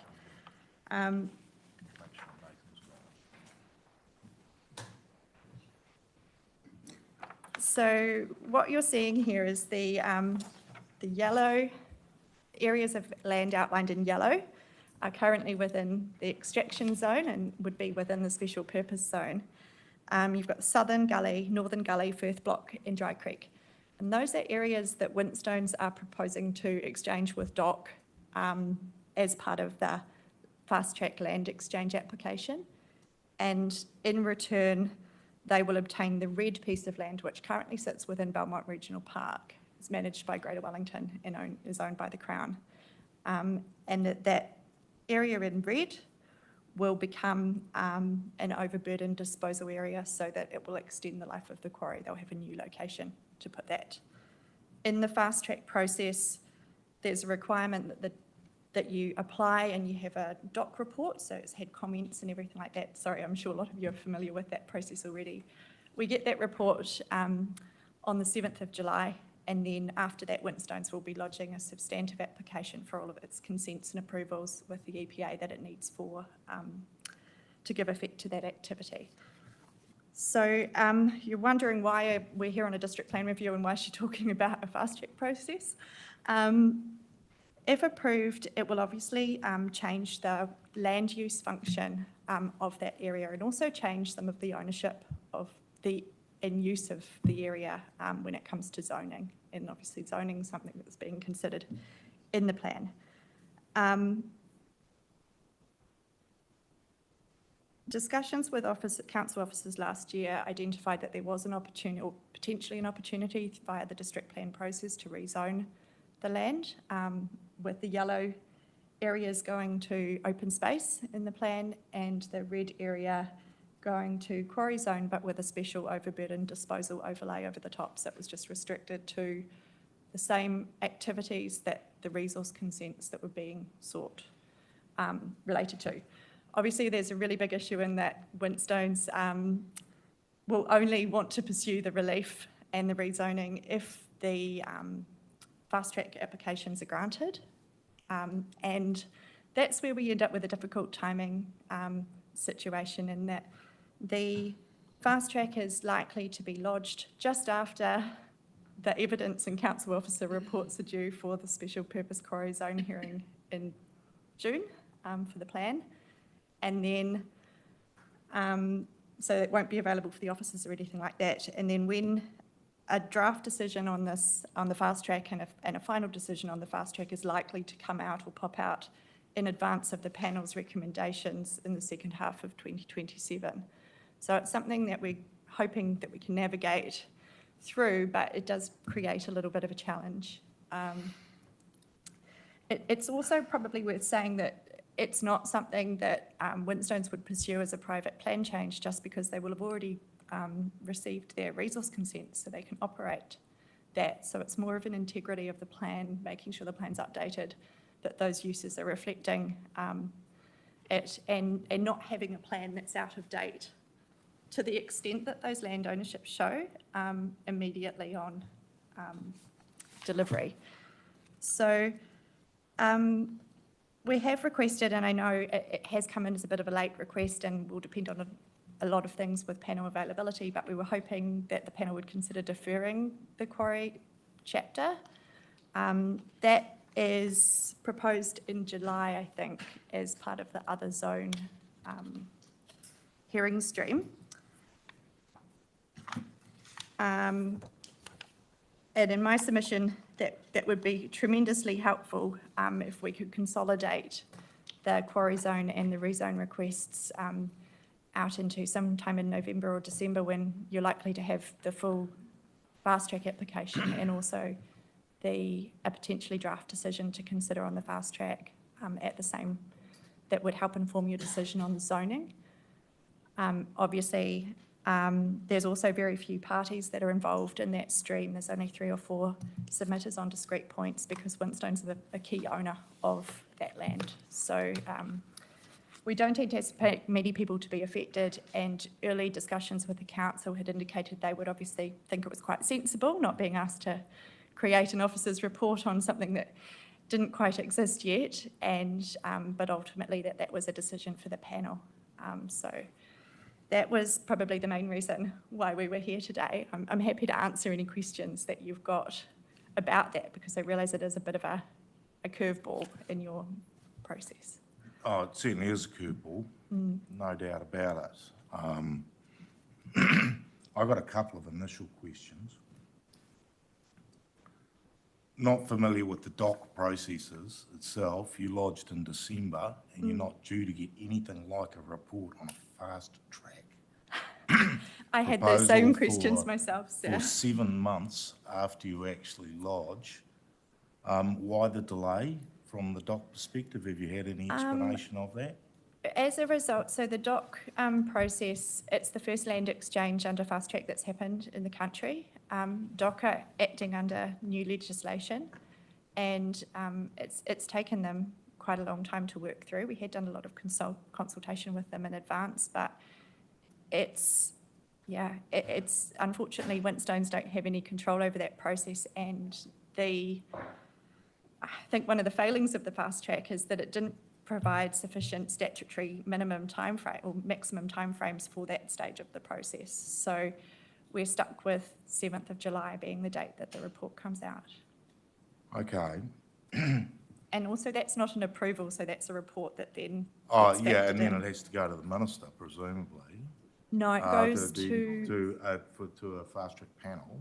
yes, it goes to the panel Yeah. after that with a substantive application with the resource consents. So any formal decision is going to be incorporated in the decision of the fast track panel on the substantive application. Yes, sir. Okay, so we've got that. The other question I've got is there anything that is contingent within the quarry zone provisions? Considering we don't have any section 42A, we've had a look through your submission and so forth. Is there anything in the quarry zone provisions which is absolutely contingent on the land exchange happening? Is there separation boundaries, is there maps, the graphics and so forth, which is entirely contingent on this land exchange happening?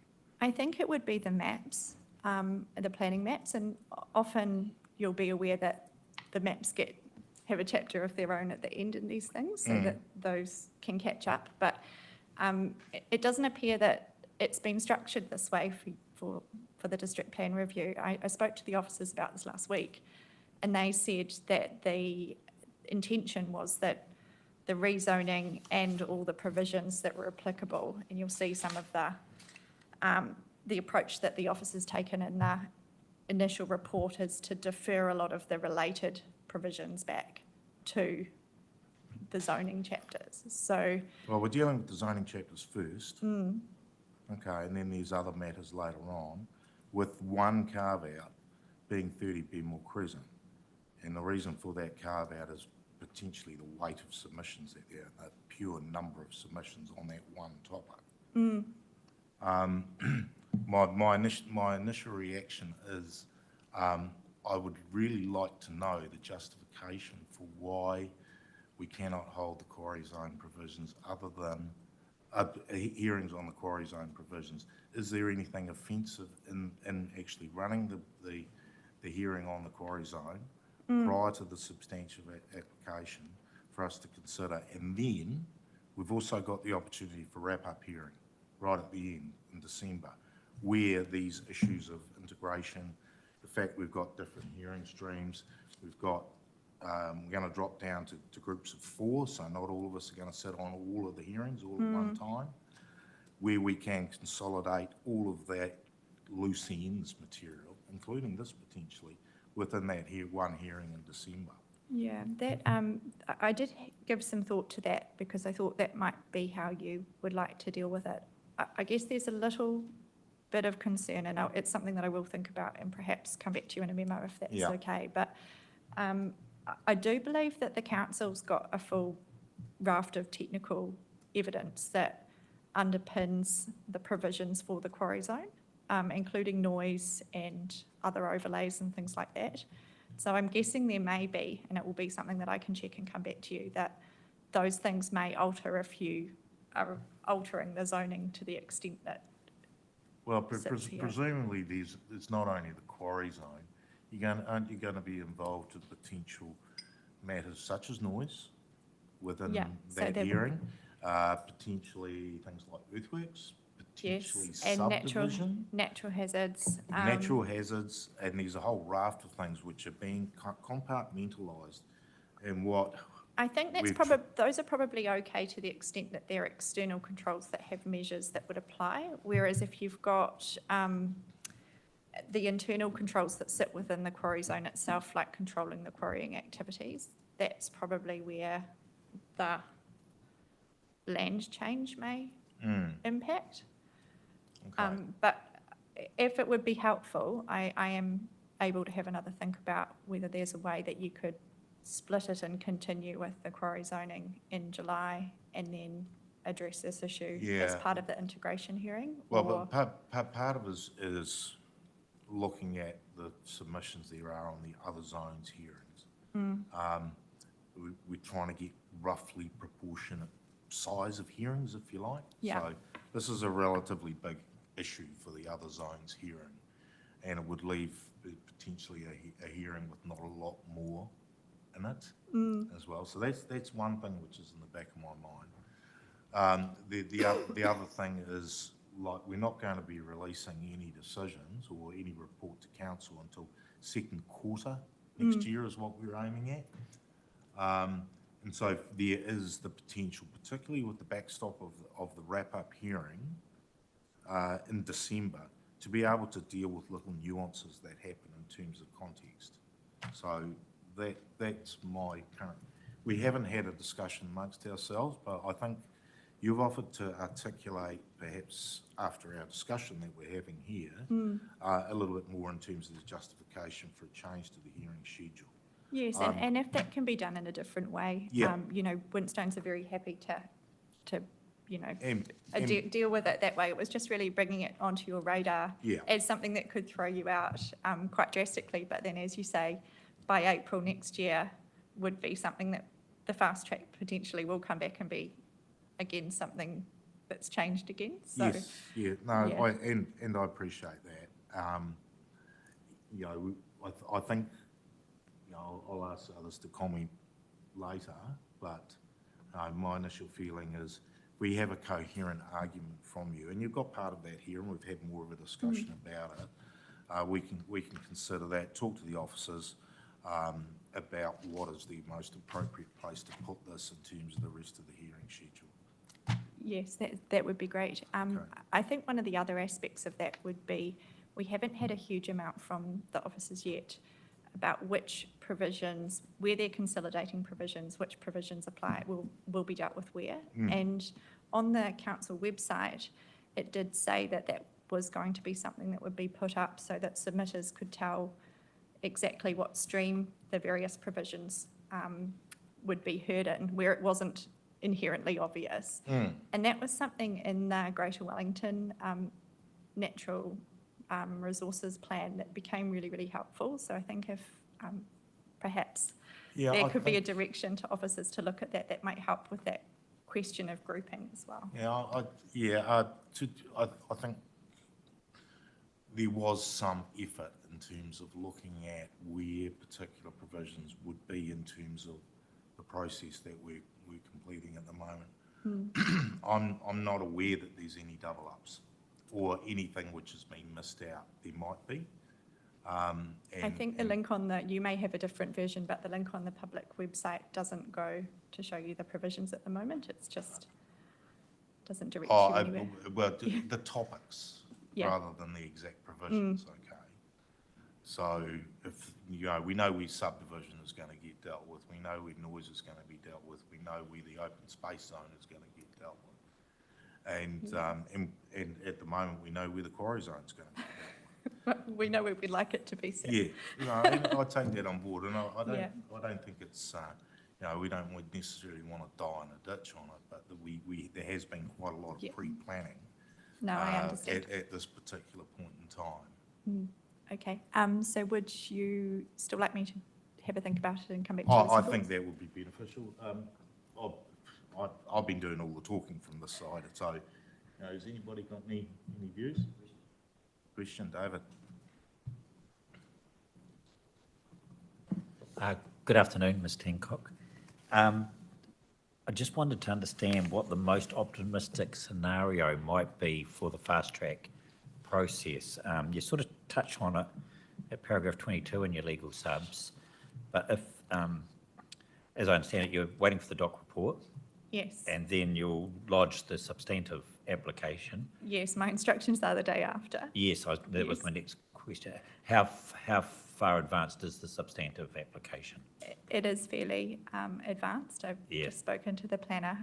It's been something that's been progressed in line with the land exchange application and a lot of work that has been done. I understand a lot of the technical reports are with Hutt City District Council at the moment getting reviewed. Yes. And so I'm fairly confident, you know, but for something coming out of the woodwork that we're unaware of, that would be lodged, which means, and again, it's very tricky I don't want to be overly optimistic, but I think if you do the workings of the statutory days and provide a little bit more time, you do kind of hit that late November, early December for at least a draft decision being released by a panel, which in my mind would be a lot more helpful and is going to show the panel a little bit more as to where things are tracking with that than, you know, a situation where it hasn't even been lodged yet. Yes. Which is what we're facing in June. I've done the math and I came to around about early December for a draft decision based on everything going smoothly and allowing that time frame for comments back on the draft. And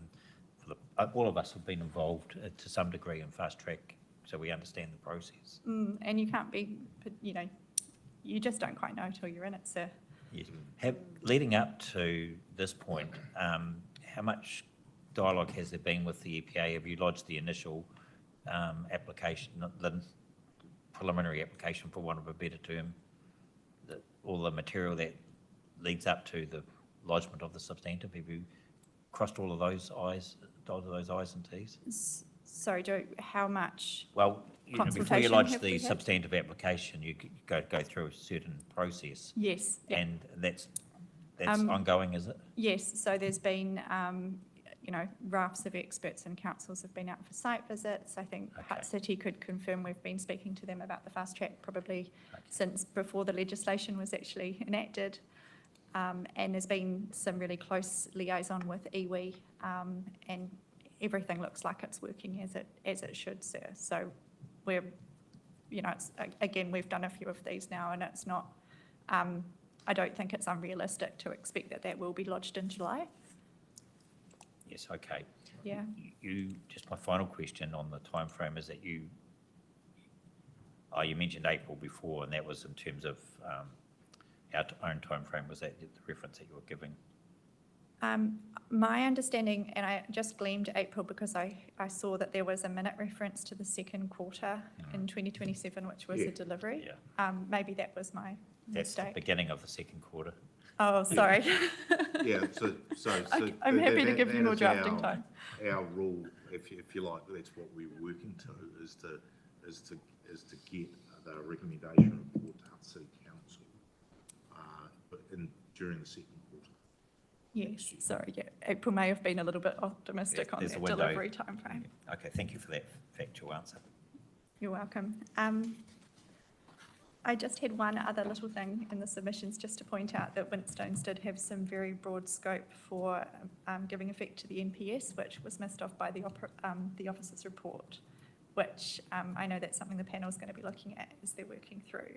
So there's a submission point there which enables the rolling NPS NES to be updated across the whole of the plan, which I'm hopeful is useful to you.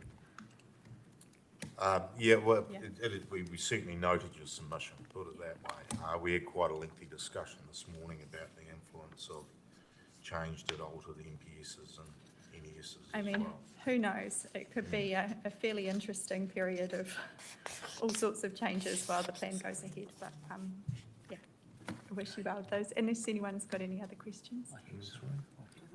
I have one more, sorry. Sorry.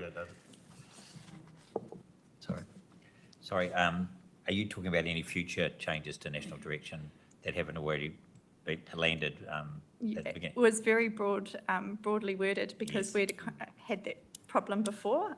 So it may be helpful, and it did anticipate all those changes that came out throughout the lifetime of the plan. Yes. So it's just that the council have received some legal advice from Mr. Quinn. Yes. On how to give effect to the NPSs that were gazetted in January of this year, including the NPS-I. And Mr. Quinn's advice is to take a cautious approach to giving effect to those as part of this process. And I wondered whether you'd seen that legal advice and whether you had any immediate or... I hadn't seen that legal advice, and apologies if it was included in the officer's report. We did have a similar discussion in the Greater Wellington's regional plan process, and my understanding is there is some conflicting or different streams of case law on that, and it often just comes down to whether there's sufficient scope and also the direction that's provided in the NPS and NES documents around when they need to be implemented when it comes to timeframes. So I don't think there's a cut and dry approach would be my initial response to that one. When can you get the memorandum to us by? Is early What's next, feasible? Would early mid next week work for you? Yeah, that should be fine. If we can get it by mid next week, that will be fine. Yeah, close of play Wednesday should be. Yeah, if not before, because I'm anticipating we're also trying to get a reasonably quickly done minute out to the officers in terms of other material which is outstanding from this hearing as well. Yes, so of we'll be course. looking to get that out next week and probably deal with this matter quite separately to that. Okay, no, because that's it's, fine. I'll try and get it into you as soon as I can. Okay, thank you. Brilliant, thank you, and apologies for throwing the cat amongst the pigeons. That's all right. Thank you. And thank you, Mr. Heffernan. No problem. Thank you. Right. Just find my schedule. Yep. Ah, okay. So we could go architecture work to do after that, if you're happy and then we go prior. Yes, absolutely. If These are already our significant. if it suits both parties to swap over, then that's great with us. And I'll just bring up her presentation. Yeah, which has been, we've got it, but we haven't read it. So that will be great, thank you.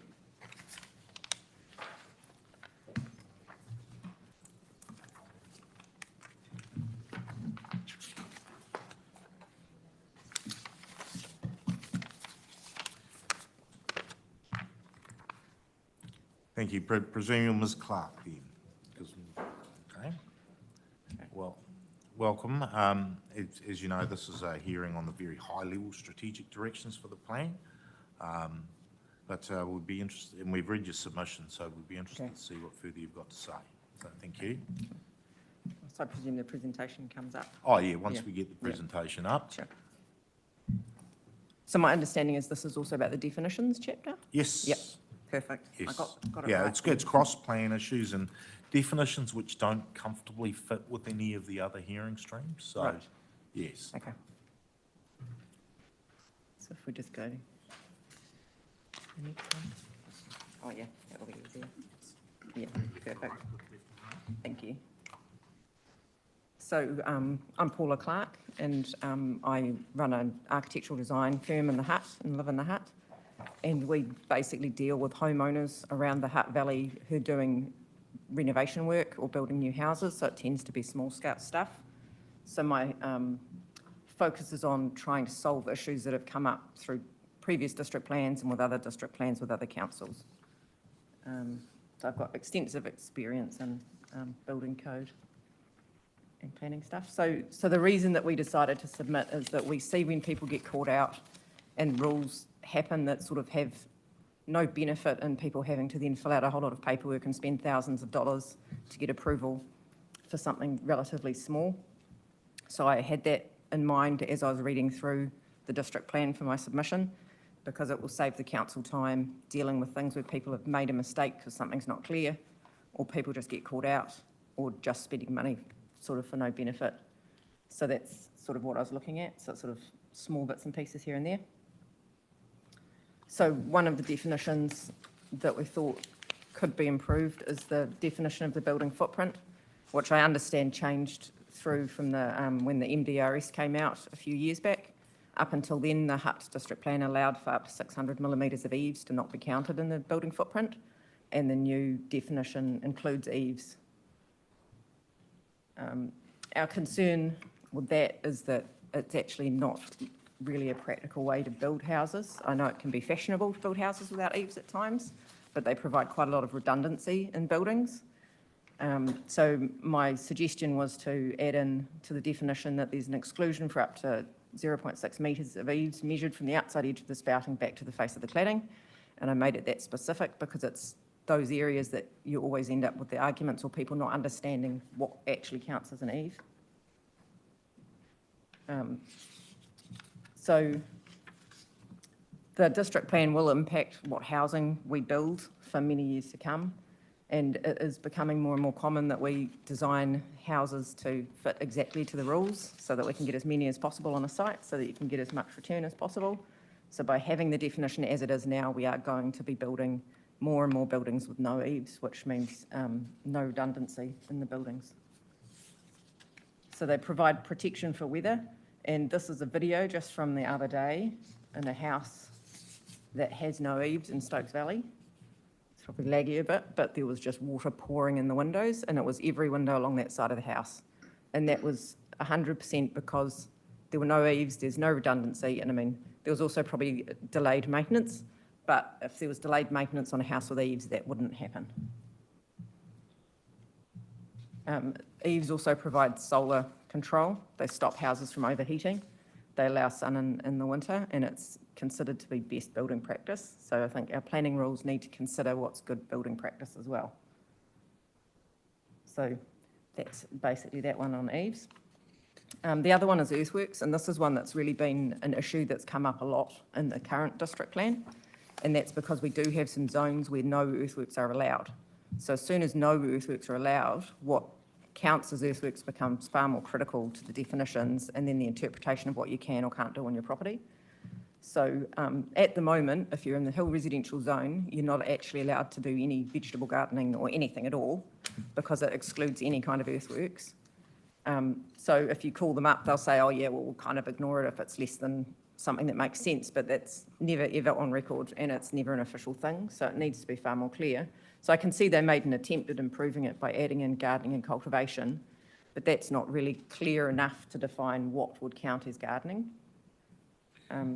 So this picture here shows a raised garden bed. Would that be earthworks or would that be gardening?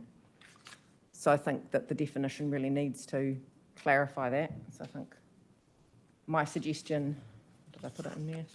No, next one, sorry. And this wastes council resource if people are ringing up and having to ask that question all the time, and it creates stress. So I think that they should add in a definition for the word gardening so that you've got another definition, so that it gives a limitation to what counts as gardening. So for example, the construction of raised garden beds up to 1/2 metre where there is no cut made to the underlying ground, or something similar, so that it ensures that we're not cutting and causing instability on slopes, but still enabling people to do work and have clarity about what they're allowed to do on their property. And the other thing is that there is a minor earthworks definition which sits in a separate place in the definitions, but there's no indication when you're reading the definition for earthworks that there is even a minor earthworks one at all. So it would be easy to not read them together. So I think within the earthworks definition, it should also say excluding minor earthworks with the link to the definition for minor earthworks, just to improve clarity there. And so the same with the minor earthworks. I don't know if this needs to happen as well, if it's linked back to the main one, but it would be also good to mention, given that the main earthworks one excludes gardening, does minor earthworks then include gardening, or does it also exclude gardening? So there's just a bit of ambiguity there.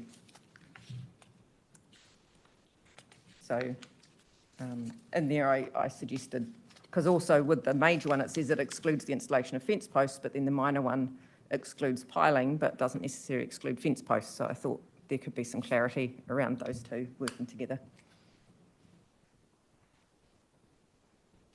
So basically it's just about trying to get rid of ambiguity so that people don't end up in a position where they're up for a lot of money with no real benefit, but just to make everybody's job easier.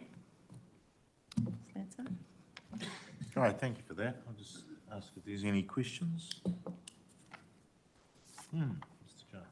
Mr. Jones. Good afternoon. Thank you very much for your submission and for taking your time to present to us today. Just wondering if you've had the opportunity to read Ms. Pascal's report and how it responded to your submission points, and in particular your points about the definitions in the plan. Don't think I saw that. Okay. No. Well, there's what I would say is a fairly strong reason why she's recommended against your proposed modifications to definitions, and that's because there's a set of defined definitions in national planning standards, which the council's obliged to put into the plan. Right. That's Ms. Pascal's recommendation and rationale. But what she's noted, for example, in relation to the building footprint definition, is that eaves are accounted for, just not under the definition for building footprint. They're accounted for in standards, built form standards, for example, building setbacks. So I guess I just wanted to see if you'd had the opportunity to consider that. It sounds like perhaps you haven't, but from what I understand from Ms. Pascal's assessment of your submission is that while she hasn't accepted your recommendation on the definition, the plan already does deal, at least in some ways, with the eaves issue that you've raised? Setbacks would be a different measure than the building coverage. Yes. So you could comply with the setbacks, but the eaves would still be impacting how big your buildings would be able to be on the site. Exactly. So it wouldn't fully resolve the issue that it's going to encourage poor building, but I did get the vibe that it was probably from a national standard and therefore likely to be outside of the hands of this, just from the wording having come through from the national direction previously. Yeah, well, I'd be interested in Ms. Pascal's view on that. I'm guessing we're probably getting into the detail potentially of the residential provisions by looking at this example, but I guess looking at the issue that's been raised and the extent to which the standards do deal with it, so that there's not an unnecessary preclusion of eaves in the way that's been suggested. I think the panel would benefit from an understanding there about not just the setbacks, but other bulk and location provisions, and perhaps whether the MDRS comes to play there and also limits our ability to go beyond those. Thank you. That was my question. Thank you very much. Thank you.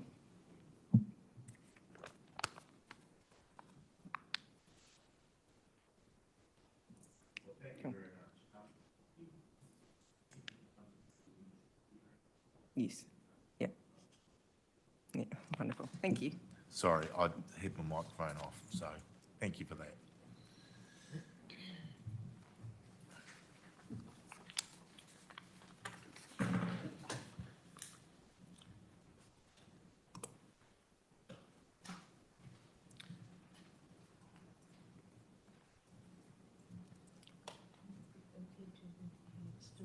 No, no.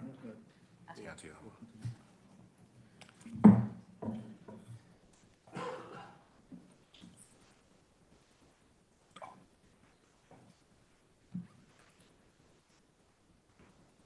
Kia ora and welcome.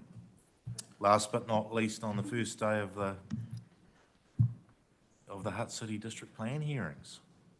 Well, you could see it as we've come to a crescendo of perfect of submissions. But me tīmata tātou I te mihi, ngā mihi ki ngā mea painamu o te rohe nei o te taki wā mai ngā maunga, tainoa ki ngā awa me te whenua hoki. Ngā mihi hoki ki ngā iwi mana whenua o te rohe nei, Ngāti Toa, Ati Awa Nui Tonu, Tanaki Whānui, Ati Awa, me ngā whānau o Hikoikoi, the 10th Trust. Ngā mihi ki a koutou hoki, e ngā mema o te rōpū whiriwhiri, me te kaupapa o te rā. So thank you very much. That's just the acknowledgement which centres us here that we come from the land, but we also end with the people. And that's part of our submission to you today. It is an acknowledgement of thanks. So my name is Declan Millen. I'm the CFO of the Runanga. Luckily, I'm also the alternate for the CEO, who's been unfortunately detained in Wellington. So you get 2 for 1 with myself. And we also have Amy Kearse, who's our strategic advisor and brings us all the technical capability that we require in making these submissions, hopefully in an informed way, which works well with the process. We consider it's really important that we present today because this is a critical step in the plan change. And it does acknowledge that there's been significant work from many, many people to get us to where we are and to hopefully move us forward. The Runanga has been involved with the change process, contributing as part of the Kahu Manu Whenua with the council. And so we acknowledge the council for the way that they have included our early feedback to help shape the advice that has gone forward. A significant amount of effort for that group was put into the sites of significance to Māori, which is no longer part of the plan change, and that is disappointing. However, we note this was outside of the council's control and was a decision made by central government. Now, the fact that those sites were not given recognition in the plan doesn't mean that they are not still of significance to ourselves. And I just wanted to segue onto, in terms of significance, about the Runanga. And again, as I mentioned earlier, it is not just the land, but it is also the people and then what activities emanate from that. So the Runanga provides social services, primary care, iwi justice, educational services, etc. And that is all based at our complex at Waiwhetu Marae, our Papakainga. Our sites of significance for us are our marae, Te Whiti Park, our waterways, including Waikato Awa particularly. And we are working with both Greater Wellington and with the council to look at a catchment plan which includes the flood, climate change and water quality in a holistic way. We provided a map about our precinct, and I think that is part of the story which you've is acknowledged in the Section 42A report, that it gives recognition and it enables. And we are very thankful that you have heard us in our desire for those two things and in the recommendations that were contained in that report. But I'll just quickly ask Amy to cover off some of the more particular points. Kia ora tātou. Good to be here this afternoon. Really, we're here just to sort of, be here part of this, as Declan said, and participate in this part of the process in recognition of support of many of the provisions in the plan and the work that's gone into them. We're really happy with the fact that many of the points that we sought have been accepted through the officer's report or recommended for acceptance, and we're really here to answer any questions. I would just add that many of the provisions, of the points that we requested were really around seeking flexibility for the activities that really happen around the marae zone and the buildings that are reflected in that zone. So when comes time for that sort of hearing stream, we are happy to participate in that in due course. Yeah, I guess some of this, we also had some submissions on papakainga as well, around the definition of that, which have been, I guess, picked up through the national direction on that as well. But we're really happy to take any further questions in relation to any of the points in our submission and or our participation in the process for the next sort of phases of work as well. Kia ora, thank you so much for your presentation this afternoon. I'd like to acknowledge here the importance that we have in terms of tikanga and in terms of your relationship with the awa and the whenua in this particular area. I personally don't have any questions in terms of what you have, and we will see you in later hearing streams, but I'll just pass over to my other colleagues. Any questions? Mai te tepe ngā mihi nui ki a kōrua. Ko Waiau he tangata tēnei o Whāngarei te Ringa Parawa, Ngāpuhi me Ngāti Wai hoki, ko Julianne Cheetham tōku ingoa.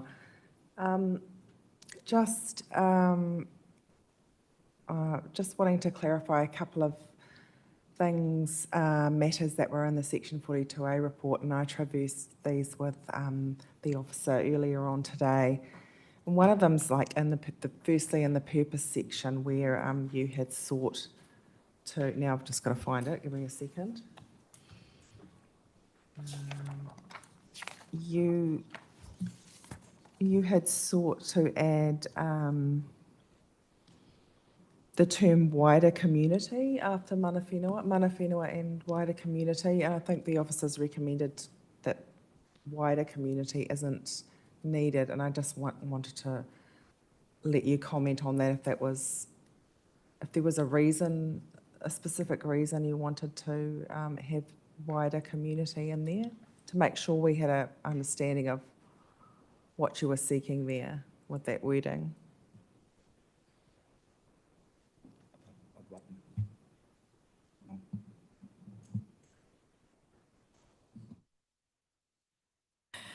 Kia ora, and thank you for that question.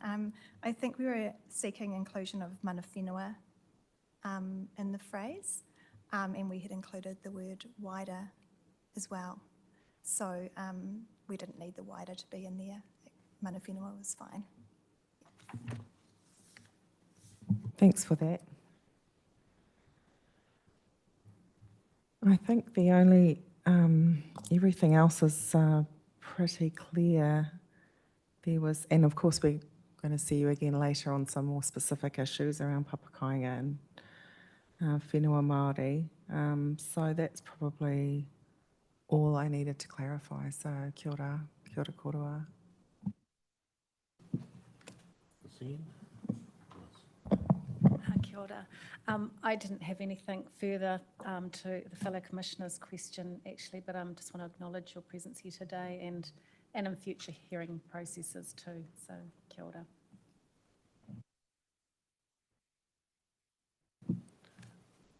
Thank you for your presentation to us this afternoon. As you see, we've got no further questions, so we're all free to go. And we will see you in other hearing streams, which we'll look forward to. Ngā mihi ki a koutou katoa. Thank you very much.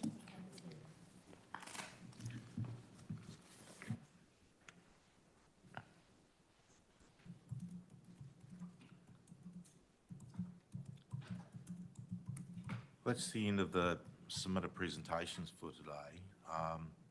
Trying to, within our own mind, keep a sort of a running check on the discussions and the things which we might have been asking for questions or further responses back from other people. The issue of windstones, I think we'll quite separate out. I think we'll wait Ms. Tancock's views on that because that has wider implications for the procedures. If there is anything which is nice and easy to deal with in terms of our questions, we probably welcome that by the close of the hearing tomorrow. If things need further thought, further discussion, or requesting further directions from us, then we can leave that to a later time. I'm anticipating by the close of tomorrow's hearing, or the adjournment of tomorrow's hearing, that we will do some initial discussions, and out of that we'll formulate a minute to you as reporting officer, Ms. Pascal, and seek responses within a couple of weeks as well. So I really just want to keep the momentum going as quickly as possible. Does anybody else got anything for today?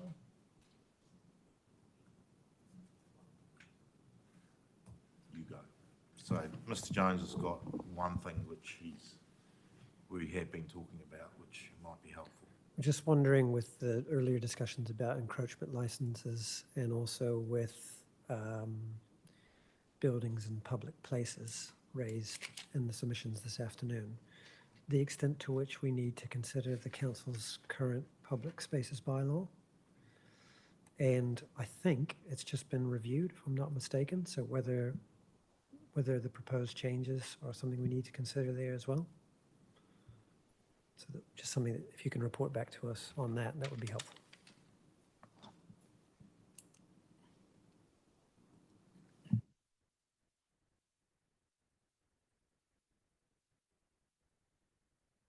All right, well, if there's nothing more, we'll adjourn for the evening and see everybody back for 9:30 tomorrow.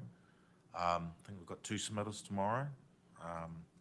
And then we can have another discussion after the submitters about where we're getting to with some of the material that we've been asking for, or as a result of the discussions we've been having today.